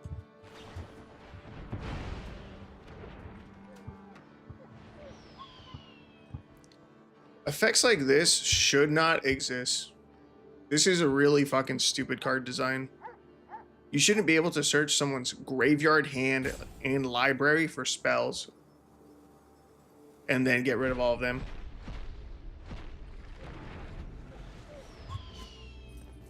That gives you so much information for 2 mana, it's stupid. Black has cards like this too. I can't think of the name of it, but there's a black card that does that. Where you just get a search through someone's entire everything, and it's fucking stupid.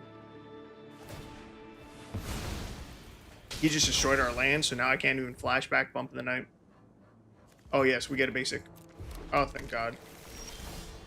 I would have lost my fucking mind. Jagged Barons, deal 1. Flashback Bump of the Night for lethal. Oh my God, dude. Fuck you.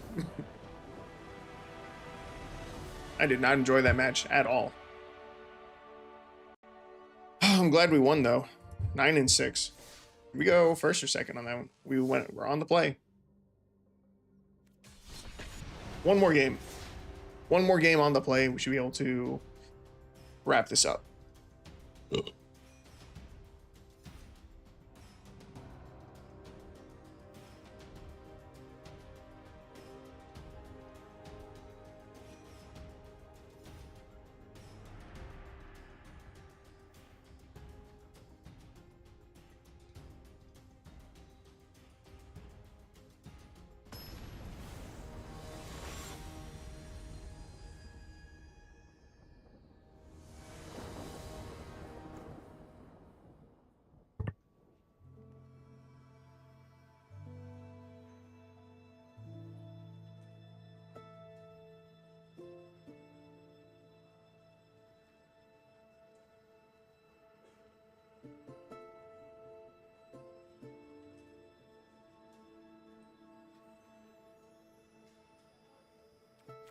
All right, we are on the play.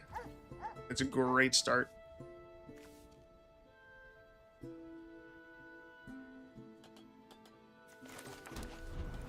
gonna start with the Ramen Up Ruins. Next turn, we can Jagged Barrens.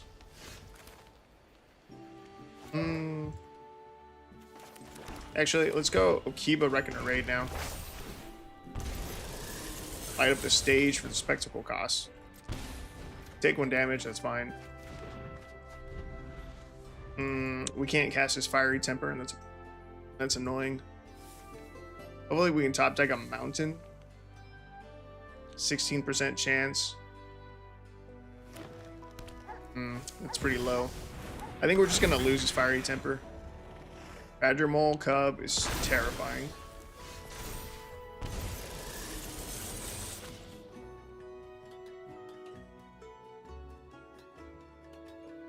We could light up the stage again.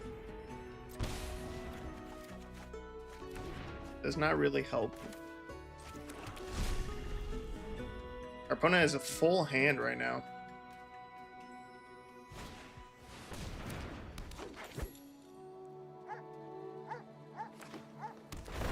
Down to 5. Don't cast another spell. Of course.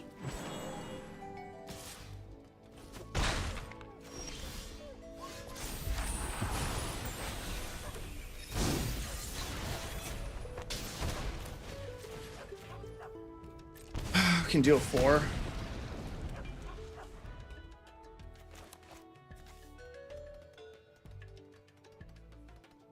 It's not an instant, right? Damn.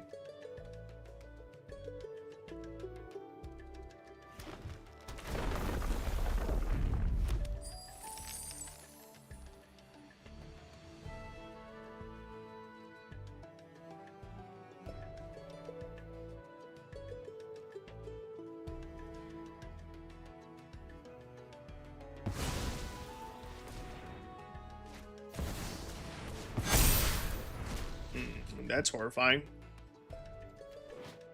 Germination, Practicum, 5 mana, sorcery lesson. Put 2++2 counters on each creature you control. Paradigm. Exile the spell as it resolves. After you first resolve a spell with this name, you may cast a copy of it from exile without paying its mana cost at the beginning of each of your first main phases. That's nuts.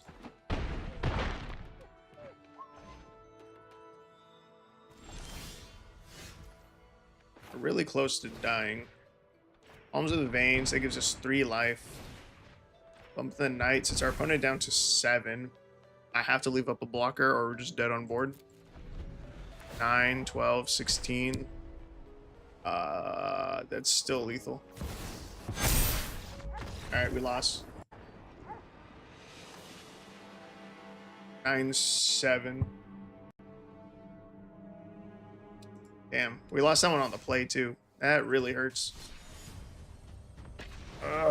We took like 3 damage just from our land.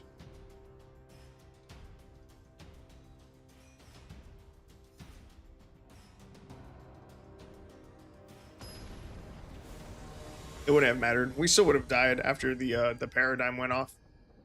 Also, that's nuts. It's a pretty good spell for 5 mana.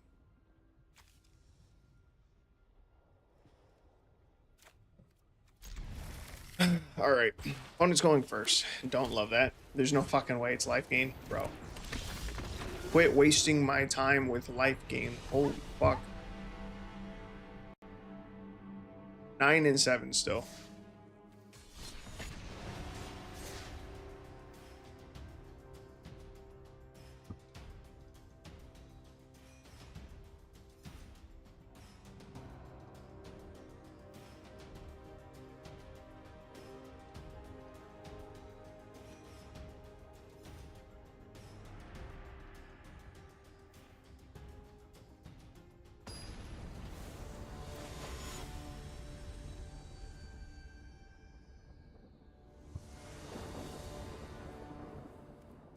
All right, I'm going first.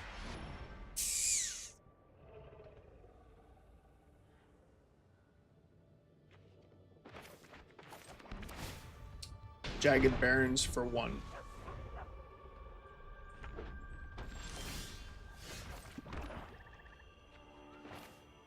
I can now keep a Reckoner raid. Skewer the critics. Pass.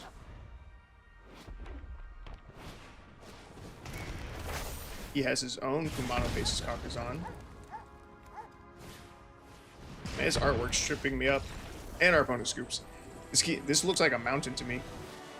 Or it looks like a mountain. It looks like an island to me. When you can just see the artwork. I think mountain. No, damn it. I think island.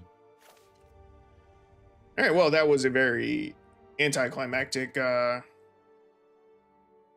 win. But we got there.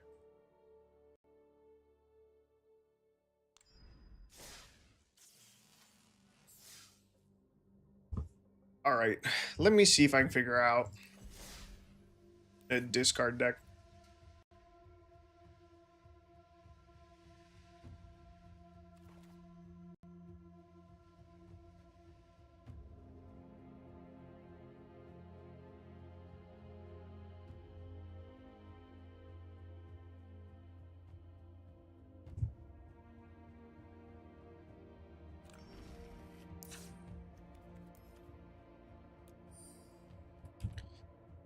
So there's the card that reveals a land. I think it was a 4-drop.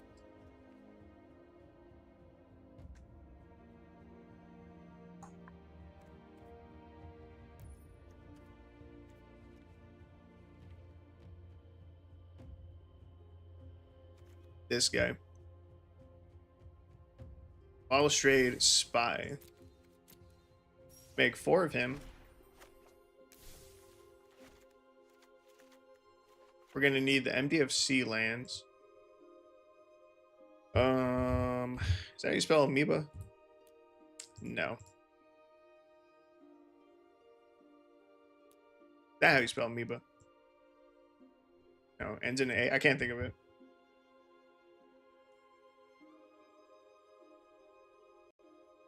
I'm almost certain.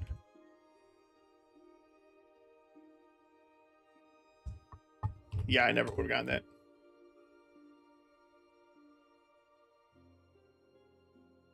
What the fuck is the name of it?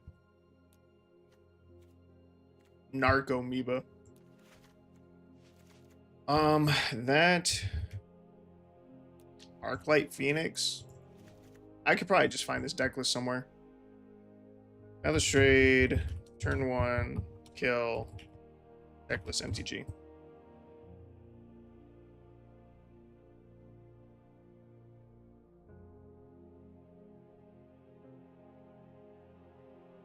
Yes. Ornithopters.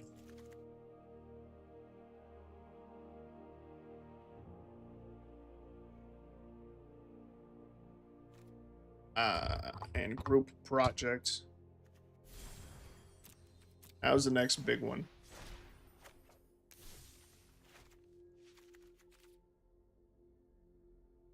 Creeping Chill.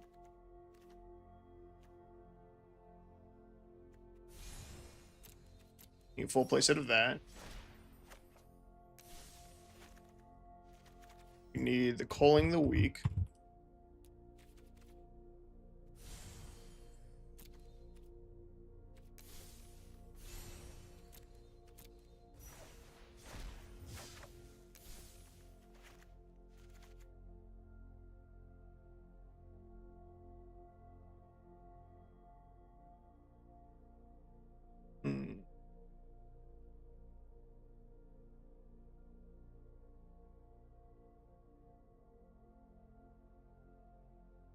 Why is Endurance in this deck? Evoke. Exile a green card from your hand. When it enters the battlefield, up to one target player puts all the cards from their graveyard on the bottom of their library in a random order. I feel like you don't need the Endurance. Right?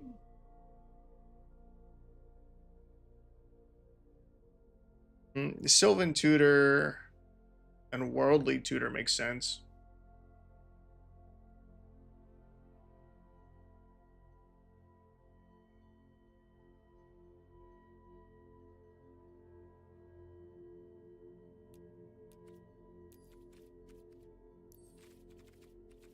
We need MDFC lands. Modern Horizons 3.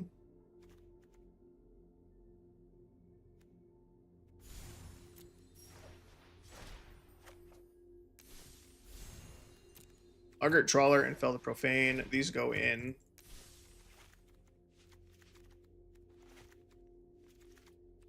Then we need the green ones. That's 4 lands. That's 16. What about you? You entered tapped. This entering tapped is probably fine.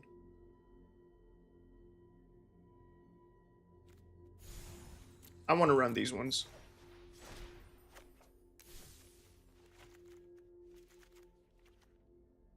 Then Sylvan.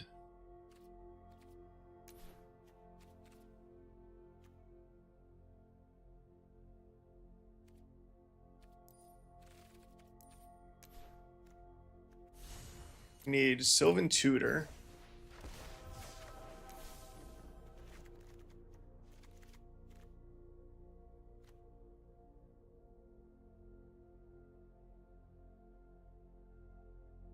Need Worldly Tutor. Yeah, this deck is expensive.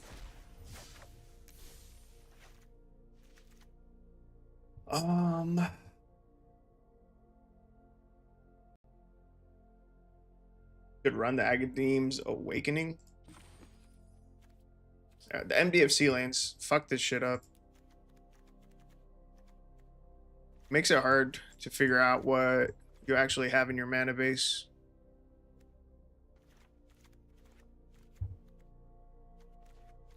Ornithopter. Bowling the Weak. Balustrade Spy.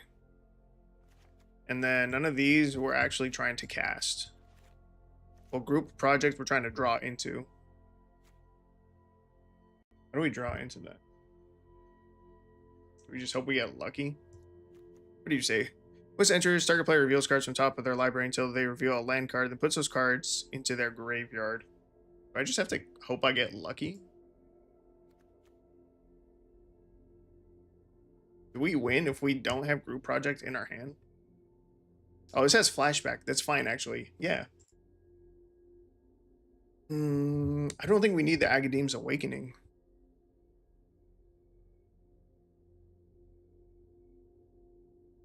And I don't think we need the Endurance.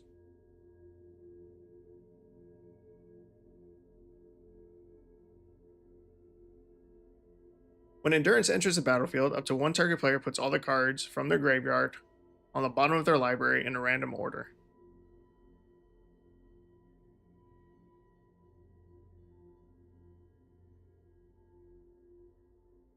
Is that in case we somehow don't have lethal?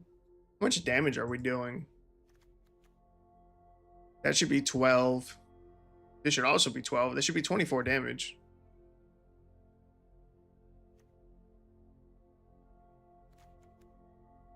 I guess we go with Endurance.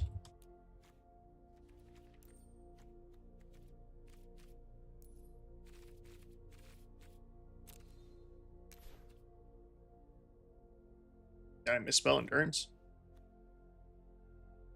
That was weird.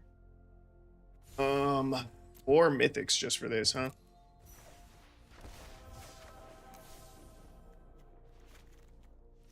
Seems expensive.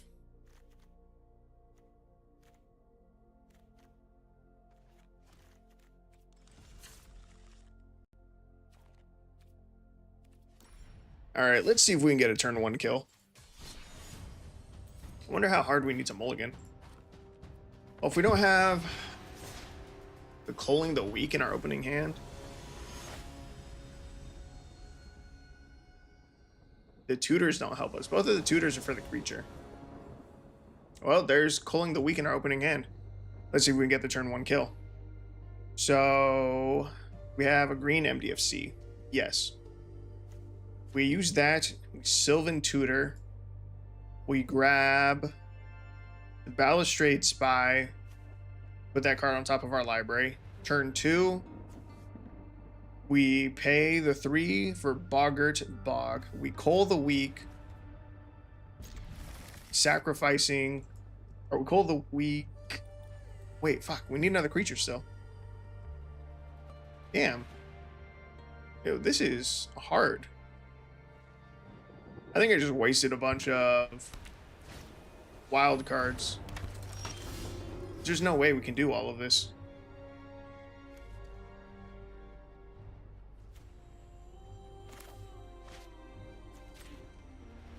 A3. Sylvan Tutor. We grab the Spy.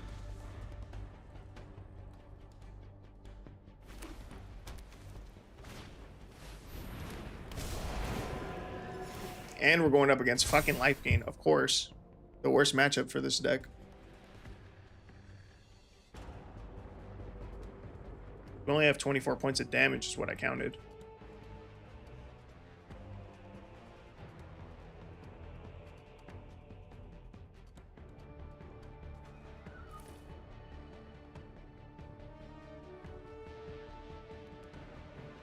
$24 at most. Not even guaranteed. Let's pay 3.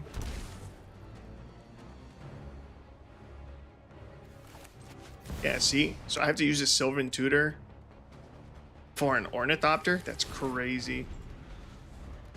And I guess I didn't need to pay the 3 to get this into play. Next turn, Ornithopter for 0. Culling the Weak. That gives us 4 black. We Balustrade Spy and then hope that we're able to kill. Arclight Phoenixes are going to swing in the air. We might be able to do it. Our opponent's at 23.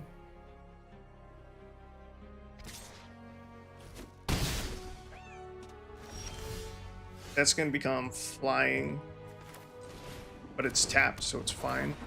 Opponent goes to 24. No, they're going to go up to 25 because of the Balustrade Spy. No way, this fucker's going to become flying too. There's no fuck. I fucking hate Life Gain so much. It's so stupid.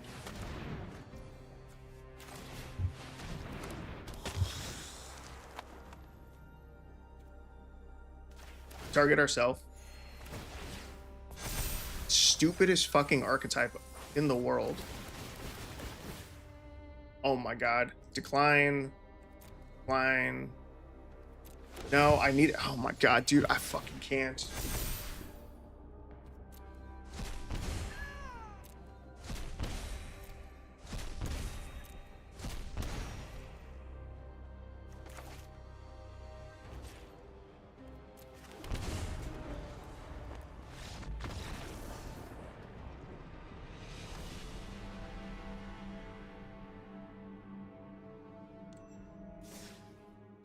Fucking Soul Warden needs to be banned so badly.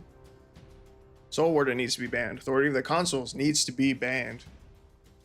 They're both fucking stupid.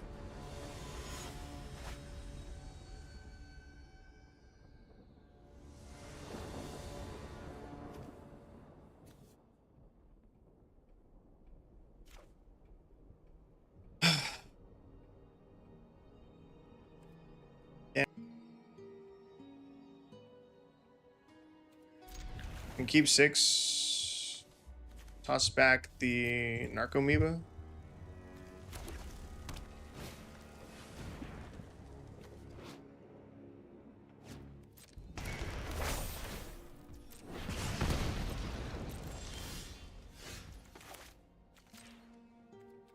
A 3.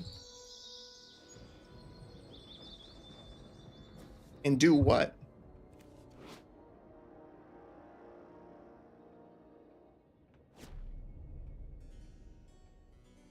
And do nothing because we don't have the Culling the Weak.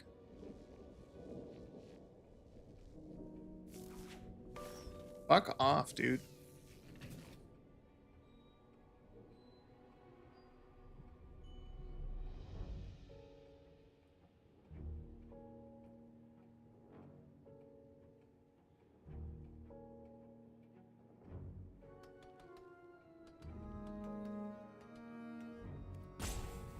Okay, I see why Endurance is in the deck. But we still have to reach 4 mana. Without dying against fucking mono red. Of course. Of course, of course, of course. Another bad matchup when we don't have the card that we need. All right.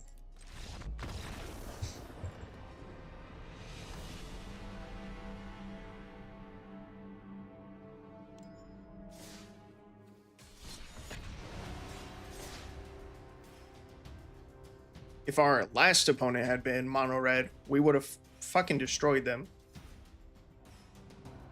But no, we had to have a bad draw. Well, life gain's always just bad.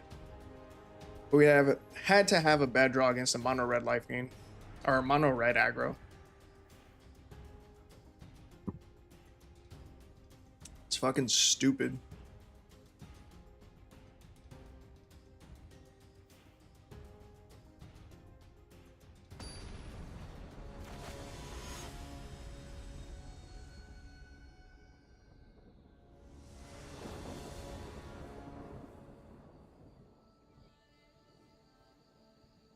We have the spy, but we have to mulligan until we find. Until we find Culling the Weak. This deck does nothing without Culling the Weak. And we have 8 tutors for the creature that we need.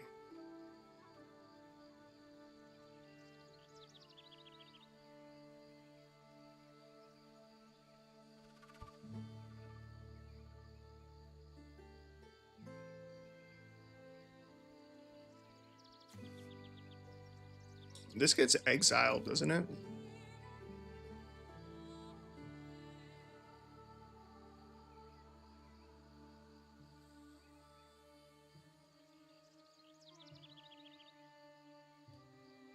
Actually, I still don't see the point of Endurance.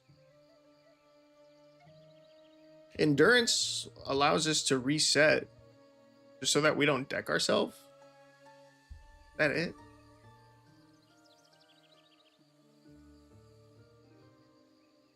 I'm not trying to win over the course of 2 turns anyway. I'm trying to one-shot people. Oh my god. Don't take forever, dude. I got to fucking pee.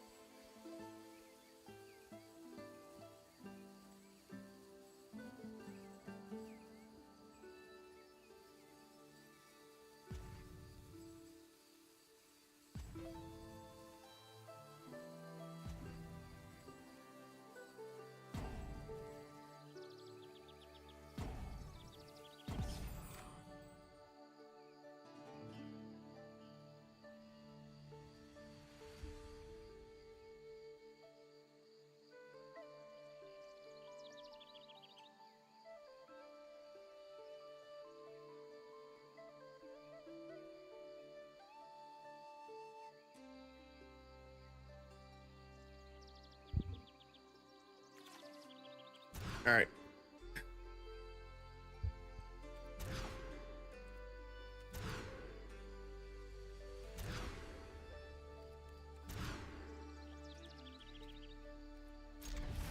Keep 1. Culling the Weak. Awesome. Now we just have to top deck to exactly cards we need for the next 3 turns. There's no way there isn't a tutor in the deck for the Culling the Weak. What are the tutors in black? Like, fuck the endurance, dude. We need our other combo piece.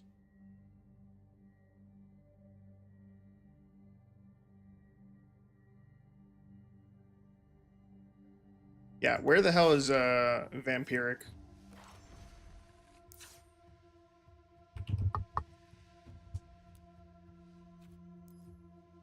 Oh my god. You're not legal? But Worldly Tutor is? That's so stupid. They, oh.